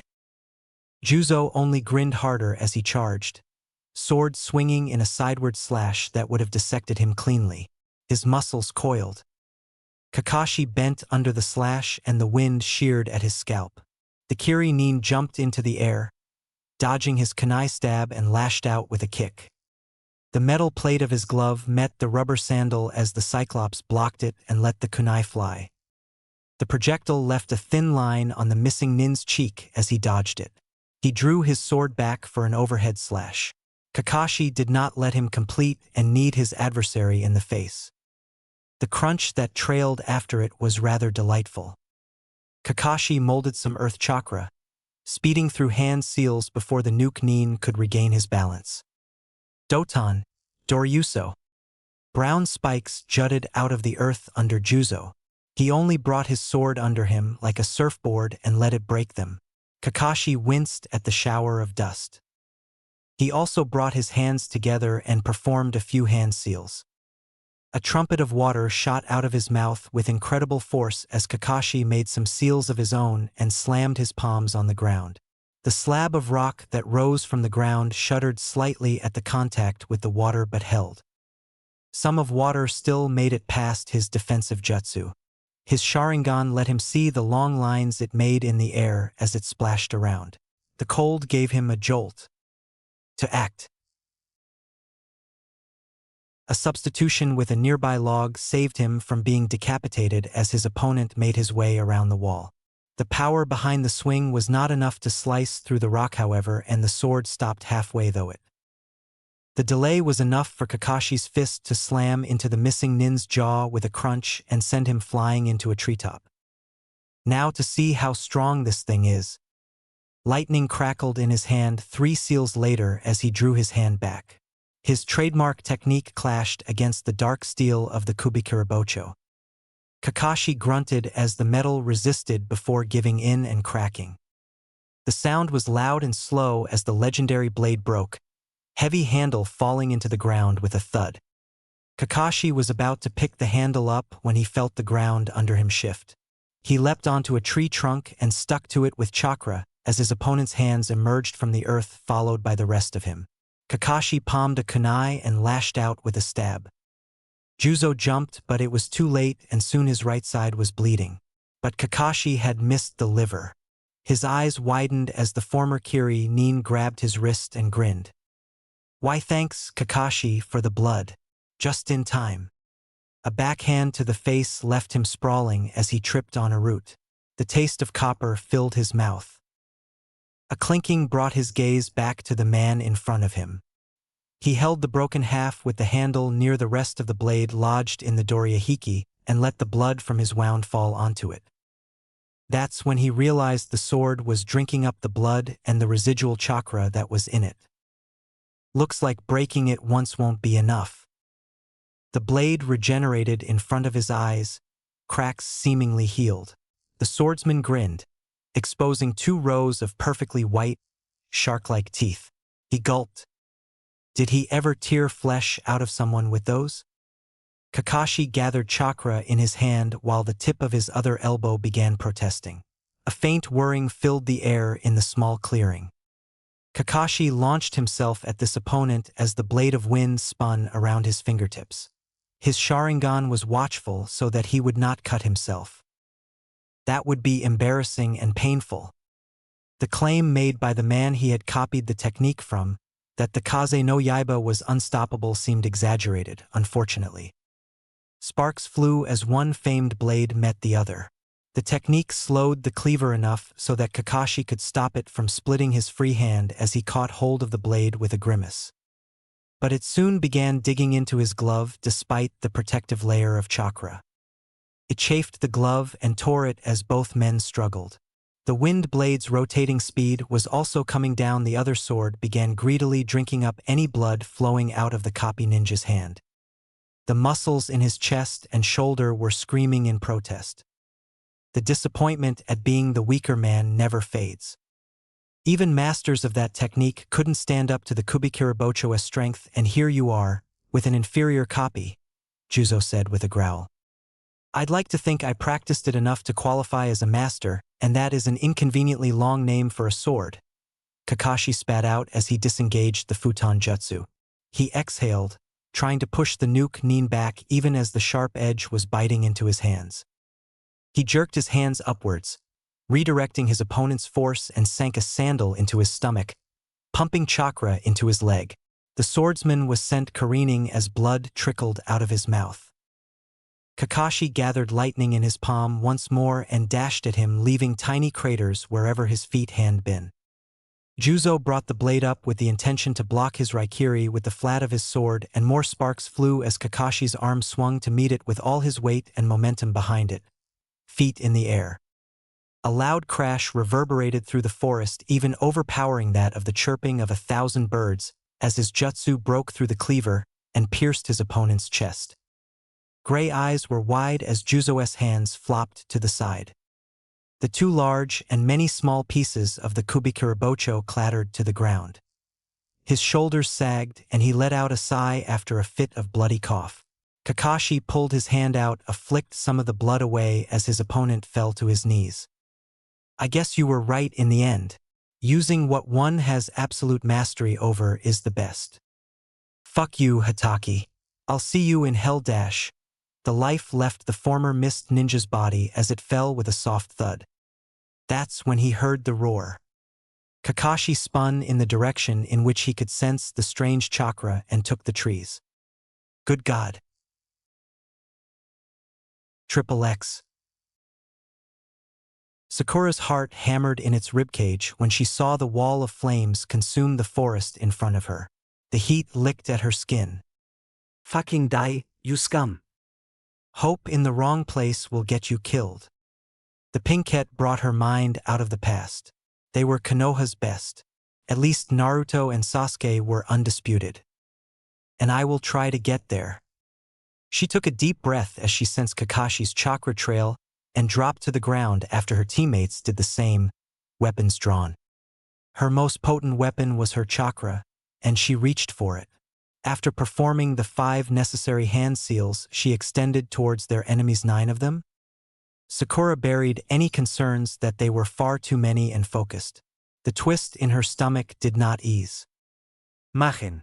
Higoku ka no jutsu. Her chakra connected and invaded their systems. She visualized the gigantic ball of fire that was descending on them from above, turning everything to ash. Some of them had already broken through it, but Naruto and Sasuke had already decapitated 2 of them, while 2 clones of Naruto's had their swords in the guts of 2 others. Almost half are gone. She smirked as kunai spun in her hands and she backtracked, away from a dropping heel that crushed the soil under it. The punch that followed broke through her cross guard and grazed her lip. She ignored the burning and let one of the knives fly even while stepping back. The thin man that was her opponent sidestepped and lunged at her again. She jammed the kunai into his approaching hand, eliciting a yelp and a splatter. But he did not seem too bothered. He twisted his hips and his other fist, which had been cocked the whole time, rushed to meet her torso. She withheld another smirk as she ducked and shoved another kunai into his stomach. Naruto had been faster. The man's brown eyes widened as he collapsed with a sigh. Sakura had time to rejoice as a kunoichi leapt towards her with a rotating kick that would have broken her neck. It was her forearm that slapped her head. The earth rushed to greet her face. She twisted away from a punch after spitting the dirt out. It was then that she saw that her teammates were not faring much better. Most of Naruto's clones had been dispelled and 2 that remained were engaged with a mountain of a man who was swinging a sledgehammer like it was nothing more than a mallet made of wood. Naruto and Sasuke were both struggling to stay on balance as they were being pushed back by 2 swordsmen with slashed kiri headbands whose katanas seemed to be everywhere, and the best either of her teammates could do was keep up. Her assailant did give her the chance to see more as she tried to cave her head in with multiple stomps that Sakura could only drag herself away from with her hands, palms sinking into the mud. But the backhand that followed caught her square in the jaw and sent her crashing into a trunk. She shoved chakra into the kunoichi's coils and held a ram seal, ignoring the pinpricks of pain. Freestyle genjutsu was only for emergencies and shoddy at best, but it gave her enough time to catch her breath and fling herself onto her opponent. Her hands found the other woman's throat as they fell and stumbled. It ended with her below, but she did not let go. A growl escaped her lips as she squeezed as hard as she could, pumping chakra into her arms and hands. The gurgles of choking egged her on. Blows glanced her forehead. 1, 2, 3. Her head pushed the ground with each one and stars were exploding behind her eyes. Blood trickled down her temple, metallic and warm. It was nearly done. With one last breath, she contracted her forearms and the kunoichi with the kusa headband fell on her. She hoped it was only her imagination that she felt the life leave her body as she shoved it off and tried pushing herself up. She tried to blink away the blood in her eye. But everything was fading. There was something salty and metallic in her mouth as well. Her hands slipped and she collapsed once again, the breath leaving her body as the black closed in on her. XXX. Sasuke's breath hitched. The successive clangs of metal hitting metal left a ring in his ears. The best he could do was try and block each and every blow. It was either that or kiss one of his appendages goodbye. He gritted his teeth and dug his feet in. The katana whizzed over his face, slicing some stray strands of his hair. He drove his own sword into his enemy's chest. Sparks flew when the flat of the other blade blocked its advance. Sasuke drew his arms back and slashed at the feet. His dojutsu let him evade the kick to his face, the cool wind whipping across his cheek.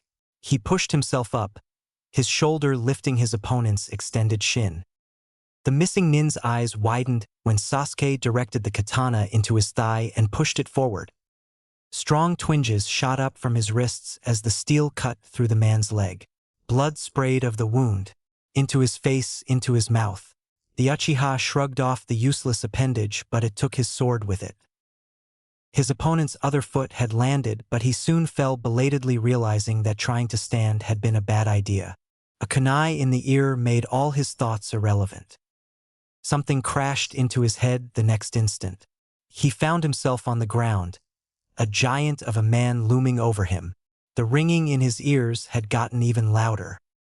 He crawled away while trying to drag himself to his feet. He saw on turning that Naruto was caught in a chokehold. His stomach dropped and gulped, Some of the blood on his skin had gathered into drops and they slid down. Slowly.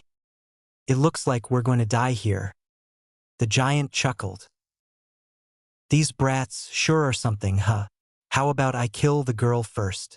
She'll scream quite nicely, I reckon, he said and stepped over Sasuke. He rolled in the mud, willing himself to get up. That's when the hairs on his hands stood up and the smell of ozone assaulted his nostrils. A thick arc of red lightning shot into the man's chest. He crumbled to his knees, replete with shrill shrieks a second later. The buzzing of electricity did not stop when Sasuke swiveled. Naruto held his hand high above, still connected to the huge man by the lightning, and walked towards him.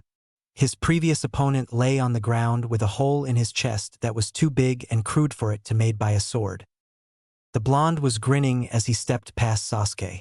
A shiver passed down his spine on seeing the orange-slitted eyes of his teammate. He blinked multiple times and flared his chakra once to ensure it was not a genjutsu.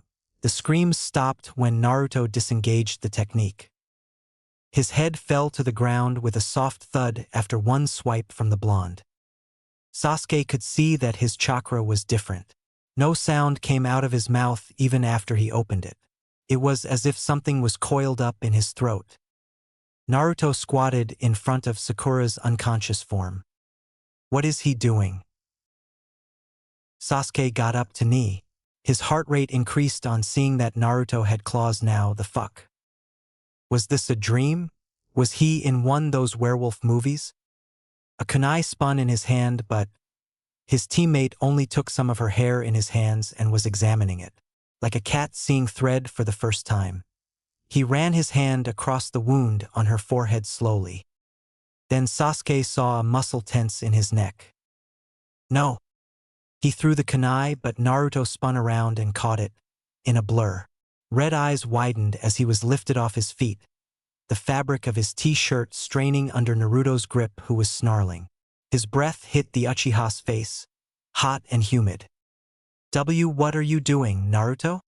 A deafening roar threatened to split his skull, but his frantic heartbeat was louder, by far. Is he an animal? His eyes widened on sensing the chakra trail and his feet touched the ground again, along with Naruto's now prone form.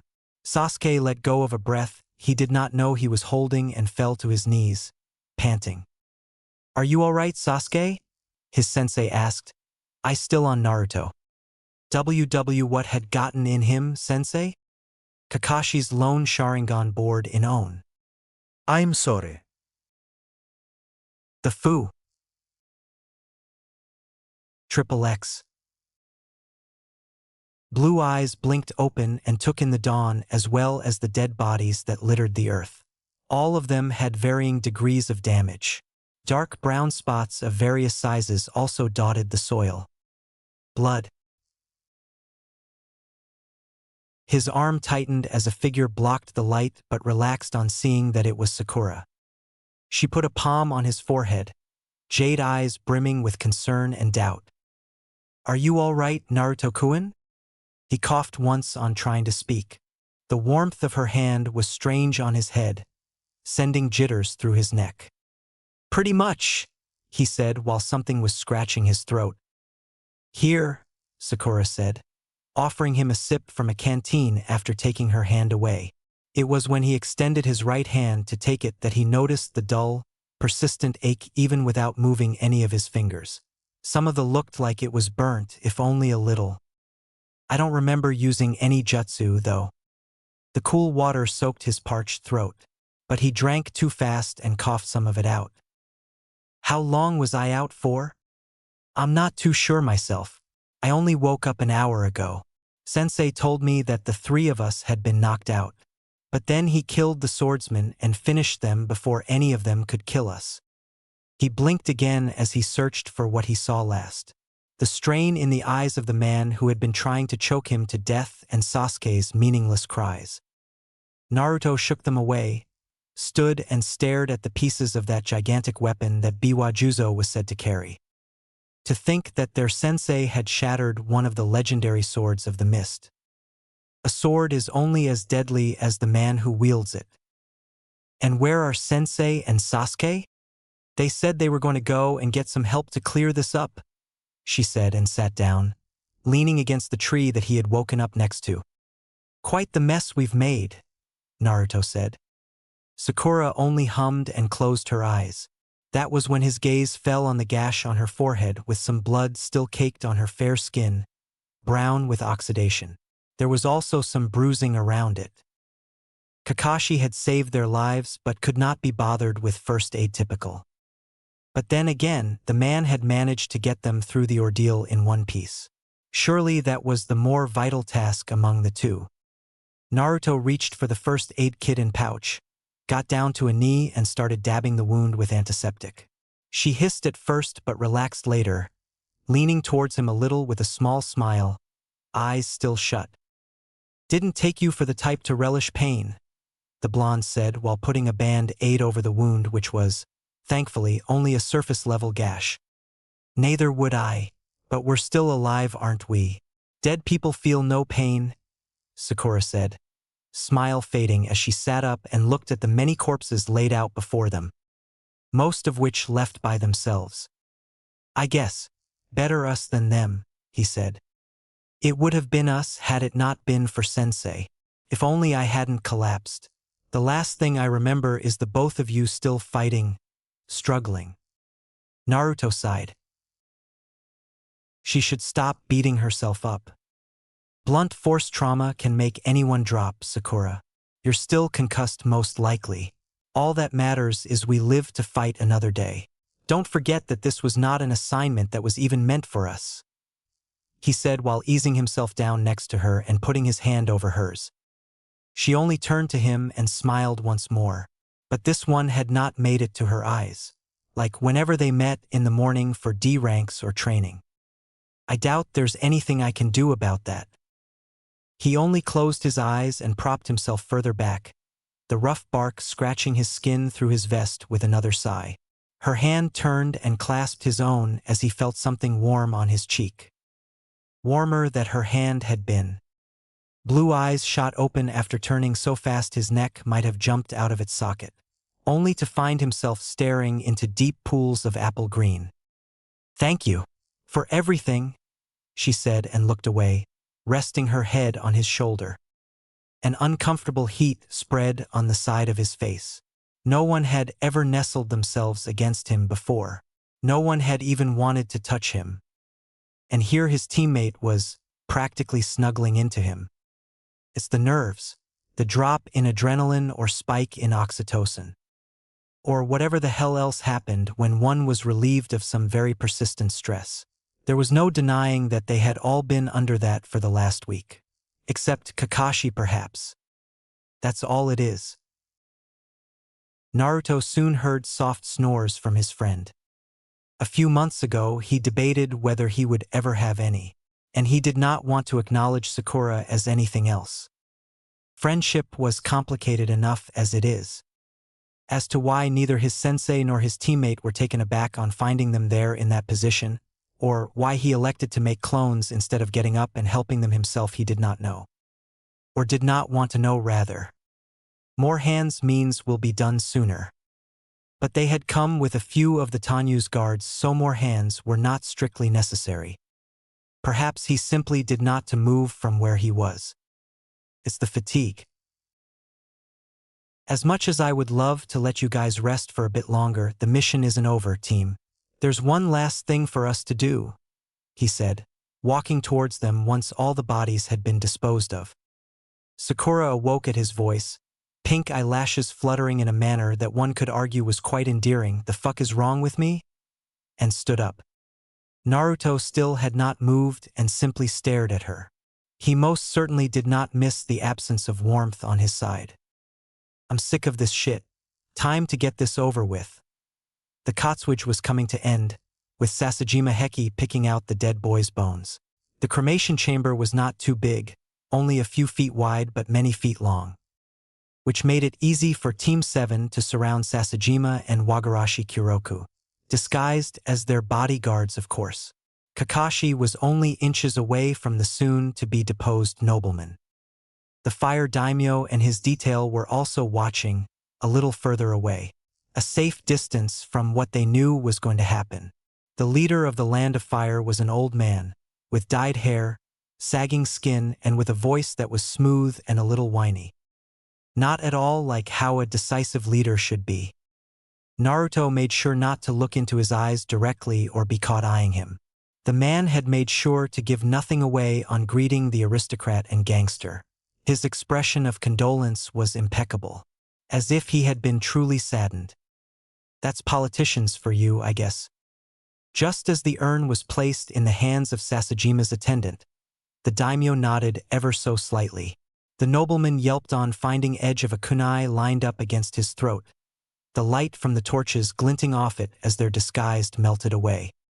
The blonde had his ninjato behind Wagarashi's head, while Sasuke and Sakura had kunai hovering over the stomachs of his right-hand man and another of his thugs. I'd normally say, "It is an honor to see you again, Sasajima-sama," but I'd be lying more than usual, Kakashi said. What is the meaning of this? How dare you draw your weapons in the presence of our leader? Heki yelled, glaring at the daimyo. I doubt that's your most pressing concern. And this was Daimyo-sama's idea, just so you know. Kakashi pressed the point of the kunai into his neck, drawing blood and eliciting a gasp from the aristocrat. I'm sorry, Sasayama-kun. You were far too careless.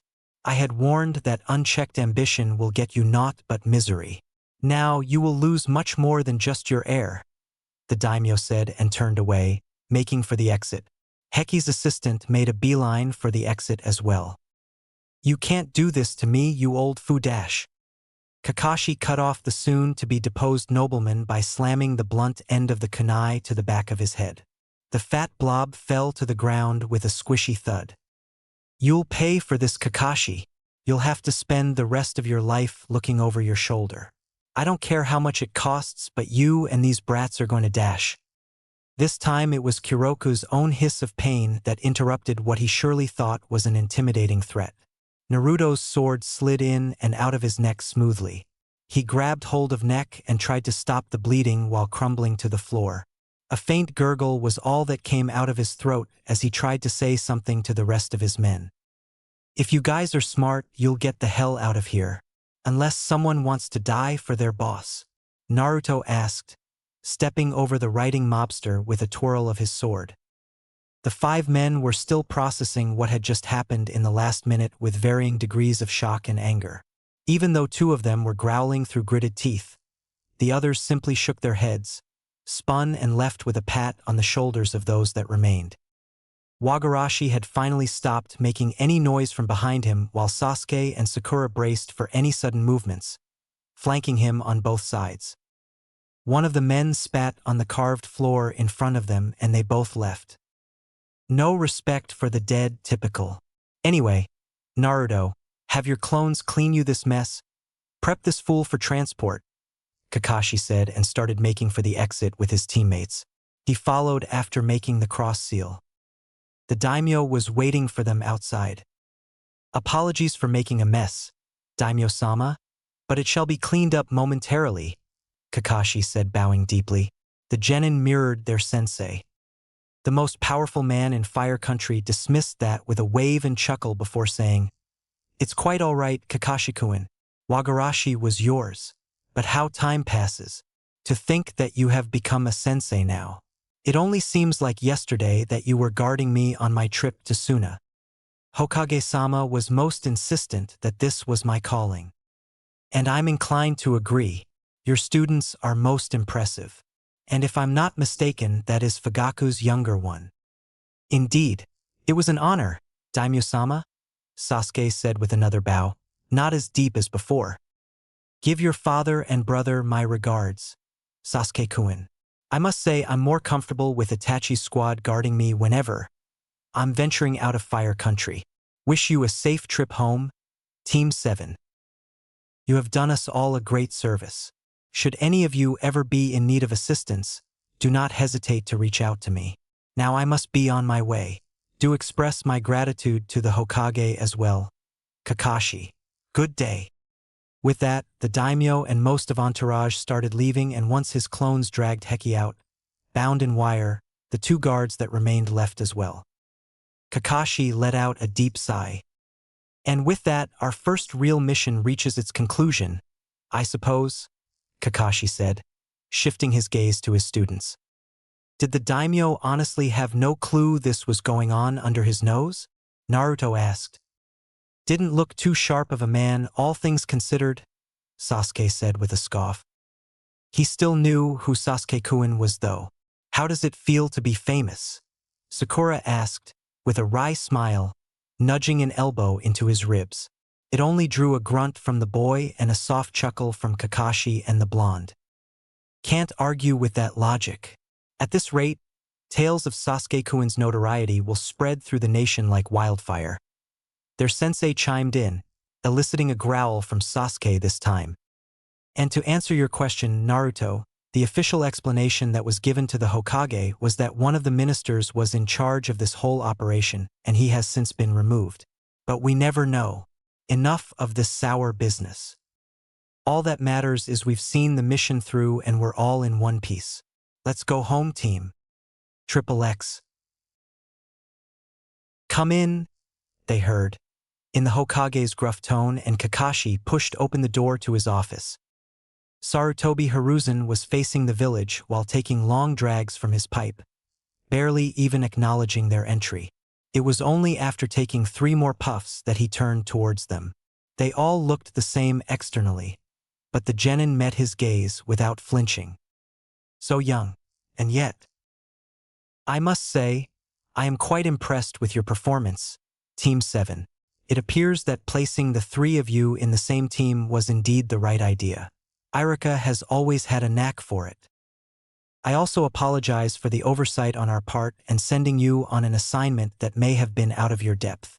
Few are gladder than I that it was not, which is also why you will be receiving pay for an A-rank mission, as you all deserve. Hokage-sama, if I may? Sakura asked, drawing the gaze of both Naruto and the professor. Please, by all means, Sakura. Seems she's found her footing, or is on the way to at least. I wish to thank you for sending us on this mission.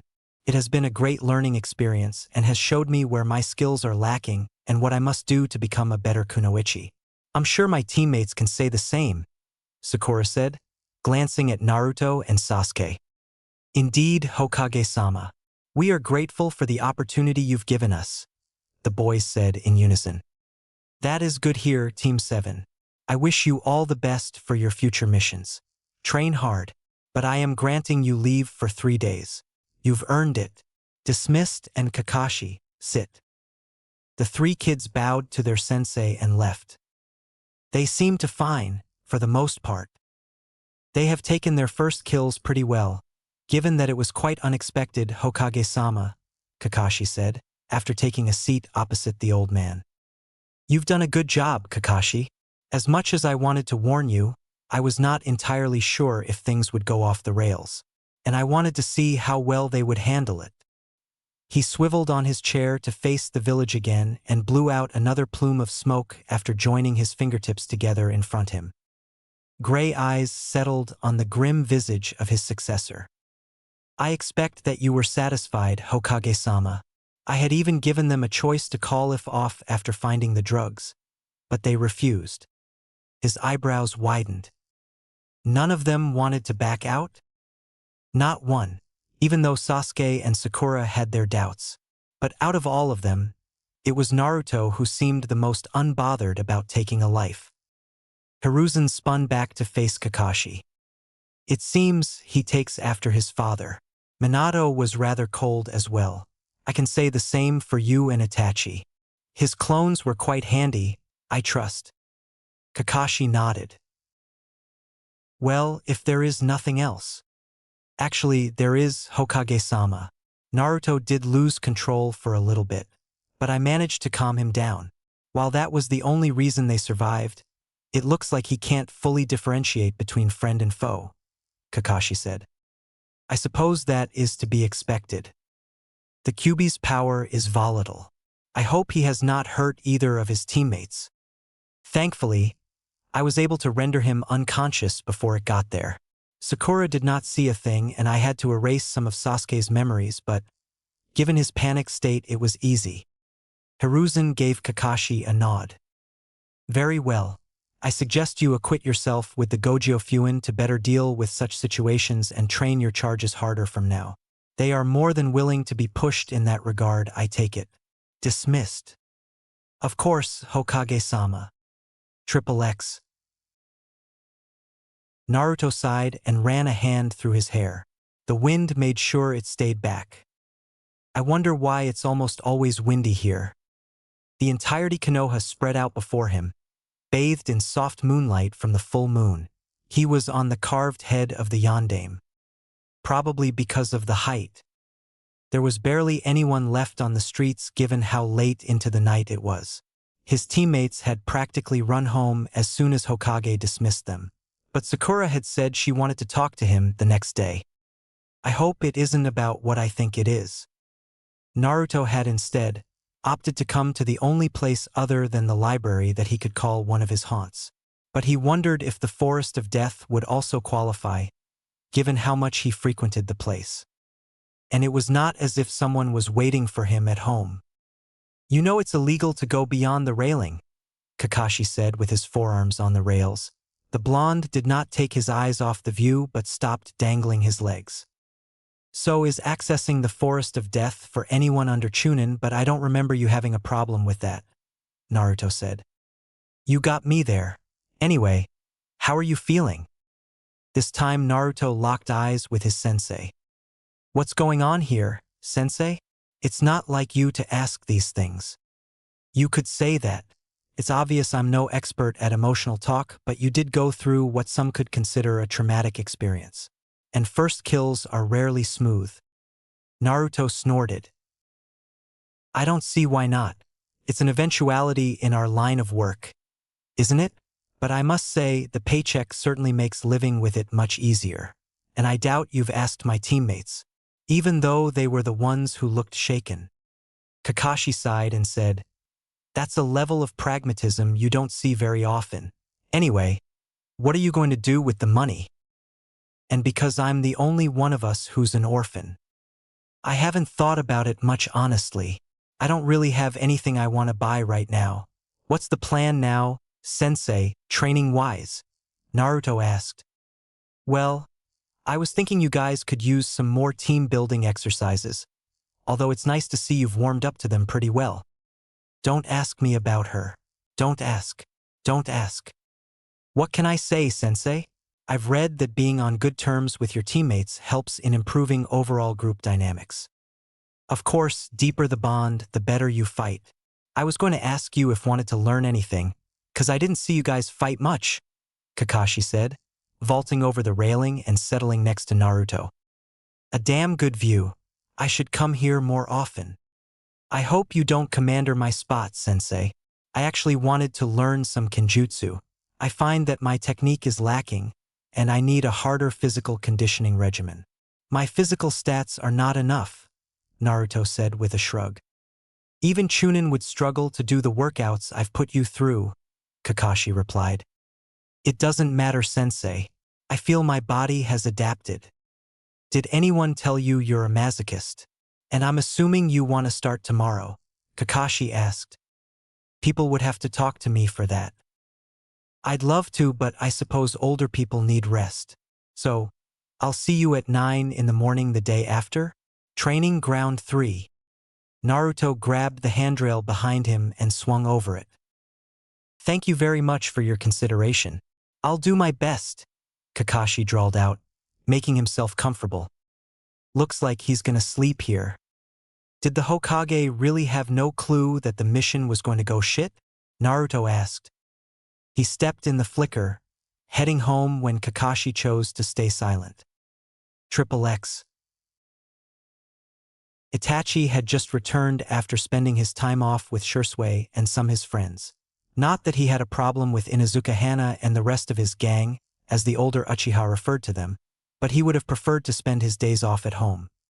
The only reason he had not refused was that Sasuke had not returned from his mission yet, and Shursue's constant complaints that he was becoming more antisocial by the day. The Hokage had assured his father that there was no reason to be worried and that there was only a minor complication.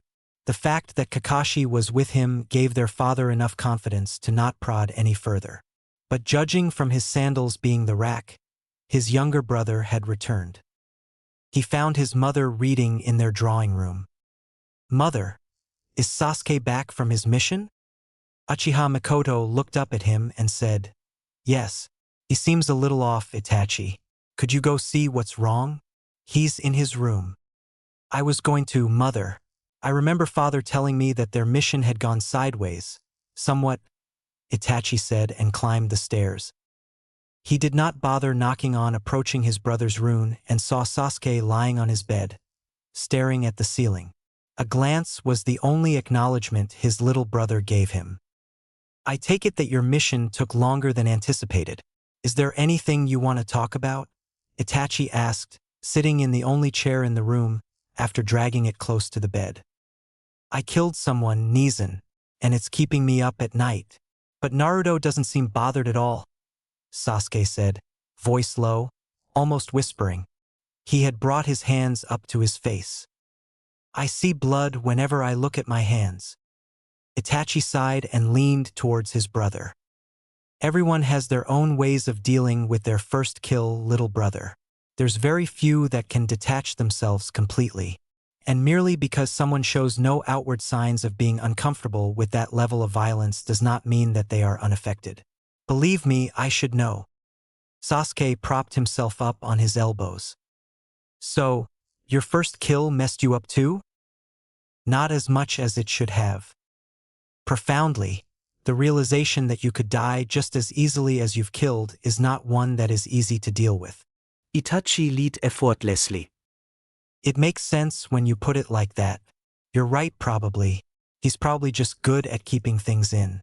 Anyway, how many days before your next mission, Nizan?" "At least a week, according to our commander." "Why do you ask?" Itachi asked, shifting his weight onto the backrest. "I want you to help me improve my kenjutsu. As good as Naruto is, I just fought someone who was even better, and if it wasn't for Sensei showing up, the three of us would have been dead," Sasuke said. "He's quite calm about it, all things considered." "At dawn then," Itachi stood up.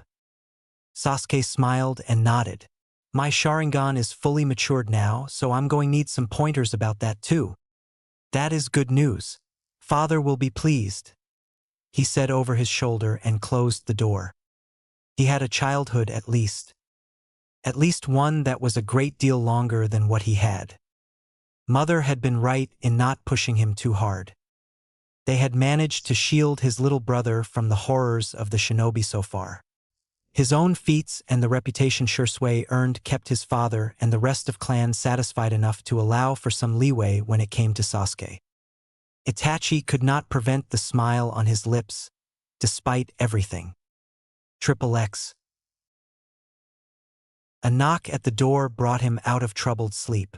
Naruto groaned. It was clear from the next round of knocks that whoever was at the door was not going to simply walk away. "What's the time?" It was 9 in the morning, while quite late by his usual standards, but he had been looking forward to sleeping in. He dragged himself out of bed and reached the door. Naruto had to resist a grimace on swinging the door open and finding Sakura, tapping her foot with her hands behind her. "How did she know where I lived?" "Did I wake you up?" Sakura asked. "Not really. They had exchanged addresses after the bell test since they were formerly a team in case they had to find each other during an emergency. Not that he expected anyone to actually show up." She blinked at the reply. "Can I come in?" "Of course," Naruto said and stepped aside to let her in, thanking his clone for cleaning the place up while he had slept. He never had visitors other than the Sandaime or Umbu coming to give his expenses prior to his graduation. "I would get you something to drink, but I finished the stuff I had before we left," Naruto said, sitting on his couch. "That's all right, but I did wake you up, didn't I?" Sakura plopped down on next to him, a little closer than what he deemed appropriate. Doesn't really matter now, does it? It's not a big deal, honestly. I was about to wake up myself. I'm sorry. I was expecting you to be up and about since you rarely slept past 7, Sakura said, rubbing the back of her head. I would if it wasn't for you. That's not a problem. Seriously. What's up? The blonde asked. I told you I wanted to talk yesterday, right?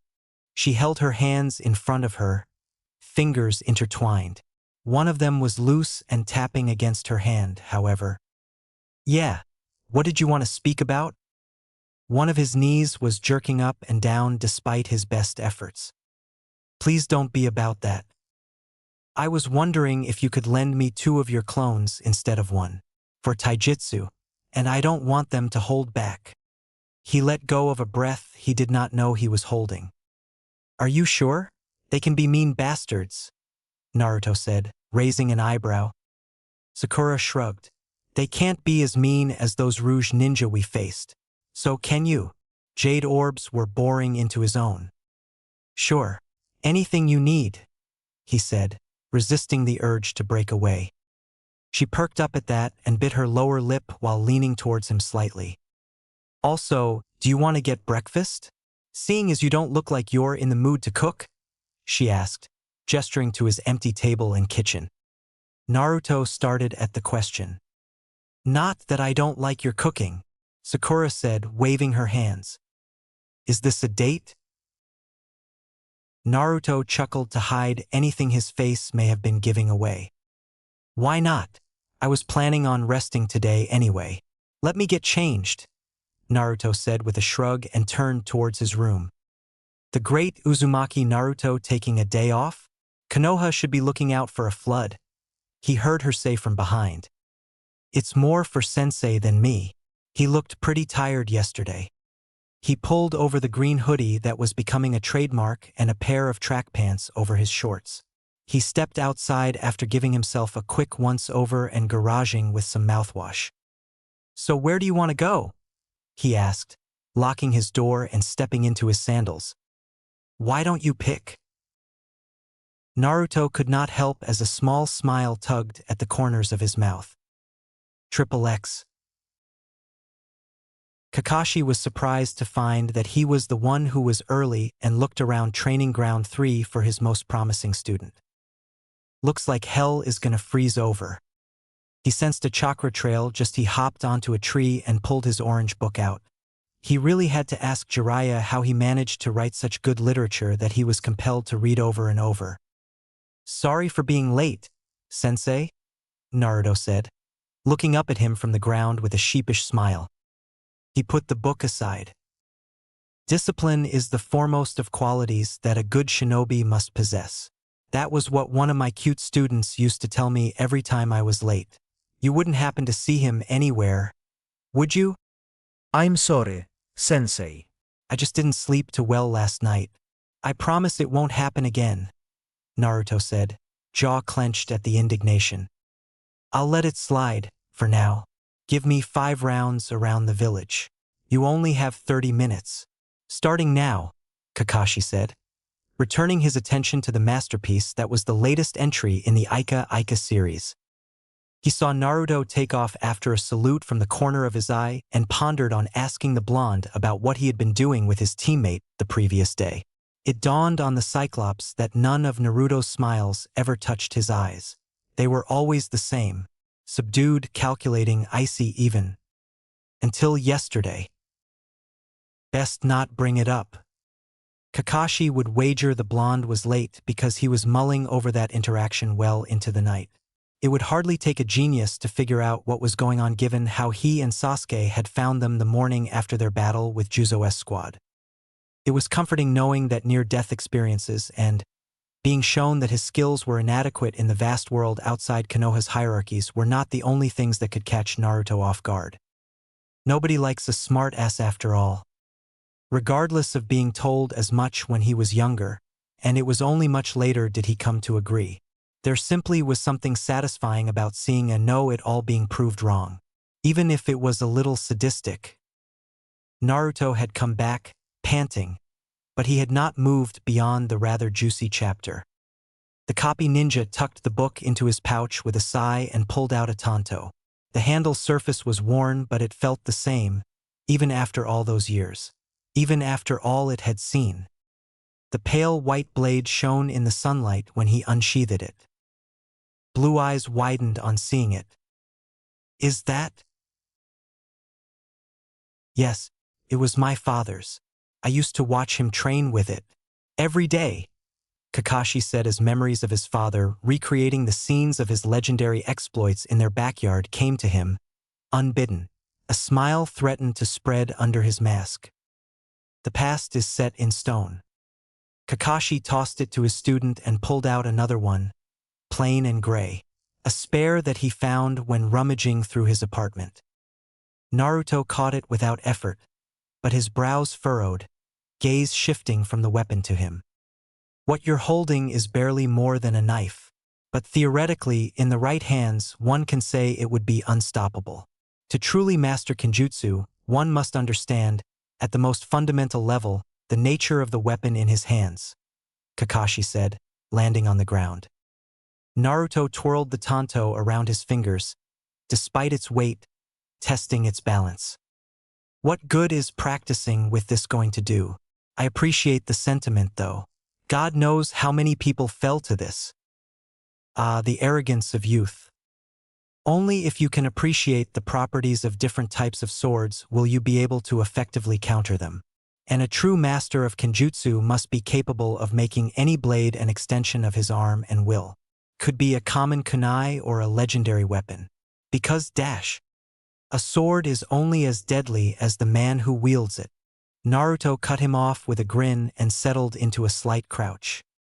The number 1 rookie remembers his humble sensei's lessons. I'm honored, Kakashi said, cracking his neck. Let's see how you adapt then. Come now, he beckoned with a flick of his wrist, fingers tightening around grip. Naruto led with a straight thrust, causing him to bring the flat of his tanto to block. But the blonde saw that and diverted his blade to the side, aiming to slash his fast, as expected.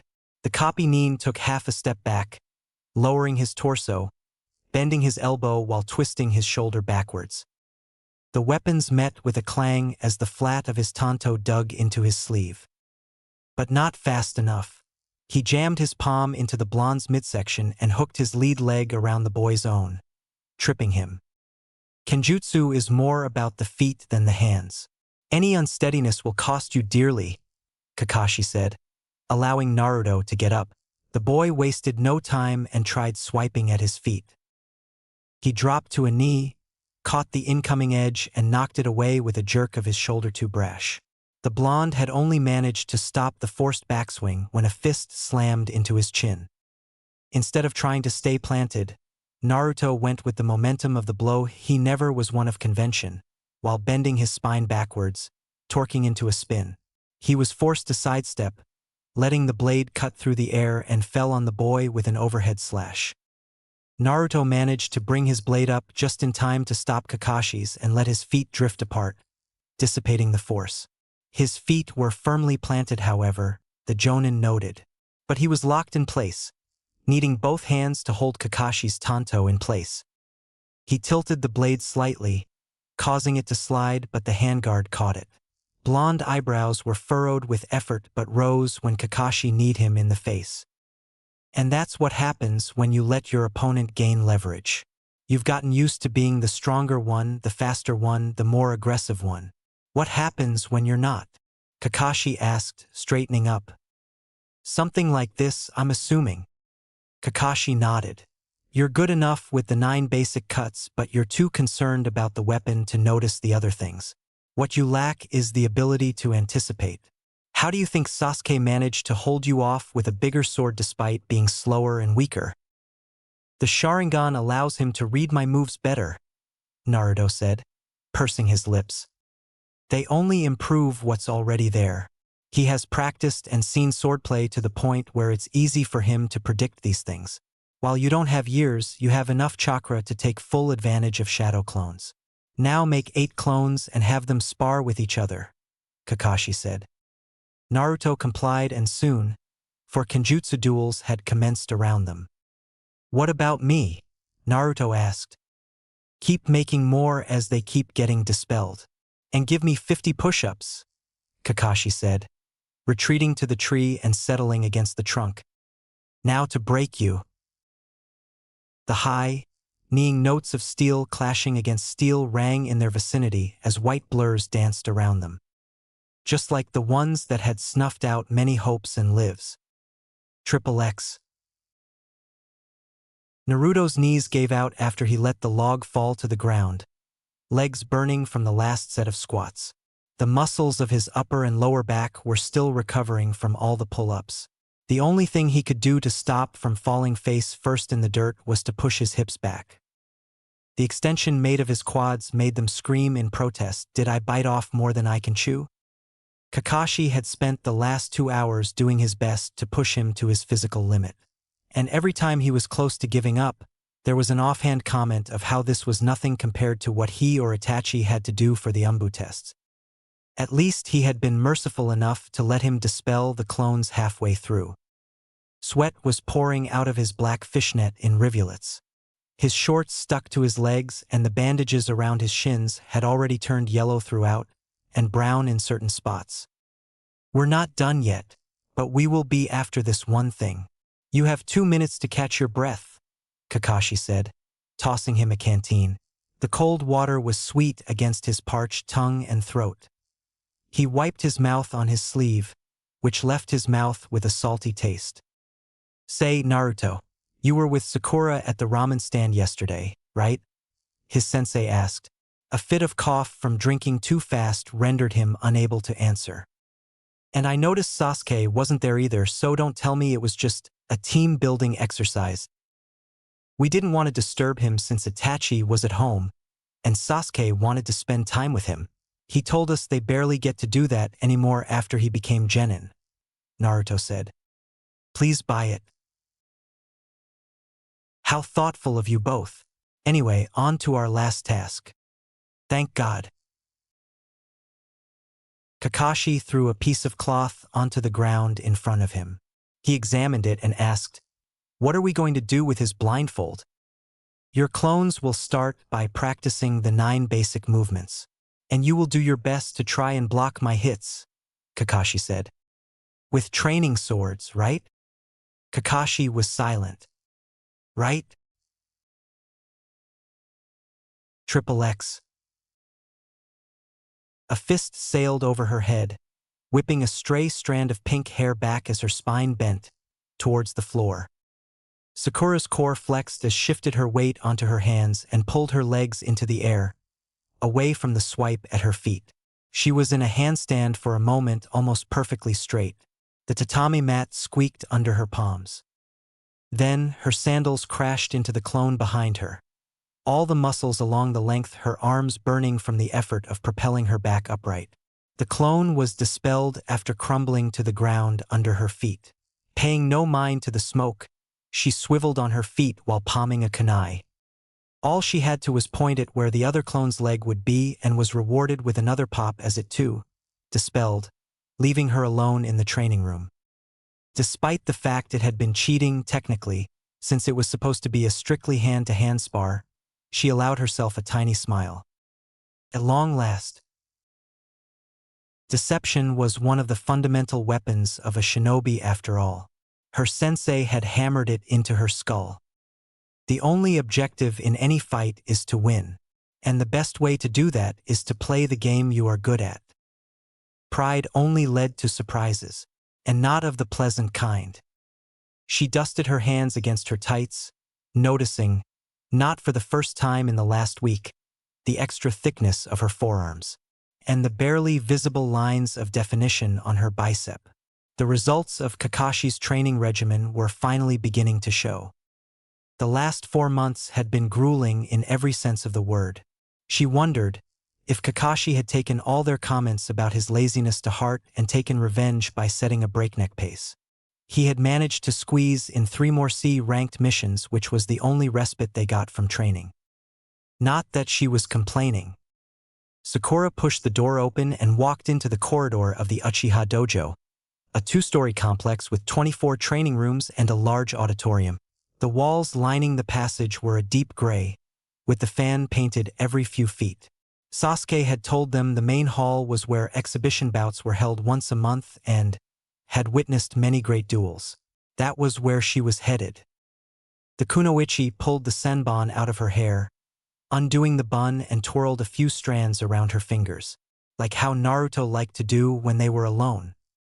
But among the myriad things they spoke about, neither of really brought up the question of why. Why indeed? The twin doors of the arena coming into sight brought Sakura out of her musings. The clangs of metal striking metal reverberated across the hall, capable of seating 200 according to her teammate as she opened one of the heavy wooden doors and entered. Uchiha Itachi was all over the blonde, never giving him a change to attack, lashing out with slashes and stabs while Naruto was doing his best to not get skewered. Kakashi and Sasuke watched, sitting on the wooden floor outside the circle, next to Naruto's hoodie, not bothering at how close the points were coming to them at times. Sweat trickled down the raven-haired boy's brows, breath still deep from recent exertion. But the duel demanded her attention once more as she padded closer, halting behind her sensei. Far enough to avoid any flying swords, hopefully. Itachi's movements were graceful to pass off as a dance, not a single muscle doing more work than it should as he increased the pressure on the blonde. Despite an obvious improvement, both from the way he moved and his fishnet being tighter, Naruto looked clumsy and slow, parrying and blocking the black katana of his opponent with his trusty ninjato. Barely. There had been time when he thought Naruto's kenjutsu was flawless. Feels like it was yesterday. The elder Uchiha knocked Naruto's sword out of his hands with a hit just above the handle and had the tip of his katana a hair away from Naruto's wet throat, almost too fast to see. And his Sharingan isn't even active. I must say, Naruto-kun, Taicho has taught you well, Itachi said, returning his katana to its sheath over his shoulder in one fluid motion. Not enough it seems, Naruto said, despite the smirk on his face, picking up his sword and sheathing it. Itachi's gaze fell on Sasuke. I assume you are done for the day as well? Sasuke only nodded. Onyx eyes flickered to her.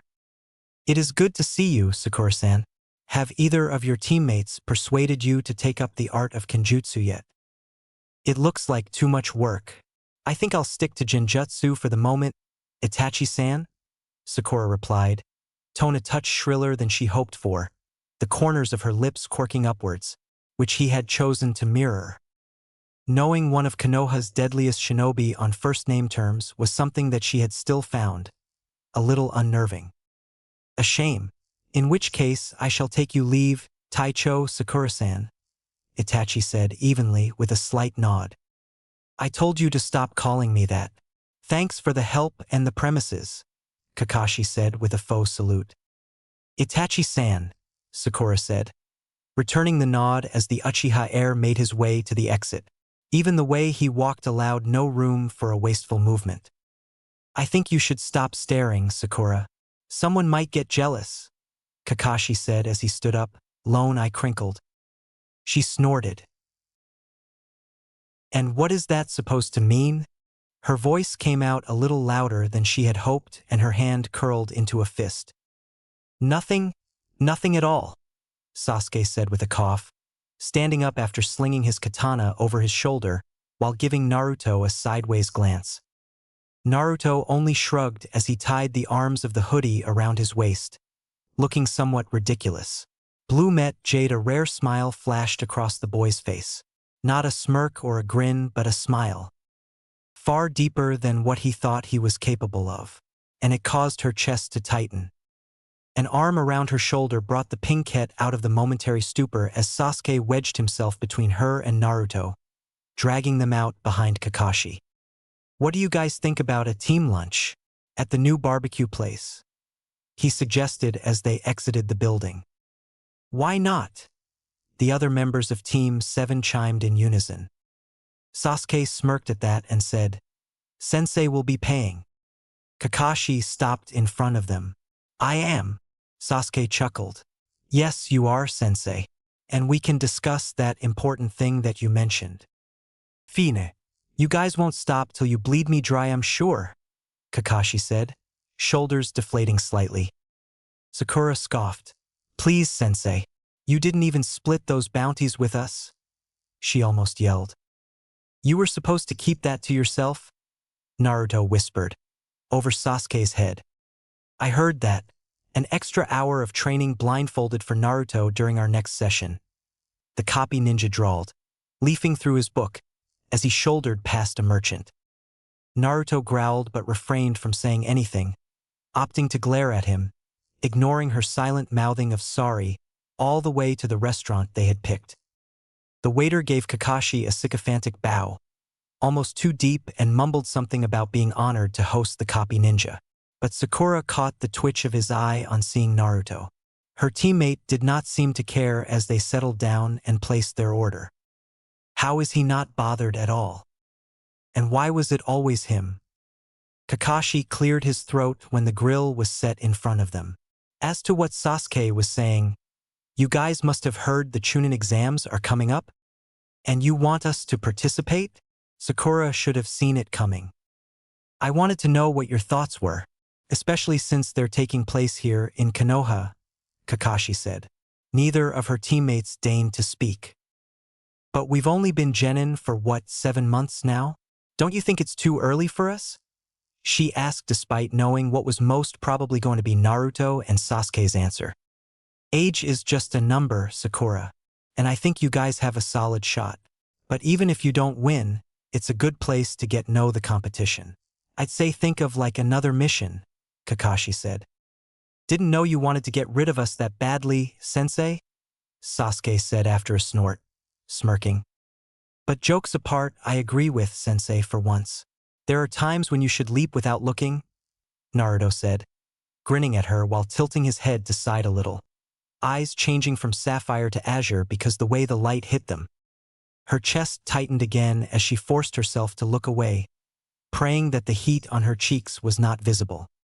Fine, we should enter then, Sakura conceded with a sigh. You should have more faith, for you have me as your sensei, Kakashi said, reaching over the table and patting her on the head. Naruto scoffed beside her. That's probably why she's so concerned. I'm starting to see it as well, Sasuke. He wants to get rid of us, the blonde said. Kakashi only placed a hand over his heart in mock disappointment. After all I've done for them, you lot are an ungrateful bunch, the Cyclops said, drawing chuckles from the genin. The smell of succulent pieces of meat wafted around them as the waiter brought their order and they dug in. As each of them took turns grilling their meat, her mind drifted back to their first lunch as a team. On first glance, I don't like you guys. She withheld the chuckle bubbling inside her. Triple X. Sakura had accompanied him to the library after lunch, stating that she had a list of genjutsu techniques that Kakashi had given her to look up. Naruto was more interested in some basic notes on the shape manipulation of chakra. Once they had checked out the scrolls, he had offered to walk her home, but his thoughts kept going back his spar earlier. He had obviously not been expecting to best the Uchiha Itachi, or even land a blow, but there simply was no opening he saw. All he could do was swing his sword while trying to keep that black katana from slicing him up, and he had managed that for only a minute. What's wrong? You're even quieter than usual. Sakura stepped around an old couple as they shouldered through the crowded evening market. It's nothing. I was just thinking. Let me guess about the spar, and how you couldn't get a hit in. Almost as if you've not improved at all, she said. Naruto ducked under a pair of hired hands transporting what looked like a door. I didn't know I was that easy to read, Naruto replied with an arched eyebrow. Sakura smiled, angling her head to side and closing her eyes for a second, and he found himself returning it, despite himself. It seemed he was doing it more often than he liked. She slid her hand into his and squeezed, with more strength than he expected. You have improved, Naruto. It's just going to take time. Even he didn't get to where he was in a day. Deep emerald pools sparkled in the sunlight. Naruto sighed, raking his free hand through his hair in an attempt to push down the warm feeling in his stomach. I just don't know. I keep asking myself if I'll ever get to his level at this rate. It looked like he was just dancing or something. And his Sharingan wasn't even active, for God's sake. The last part come out as more of a whine. I was not supposed to say that out loud. So, you're planning on learning how to dance? Sakura asked. What? A boy once told me that everyone must play to their strengths. And if I had the guts to dream big, he said I must have also had the guts to try. A rare grin flashed on her face. He found himself grinning back, again. He sounds like a pretty swell guy. Why are you here, Sakura? A question that he did not ask, even though he intended to, ever since she had first come to his apartment after their first mission. But just like all the other chances he had, he did not. Triple X. A crack split the air, echoing off the smooth walls of the hall when a punch broke one of the many stone slabs that comprised the large platform. And substantial increase in power. Orochimaru chuckled, leaning forward in the stone chair that overlooked the training platform, or what was left of it. Kimimara's punch had resulted in a spider web of cracks that still had not spreading through the rock bed, forcing the other four to scatter. Jirobo grabbed one of the many bone spikes jutting out of Kimimara's back, but the tail could also act as a whip, it seemed. He could hear bones crunching when the large boy crumbled. The last of the Kagaya then clubbed the heads of Sakan and Yukon, forcibly fusing them together again, before tossing them away into the wall. Orochimaru could not help but grin as the twins cratered into the distant wall. Kimimaro them dodged an arrow, caught it and redirected it towards Tayuya, forcing her to stop playing the flute. He had neutralized Kadamaru in the fraction of a second, speed amplified by the Genjutsu dispelled, and proceeded to knee Tayuya in the guts. He followed it up with a chop to the neck, knocking her out cold. But he can still follow orders. How interesting. The bone spikes receded into his back while his skin changed from a deep brown to his usual pale complexion. Kimimaro dropped to a knee. Orochimaru was standing over him in a moment later, tuning out the groans as he took the results of all the tedious experiments in. 100 lives were all it took. One of his hands cupped his cheek, tilting his head upwards while he peered into green eyes, curiously blank. The muscles around them were still tense, however. An outstanding success. Bravo, my boy. Your power will be an asset in coming days, Orochimaru said, withdrawing his hand. His face relaxed, and the tension in his body leaked out. He could even feel traces of a smile. It looks unnatural on his face. I am glad, Orochimaru-sama. Is there any other way in which I can be of service? He asked, lowering his head. He sighed deeply. All 5 of them, Kimimaro especially, were undoubtedly fearsome, but their names would never inspire dread, like his own, like the Uchiha boys in the recent years. And Orochimaru needed such a piece that could change the nature of the game. This is all you can do, I'm afraid, Kimimaro-kun. Watching you grow has been interesting, most certainly, but this is as far as you can go, it appears. The smile faded, replaced with a frown and furrowing of white eyebrows. A chakra trail stopping behind him drew his attention away from the Kagaya. Orochimaru turned around and found Kabuto, crouched on a knee, eyes pointing to the floor. I must say, it is nice to see you, Kabuto. Please tell me you have something interesting that I can look forward to. The silver-haired boy adjusted the post-ion of his glasses. Ido, Orochimaru-sama. The Chunin exams are to take place next month. In Konoha, and Team 7 is set to participate, he said, smirking all the way. What you hide under it, I wonder, at times. He chortled at the thought of finally seeing the boy who could draw the terror that he needed, in person. Splendid. And how goes his progress? Their first C rank, from what I could gather, had evolved into an A rank, involving a nobleman and Biwa Juzo. It seems Hatake Kakashi has killed the man. Naruto-kun seems to have ended the lives of few C-ranked nuke nin as well, Kabuto said, eyeing the forms of the 4 shinobi in varying states of incapacitation. Kukuku, Kakashi was always talented and ruthless, a deadly combination for a shinobi. To think he would come this far. Still, he pales in comparison to his father. Anything else? Orochimaru asked. They have since completed 3 more missions, but nothing significant. It also seems that Kakashi has taken his job as a sensei more seriously since then.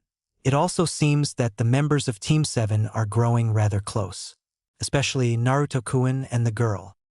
Ah, how predictable. Then it is fortunate the exams are nearly upon us. He is still unaware of his status, I assume. He is Orochimaru-sama.